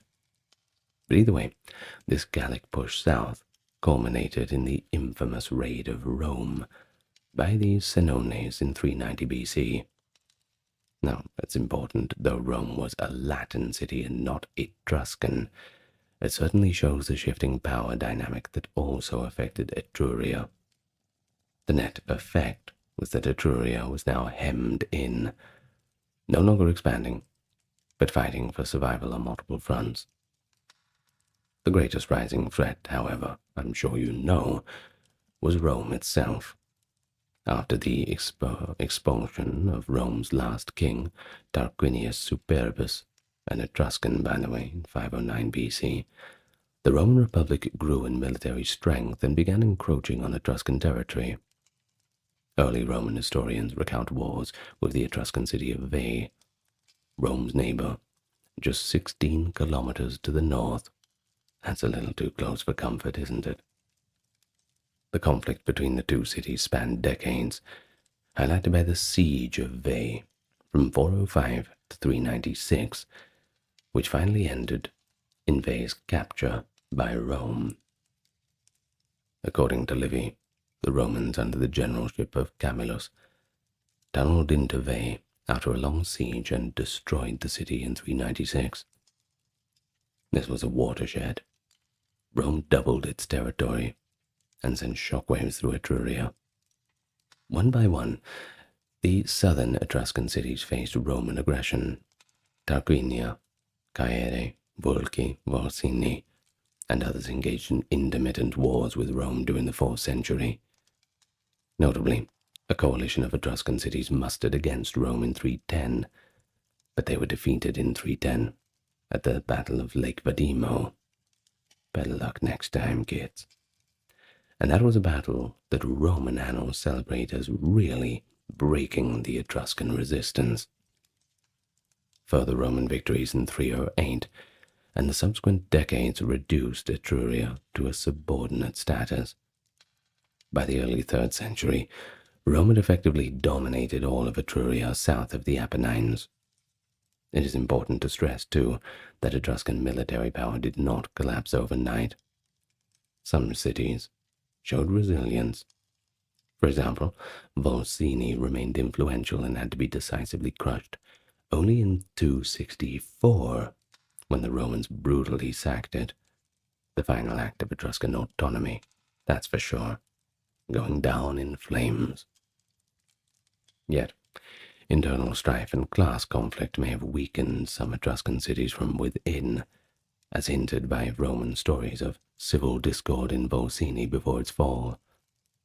After the Roman victory in the Samnite Wars, where some Etruscans allied with the Samnites and Gauls against Rome, only to be defeated in 295 at Sentinum, Etruria's fate was effectively sealed. The once proud Etruscan League cities were gradually Romanized, forced to cede land, sign treaties, and ultimately, by 90 BC, accept Roman citizenship in the aftermath of the Social War. By 27 BC, with the establishment of the Roman Empire, Etruria was formally merged into the Roman system. Despite military subjugation, Etruscan contributions to warfare and armaments were not forgotten. The Romans adopted and adapted Etruscan military technology over time.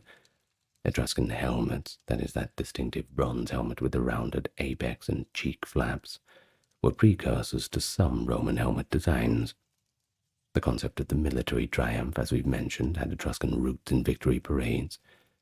Roman military camps and colonies may have drawn on Etruscan surveying techniques. The Etruscans were certainly skilled in laying out cities on orthogonal planes. The excavated Etruscan town of Marzabotto is laid on a grid aligned to cardinal directions, which prefigures the rigid grid of Roman colonial towns. Tactically, while the Romans ultimately shifted to manipular legions, early Republican Rome's army was essentially a hoplite phalanx, influenced by Etruscan and Greek methods. Indeed, Rome's very military terminology shows traces of Etruscan language. The Latin word miles, soldier, might derive from an Etruscan word or concept, and military itself, by a Latin militaris, is possibly linked to that.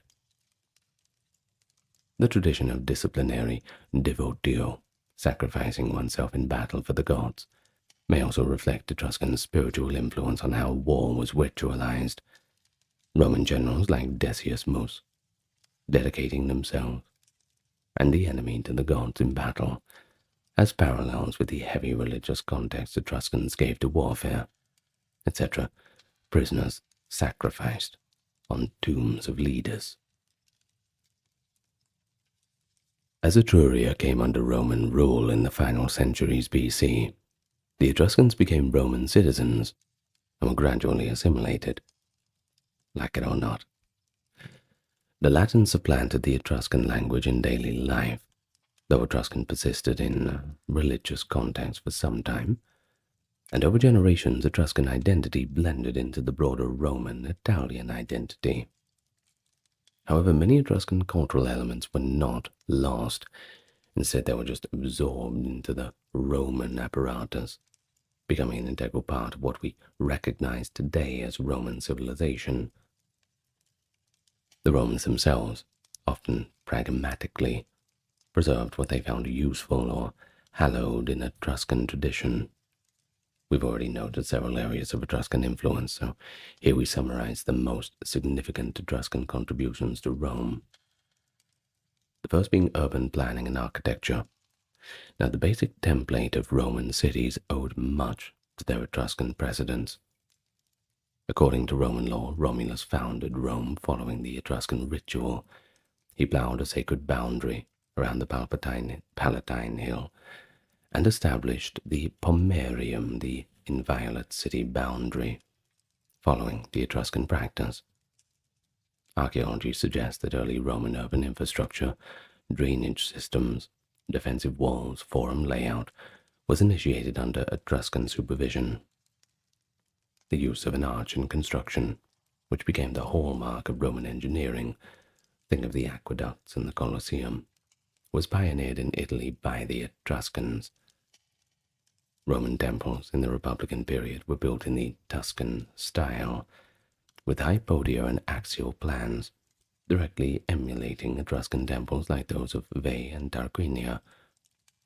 The Capitoline Temple in Rome, its massive scale and triple cellar design, set a pattern for the later Roman temple architecture, all thanks to an Etruscan blueprint.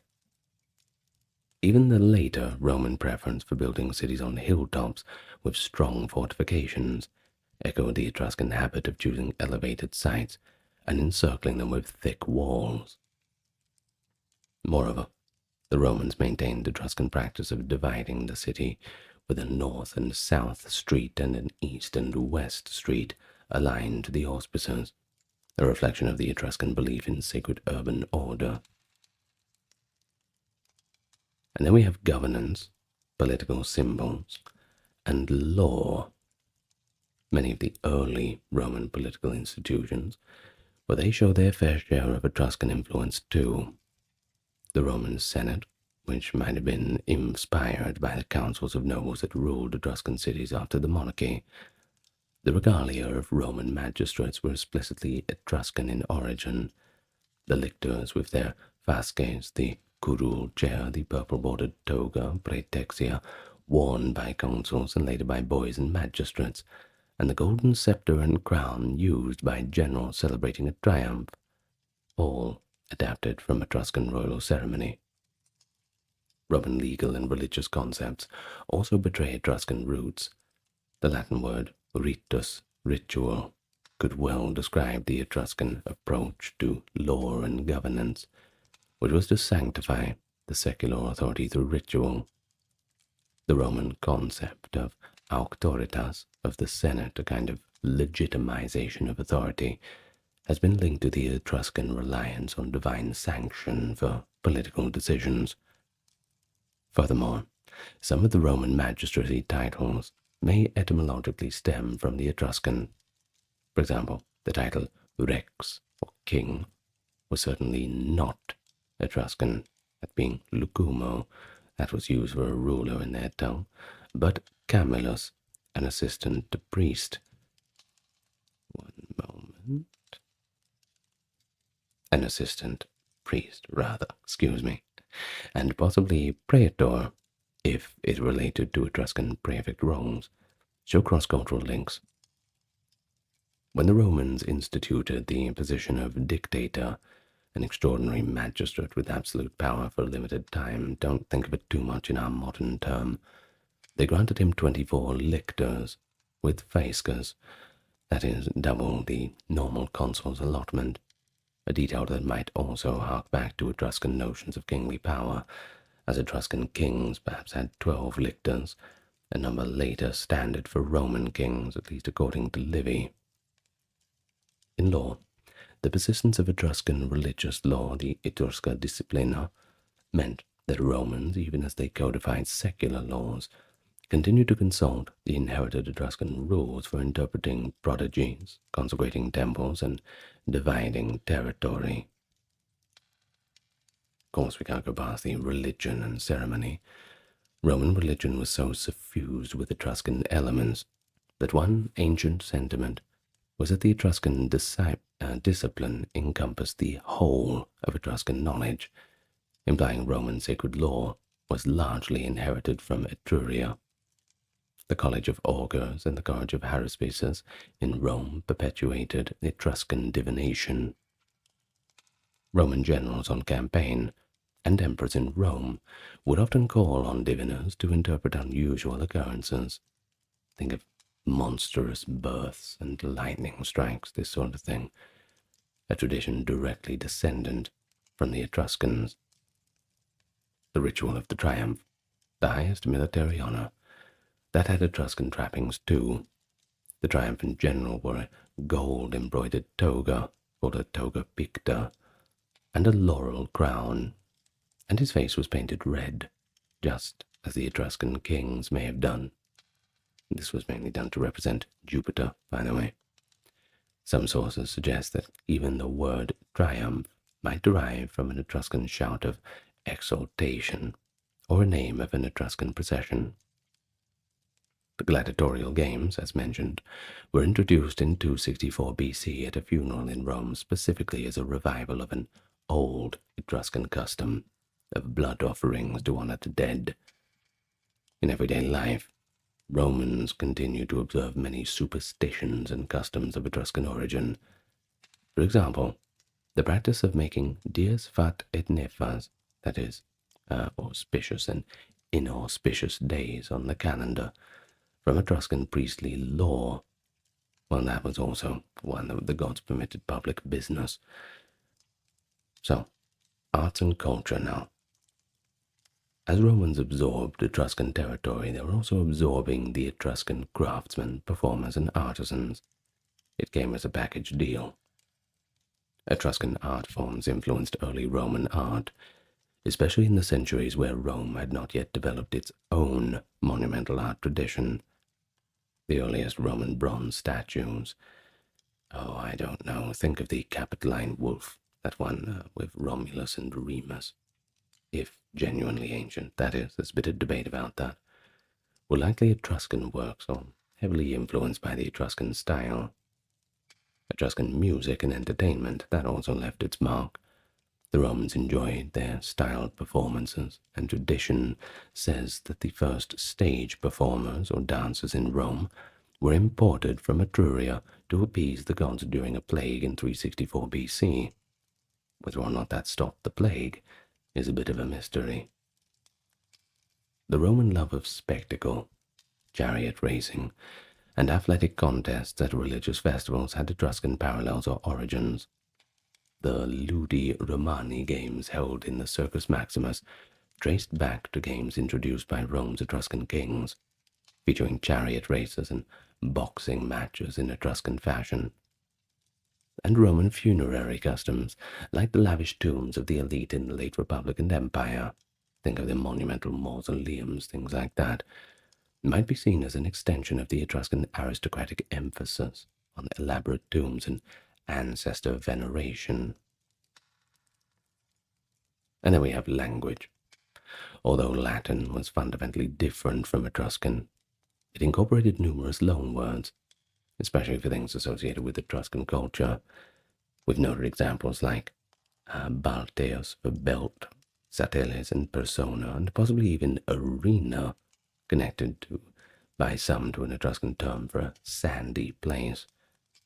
The names of two of the three original Roman tribes, the Ramnes and Luceres, appear to be Etruscan words, perhaps Rasna, or related to Rusna, meaning Etruscan people, and Lucumo, meaning chief, respectively. This hints that the early Roman population had an Etruscan component, or at least Etruscan nomenclature, in its organization. The Roman onomastics, many family names, gentes, were of Etruscan origin. For example, the Semproni, Pomponi, Claudi, etc.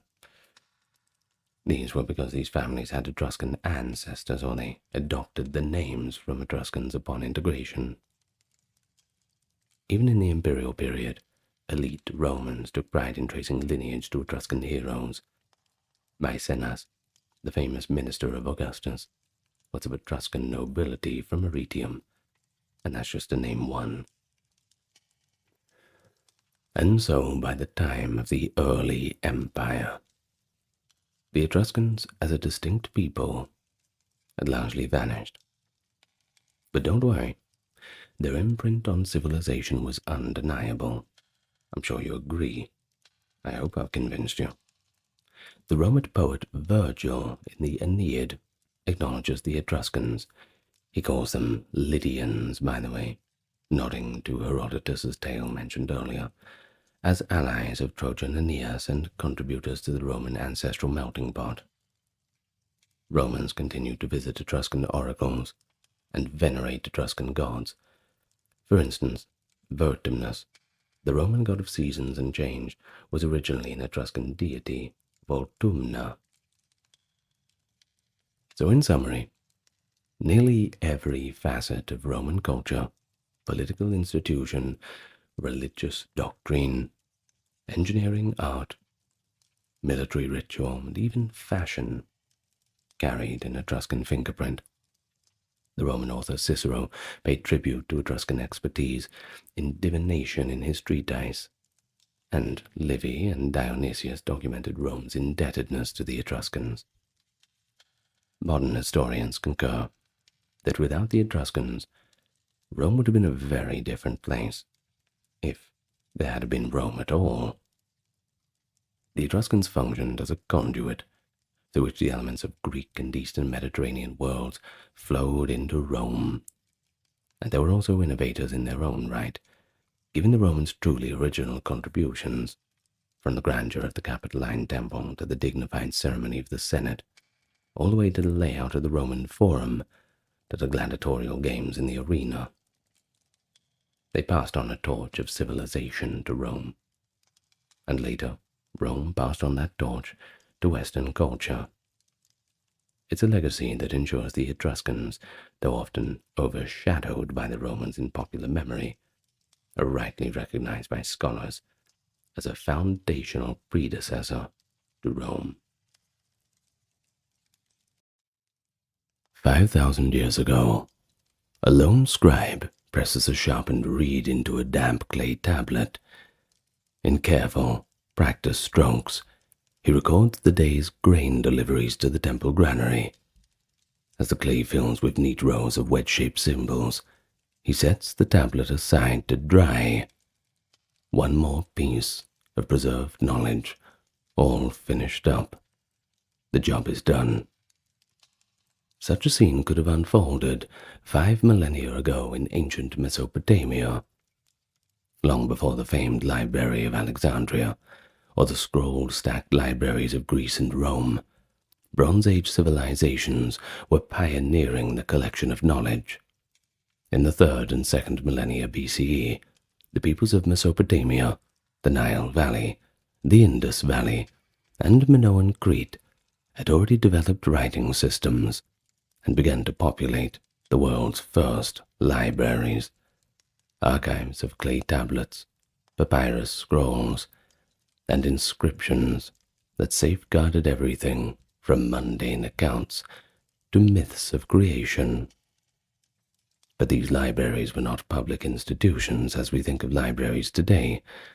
They were rather repositories of collective memory, temple collections, royal archives, scribal workshops, where human thought was preserved for future generations. The story of the first libraries is a journey into the very dawn of writing itself, when humanity learned how to make words last across time. And so today, it's all about how Bronze Age people collected and stored knowledge. We'll go through Sumeria, Babylonia, Egypt, all the old scribal schools, and Indus Valley merchant offices too, Minoan palace storerooms, and beyond. And we'll see how the invention of writing, cuneiform wedges, hieroglyphic signs, enigmatic Indus symbols, and even linear A strokes lost to time enabled information to be recorded for posterity. By the end, I think we'll appreciate how these Bronze Age knowledge centers, certainly modest in form, yet monumental in legacy, laid the foundation for humanity's enduring pursuit of learning. And that's why you're here, isn't it? The pursuit of learning. I hope so. Let me welcome you first. If you're a newcomer, it's good to meet you. Truly. If you're coming back, it's good to see you again. Thank you dearly to those supporting on the Patreon, and those who took the time to check out the merch store. And thank you in advance for clicking that subscribe button, which is right next to the like button.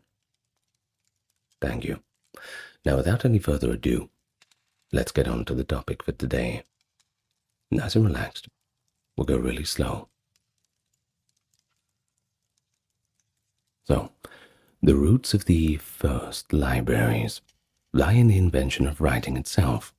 That only makes sense, doesn't it? During the early Bronze Age, we're talking late 4th to early 3rd millennium BCE, multiple civilizations independently developed writing systems as a means to record information. In Mesopotamia, that is the land between the two rivers, the Tigris and Euphrates, the Sumerians invented cuneiform writing around 3400 to 3200 BC. Cuneiform began as a pictographic marks and numerical impressions left into clay tablets mainly to track goods and transactions. Boring stuff, accounting. But over time, these symbols became a bit more abstract and even syllabic. capable of recording complex language. Little by little, it was changing. But Mesopotamia wasn't the only advanced civilization for that time. In ancient Egypt, a wholly separate writing system was taking place. Hieroglyphics. They emerged around 32 to 3000 BC. That's 3200 to 3000 BC, as evidenced in the inscribed tags and pottery from the tomb of proto-dynastic rulers. Egyptian hieroglyphs were sacred pictorial characters used on monuments. You know the ones. But there was also a cursive derivative called hieratic that was developed for everyday writing on papyrus. It's not as well known, but you'll probably recognize it if you saw it. But writing was by no means a Mediterranean phenomenon. Far to the east, the Indus Valley civilization, which flourished from 2500 to 1900 BC, created an interesting script of its own. Archaeologists have uncovered symbols of distinct Indus writing on sealed stones, pottery, and bronze tools.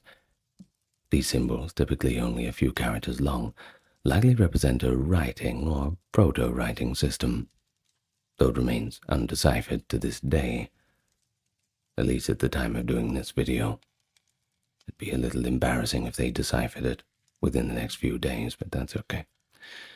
Well, in the Aegean, the people of Minoan Crete developed writing a little bit later. First, a set of pictographs, that is, Cretan hieroglyphs around 2000 to 1700 BC, and then a linear script in use by roughly 1800 BCE, that being Linear A. Now, Linear A is still undeciphered, but demonstrates that even in Bronze Age Europe, writing had taken root. It's just a shame we don't understand it yet. By around 2000 BC, multiple Bronze Age civilizations were fully literate, each using scripts tailored to their language and needs. That is not to say that the common people were fully literate, but the administration certainly was. Now you must remember, these early writing systems almost universally arose for pragmatic reasons only. No one in those early days was writing down big stories and all the rest, at least none that we've found. That would come a little bit later. They were chiefly used to facilitate administration, governance, and trade, record keeping, things like this. In Mesopotamia, early cuneiform tablets were essentially tools of the accountants. We've got tons of them, literally tons. Lists of grain deliveries, tallies of livestock, trade inventories, things like that.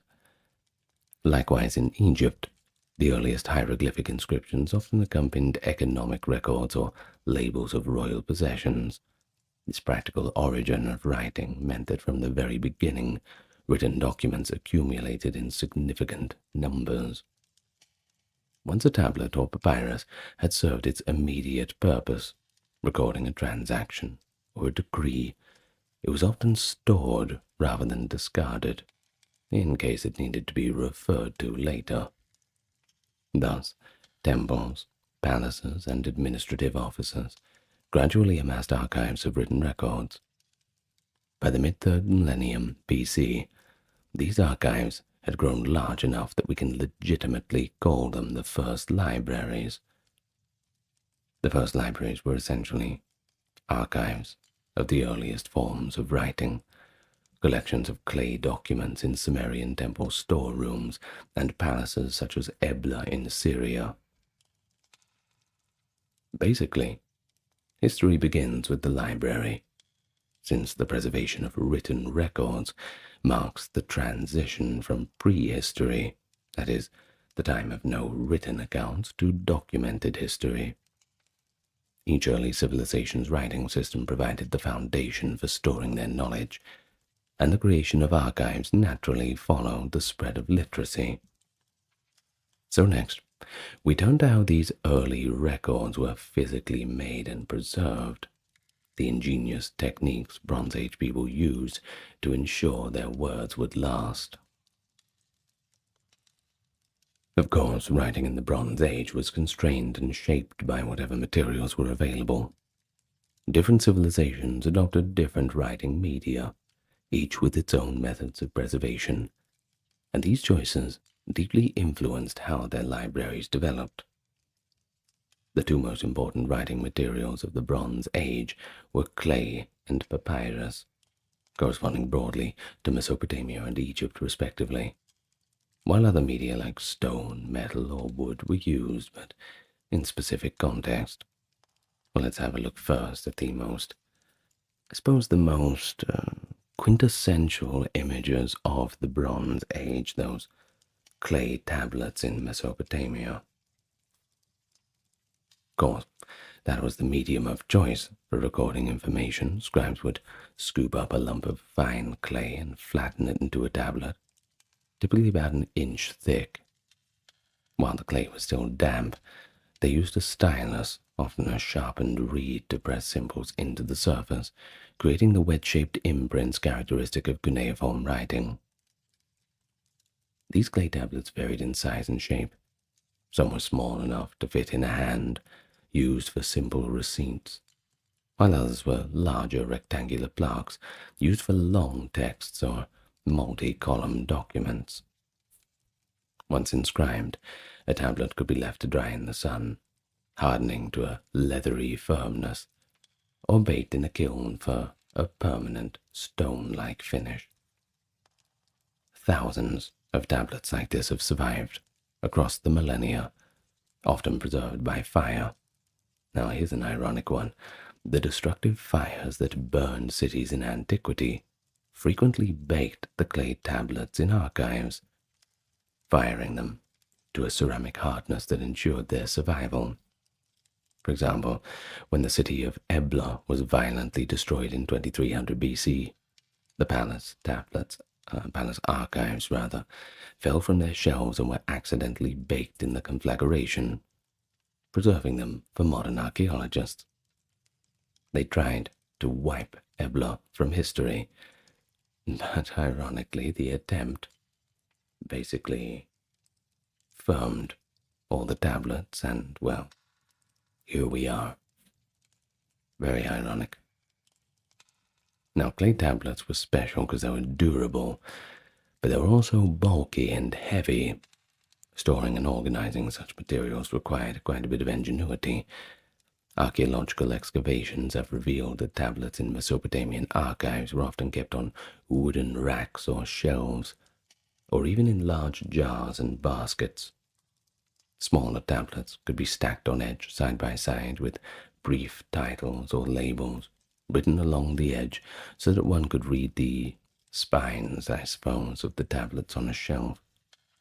Remarkably analogous to how modern libraries label book spines, if you think about it. Clay also allowed scribes to make envelope-like cases. For instance, a contract could be written on a tablet, then wrapped in an outer layer of clay, bearing a duplicate inscription, and sealed. An ancient security envelope, I suppose. The physical toughness of clay and the practice of archiving tablets in official centers meant that Mesopotamia's earliest libraries could endure for centuries. Indeed, clay tablets from over 4,000 years ago still legibly bear the handwriting of a Sumerian and Babylonian scribe, even to this day. And that's just amazing. Now on to ancient Egypt. They weren't really using clay. They had a different medium, papyrus.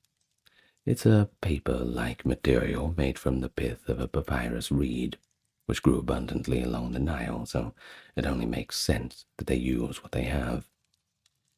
By the early Bronze Age, as 3000 BC or around then, Egyptians had learned to cut papyrus reeds into thin strips, and then press and dry them into sheets, and join the sheets into long rolls, creating flexible scrolls ideal for writing with pen and ink. The Egyptian scribes used brushes or reed pens dipped in carbon-based ink to write on papyrus. They usually wrote in cursive scripts, hieratic for most of the Bronze Age, later Demotic, rather than in the more formal hieroglyphs when using papyrus. Papyrus scrolls had significant advantages. They were light, portable, and could contain much more text than a single clay tablet. The scroll could be rolled up and tied with a small tag or ink label identifying its contents. This portability likely contributed to a broader dissemination of writing in Egypt. One scholar notes that switching from clay to papyrus helped spur a great increase in writing in later periods, and it's hard to argue with that. It's certainly a lot easier to transport them. Paper weighs a bit less than the clay tablets. But it wasn't all good news. Papyrus was also perishable.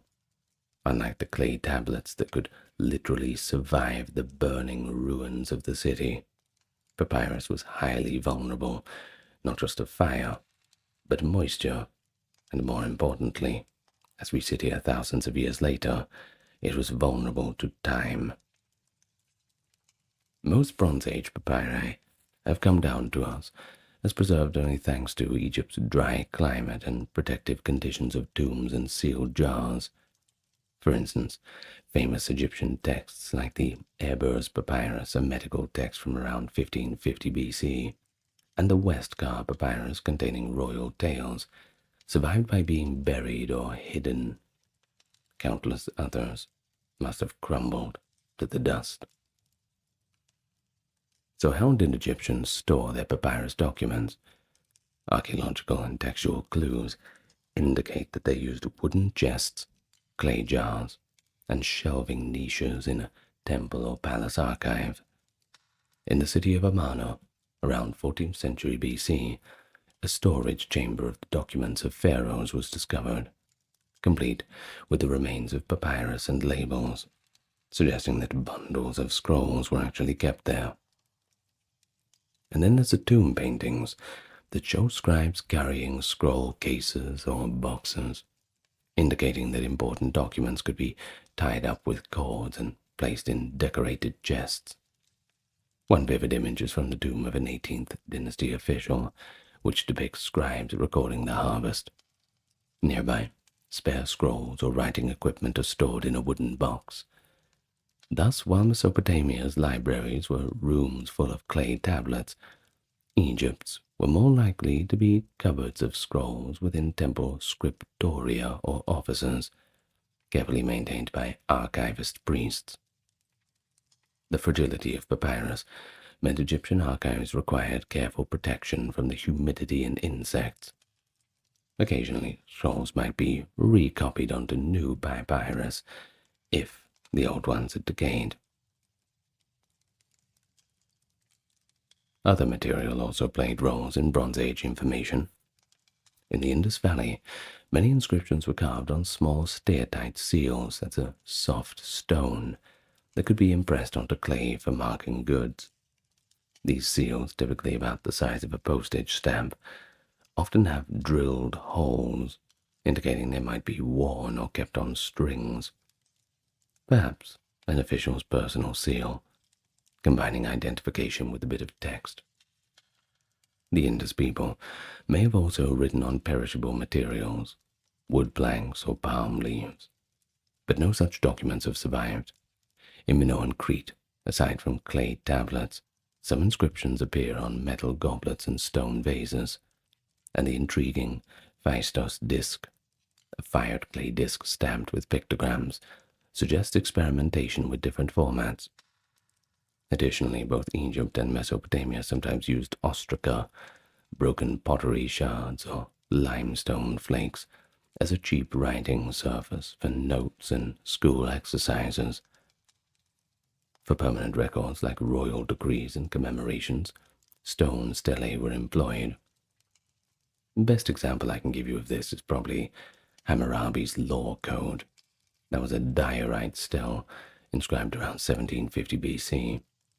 There were a few others, but this is the most recognizable. These stone inscriptions are not really libraries in themselves, but they often existed alongside the archives, and sometimes copies of the same text would be kept on clay or papyrus in an archive.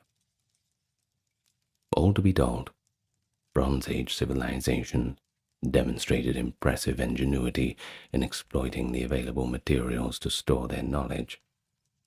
Whether incising damp clay, painting ink on reed paper, carving symbols into stone, they developed pretty robust techniques. And the techniques in turn influenced the form of early libraries.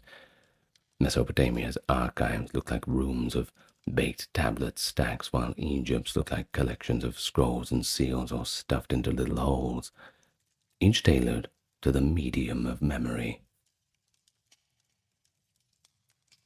But enough about the tablets. Who were the people behind the first libraries?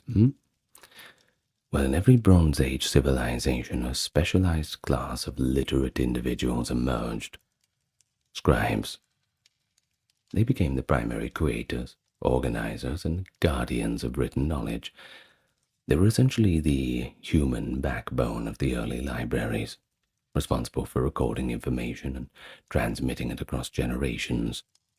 By virtue of their education and role, they often became scholars in their own right, studying and copying older texts, and contributing to a growing intellectual tradition. In ancient Mesopotamia, scribes were highly esteemed professionals. It was a good job, but becoming a scribe, that required an extensive education. In Sumer, by the early dynastic period, around 2500 BC, formal scribal schools existed. The Sumerians even had a word for such school, eduba, meaning house of tablets. Isn't that interesting? At the eduba, student scribes, typically young men from good families, and by good families I mean families who had enough money to send them to the schools, though occasionally women and even enslaved students could be trained. They spent years mastering the art of writing on clay. They started by molding their own practice tablets and learning to press consistent wedge shapes. The curriculum then advanced through copying lists of signs, vocabulary, proverbs, and model documents. One ancient Mesopotamian school text, known simply as School Days, which I think is funny, is a fictionalized dialogue in which a student describes his daily routine of memorizing and reciting lessons, and even recounts being caned by his teacher for poor work, only to win back the teacher's favor with gifts and a well-copied tablet. It's interesting and a little bit humorous, I think, written by a scribe about his daily scribal life.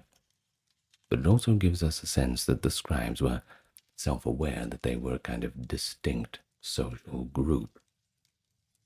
By learning to write, they became employable in temples, palaces, and merchant offices throughout Mesopotamia. Initially, their tasks were utilitarian, keeping ledgers and accounts, but over time, scribes also took on the copying of literature, the drafting of letters, the recording of legal codes, and the compilation of lexical and scientific knowledge. Many Mesopotamian scribes were bilingual, or at least trained in the archaic languages. For example, first millennium Babylonian scribes had to learn the extinct Sumerian language to read and copy the old texts. As the custodians of written heritage, scribes often apprehended colophons to tablets,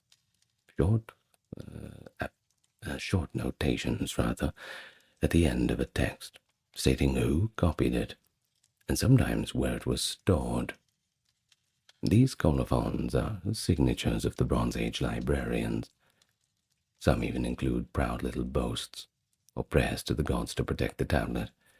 In one case we have a late Bronze Age Mesopotamian scribe named Amenadu. He left his name on a literary tablet, adding that whoever steals or damages it will incur the wrath of the gods.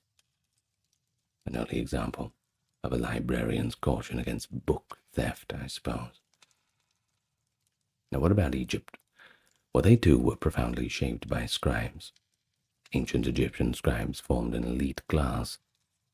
They were the bureaucrats, record keepers, and intellectuals of their society. Training to be a scribe in Egypt, well, that began typically in youth, often with the confines of a temple or royal administrative office. Because Egyptian writing had complex hieroglyphic forms, students learned the simplified hieratic for daily use. Mastery of writing and reading opened the door to comfortable employment, and Egyptian texts consistently praised the profession of the scribe as one of great honor. A famous Middle Kingdom text known as the Satire of the Trades, which I have done a full reading on, it's in the Egypt playlist, is a didactic work that extols scribe's life above all other occupations. In this text, a father tells his son, quote, "Behold, there is nothing that surpasses writings. I shall make you love books more than your mother. It is indeed greater than any office. There is nothing like it on earth." Well, it seems kind of exaggerated for effect, but it reflects a kind of social reality, that scribes were valued because all administration and culture depended on their skills. Egyptian scribes wrote letters for officials, drafted tax records, kept annals of kings, composed literary works, and copied religious texts. Many high officials, even some pharaohs, started their careers as scribes. Within the temples, there were special scriptoria known as the houses of life. In Egyptian, they call it per-ankh, which served as centers of learning and writing. Scribes attached to a house of life not only copied existing texts, for example, endlessly reproducing chapters of the Book of the Dead to be placed in tombs, but also edited and composed works of medicine, astronomy, theology, and ritual. They were effectively the librarians of those temple libraries. An inscription from one such institution lists titles like Chief of the House of Life, and even pairs of a scribe of the House of Life with a chief physician, indicating that scholarly knowledge, medical and otherwise, was curated there by scribes. So Egyptian scribes, just like their Mesopotamian counterparts, used catalogues and classification systems. In later periods, a library catalog papyrus from Edfu Temple lists scrolls by their first lines and counts, a precursor to the library catalogues. While no catalog texts survive from the Bronze Age proper, the scale of organization implied by houses of life and storage chambers suggests that the Bronze Age Egyptian scribes were already managing collections systematically. And now to the Indus Valley. Well, because we cannot yet read their writing, we have no recorded names or personal accounts of their scribes. But we can infer that a class of specialists was responsible for carving the minute, standardized symbols on Indus seals and tablets. The consistency of the symbols across a vast area hints at training and a shared social, scribal culture. The fact that Indus inscriptions have been found on crafted luxury items suggests that literate artisans were indeed respected. Perhaps they were merchant scribes who managed to trade records, or priests who inscribed tokens for ritual or identification purposes. The Indus cities, with their sophisticated urban planning and trade networks, undoubtedly required record keeping. One fascinating clue to their approach to written knowledge is the Dolavira signboard. At the city of Dolavira, archaeologists found 10 large alphabetic signs made of gypsum that had once been prominently mounted above the city's gate. Now this find, essentially a Bronze Age billboard, shows that the Indus script was not just used on personal seals, you see, but could appear in public displays. While Admittedly, we don't know what it actually said. The existence of a signboard hints that Indus scribes might have also kept records for public or communal use. The Indus Valley may not have had the libraries in the Mesopotamian sense. No archives of hundreds of tablets have been found there, at least not yet. But it's possible that they stored important documents on organic materials that decayed. Now, if that is the case, the scribes of Meluhha, as the Mesopotamians called the Indus region, have left behind a tantalizing mystery, a literate civilization whose books are lost to time, awaiting the day that we can decode the few inscriptions that remain. On Minoan Crete and in Mycenaean Greece, scribes were likewise central to administration and knowledge preservation. In the palace centers of Greece, Knossos, Phaistos, Zakros, etc., and later on mainland Greece, Mycenae, Pylos, and Thebes, scribes kept meticulous records on clay tablets using Linear A and later Linear B. Minoan scribes writing in Linear A recorded primarily economic and administrative information. Excavations at sites like Knossos and Hyatreata have uncovered rooms that once stored dozens or even hundreds of clay tablets, and that indicates a centralized archive. When the Mycenaeans took over Crete and adopted writing, they continued the scribal tradition. The Linear B archives of Knossos, 14th century BC, and Pylos in the 13th century show a highly standardized bureaucratic system. Scribes wrote in a jargon-heavy administrative language, using many standardized abbreviations and logograms for commodities, a clear sign of established scribal training. And they also used a form of cataloging. Tablets are often found with summary tablets that tally subtotals from many records, pointing to an internal filing system. Analysis does suggest that Minoan and Mycenaean scribes not only kept archives, but also issued and filed transactional documents, effectively acting as accountants and record managers. These Aegean scribes ensured that the wealth and resources of the kingdom, and even religious offerings to gods, were documented. Across all these cultures, scribes often doubled as scholars, librarians, and even scientists. They accumulated knowledge, and then had the responsibility to pass it on. In Mesopotamia, for example, advanced scribes compiled lexical lists, essentially encyclopedias and dictionaries of their time, containing lists of words, plants, animals, professions, and more, in multiple languages at that. They also copied and studied omens, star observations, and mathematical tablets.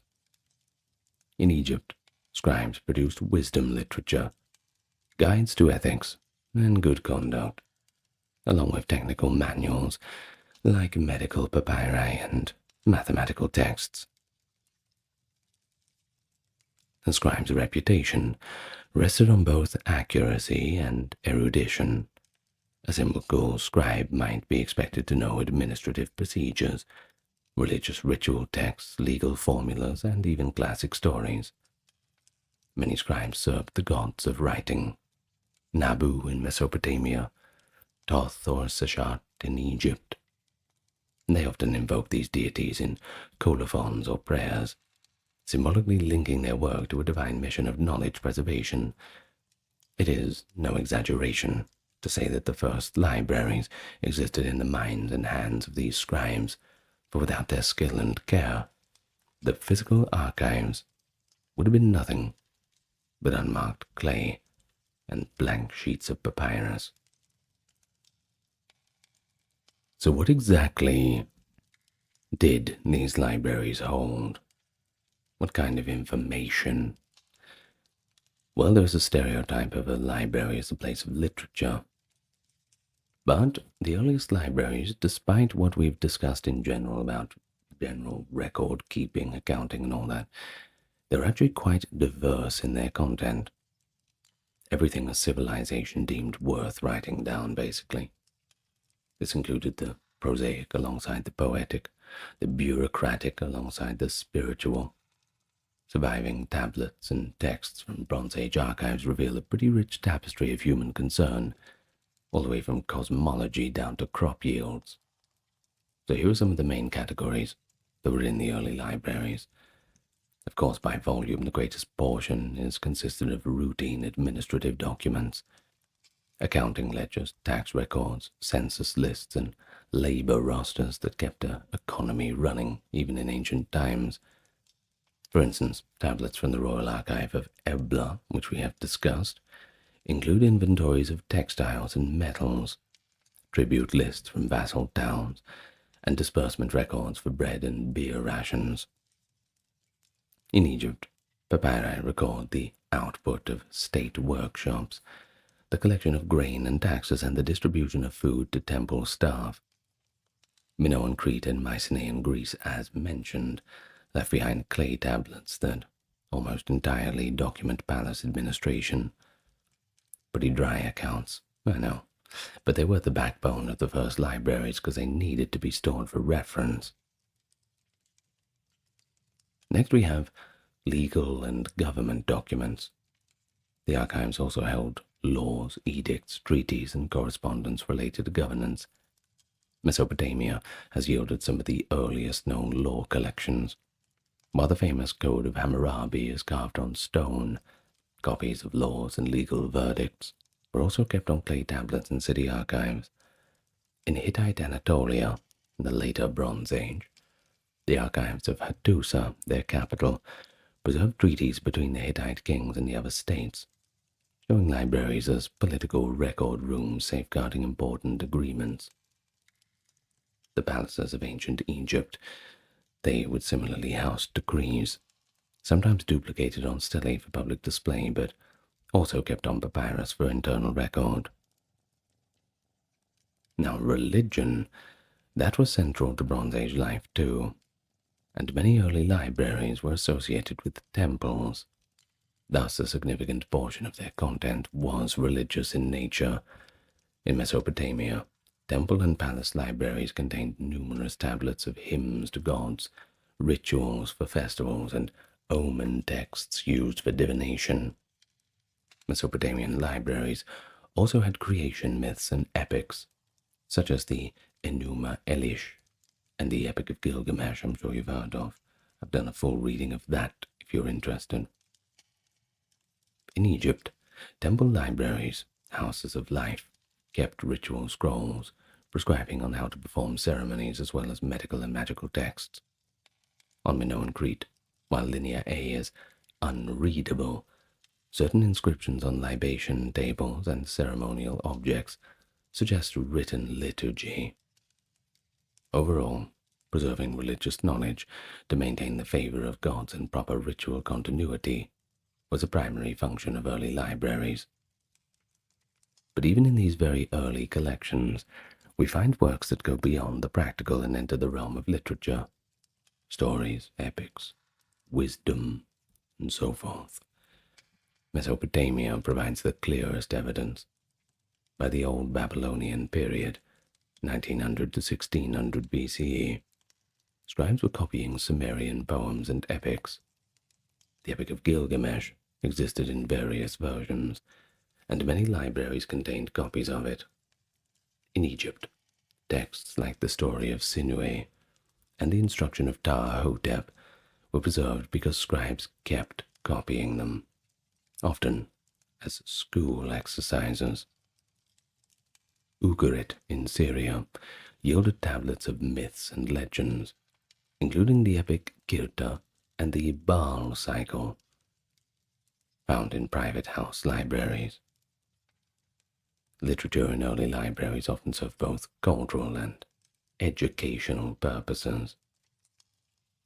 Though science was not a separate category in ancient times, early libraries did hold proto-scientific texts. This included medical manuals, astronomical observations, mathematical tables, and reference works. Mesopotamian tablets often compiled lists of medical symptoms and treatments. Early libraries also held omen literature, blending empirical observation with divination. In Egypt, texts like the Kahun Papyrus detail medical practices, and the Moscow Mathematical Papyrus shows geometry problems. Lexical lists and dictionaries are another form of technical literature, such as Ebelite Sumerian bilingual dictionaries that were found at Ebla. So from these categories we can certainly see that the first libraries were pretty comprehensive archives of human activity and thought. They contain the cumulative knowledge, practical, spiritual, cultural, everything that the Bronze Age societies had amassed. Thanks to ancient librarians and scribes, we at least have portions of these surviving. It allows us to read millennia-old stories and state documents, even in our current day. That's pretty special, don't you think? So, Mesopotamia. Like I said, it's the quintessential Bronze Age topic. It's often called the cradle of libraries too, yielding the earliest known archival collections. And believe me, there are tons and tons of those tablets still sitting there in storage in some museum, just waiting to be translated. We got so many that we just can't keep up. And that's just the ones that we've managed to pull out of the ground. Who knows how many more are still out there? We might discover another Epic of Gilgamesh. Who knows? But one of the oldest libraries yet discovered comes from the ancient city of Ebla in northern Syria that we talked about. They excavated it back in the 1970s, and they found a room containing, get this, over 14,000 clay tablets, dated to around 2400 BC. These tablets were originally arranged on shelves by subject matter. Although the wooden shelves burned and collapsed, researchers could reconstruct the original order and find spots. Well, Ebla's archive demonstrates that by the mid-3rd millennium BC, a royal court certainly saw it fit to collect and organize knowledge for administrative efficiency and posterity.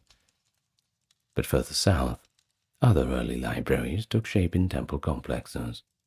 Nippur, Mari, and other cities housed tablets that recorded everything from letters between kings to religious hymns. Over time, the idea of collecting texts grew. By the late Bronze Age, Mesopotamian states like Babylonia and Assyria, revered the old knowledge, and scribes copied ancient works onto new tablets. This tradition culminated, in the Iron Age at least, with King Ashurbanibal's vast library at Nineveh, which contained tens of thousands of tablets organized by subject. Although Ashurbanipal lived later, his library built on earlier Bronze Age practices, preserving works like the Epic of Gilgamesh and Omen series. In ancient Egypt, libraries took a bit of a different path, closely linked to religious and monumental structures. That house of life, part of a temple complex, was dedicated to writing, storing texts, and teaching. Such houses of life are attested from the Old Kingdom onward. They housed ritual manuals, medical texts, hymns, and scholarly treatises. The Ramesseum papyri, for example, included literary stories, medical prescriptions, and magical texts, possibly from a house of life cache. Pharaohs also maintained state archives for administrative documents. The discovery of the Amarna letters, a cache of around 300 cuneiform tablets in Egypt, reveals that foreign correspondence was carefully archived. We can imagine that domestic administration relied on papyrus scrolls stored in palace libraries. Unfortunately, few of them survive. Scribes held prestigious positions, and their copying of classic tales and religious texts over centuries ensured that these works endured, at least the best they could.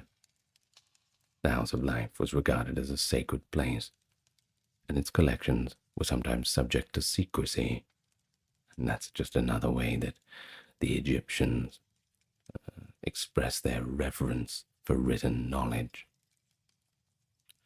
Well, the Indus Valley remains a bit of a mystery in this story, I'm afraid.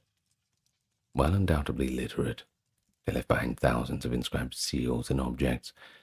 We have no excavated archive rooms containing texts, nor do we understand the script. Many scholars believe that they wrote on perishable materials that have not survived. Indus inscriptions are typically brief, suggesting a system for labeling or short notations. The lack of decipherment means we cannot identify a scribal class or a library structure. Yet their urban sophistication and standardized seals certainly imply that some form of record-keeping existed. The aforementioned D'Oliveira signboard shows that writing also appeared in a public context. Their libraries remain a mystery, exemplifying how historical record can vanish when scripts and media do not survive. And as for Minoan Crete and Mycenaean Greece, they provide some of the earliest evidence of libraries in Europe. They used that Linear A script for administrative tablets found in the palace archives at Knossos, Zakros, and Phaistos. Later, Mycenaeans adopted Linear B, a pretty early form of Greek, for similar palace records at Knossos, Pylos, and other sites. Typically, these archives contained inventories of livestock, grain, weapons, and personnel. Though smaller in scale than Mesopotamian archives, the organized storage of clay documents in dedicated rooms shows that a library archive tradition did exist. Many Linear B tablets, preserved by accidental fires, ironically, reveal a well-developed bureaucracy.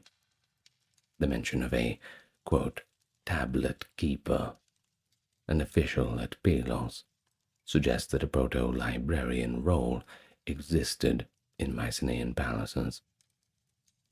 Of course, their texts are mostly administrative, but some hint at possible religious or even literary content. Linear A, though, and the Indus Valley's system of writing.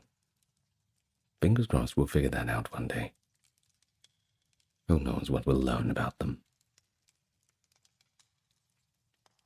And so, in the Bronze Age societies, Mesopotamia, the Indus Valley, Egypt, Minoan Crete, we can see that emergence of a revolutionary idea that knowledge can be collected, stored, and transmitted beyond individual memory or local time.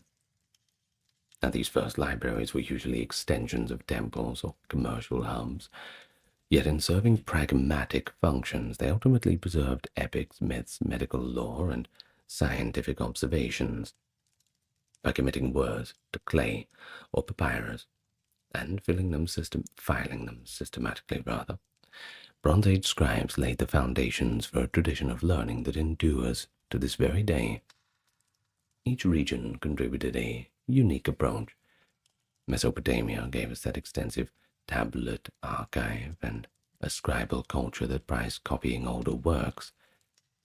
And in Egypt, the House of Life revealed a sacred dimension of libraries where scrolls were regarded as divine knowledge. The Indus civilization, that remains tantalizingly out of reach, but it reminds us of how easily information can disappear if the medium perishes or if the script is lost, along with giving us a little bit of a dream in the future that we might just figure it out. Meanwhile, Minoan and Mycenaean archives on clay tablets represent Europe's first steps towards recorded language. Together they mark the dawn of the library concept. And so, in every case, scribes stood at the heart of the enterprise, trained professionals who dedicated themselves to writing and organizing texts. Their skill turned ephemeral human speech into a permanent record. And I wonder if they knew that in thousands of years, people would be reading the very tablets that they had marked. That's something to think about. A millennia later, we can still read a lot of these papyrus documents, clay documents. It bridges a remarkable gulf of time. Thus the Bronze Age libraries, though modest in form, were completely monumental in their impact. They taught us that knowledge is worth collecting and curating, setting the stage for the great library traditions that followed in the classical and medieval worlds. The very act of writing, saving information, from tax rolls to tales of gods and heroes, it began right there, thousands of years ago. And we owe a debt to these ancient archivists, whose belief in preserving the written word made civilization's collective memory possible. So pour one out for the scribes, will you? Thank you very much for listening. Well, we sure learned a lot. And we had fun, as we always do. I'm going to thank the top tier supporters, both on Patreon and YouTube. Dark, Kimberly, Christine, Sally, Ember, Susan, Cameron, Legitmus, Kerry, Charlene, Lynn, Therese, Katiana, Nicholas, Ulfitnir, Alexander, Giles, Christine, Dr. Neuronerd, Aaron, Jaden, Jim, Jeffrey, Jessica, Madeline, Melissa, Orthodox Review, Scott, Stark Factory, Shell, Wendy, Josie, Ryan, Sarah, Thor, Cameron, Stefan, Kevin, HMSHH, Crystal, and Talbury. Thank you so much. Well, if you liked it, you better subscribe to the channel. I suppose you got no other choice, don't you? Somewhat obliged now, getting an hour into the video. Do what you like. But I will see you next time, whenever you feel like returning. Thank you for joining me. As always, lots of love to you all. Good night.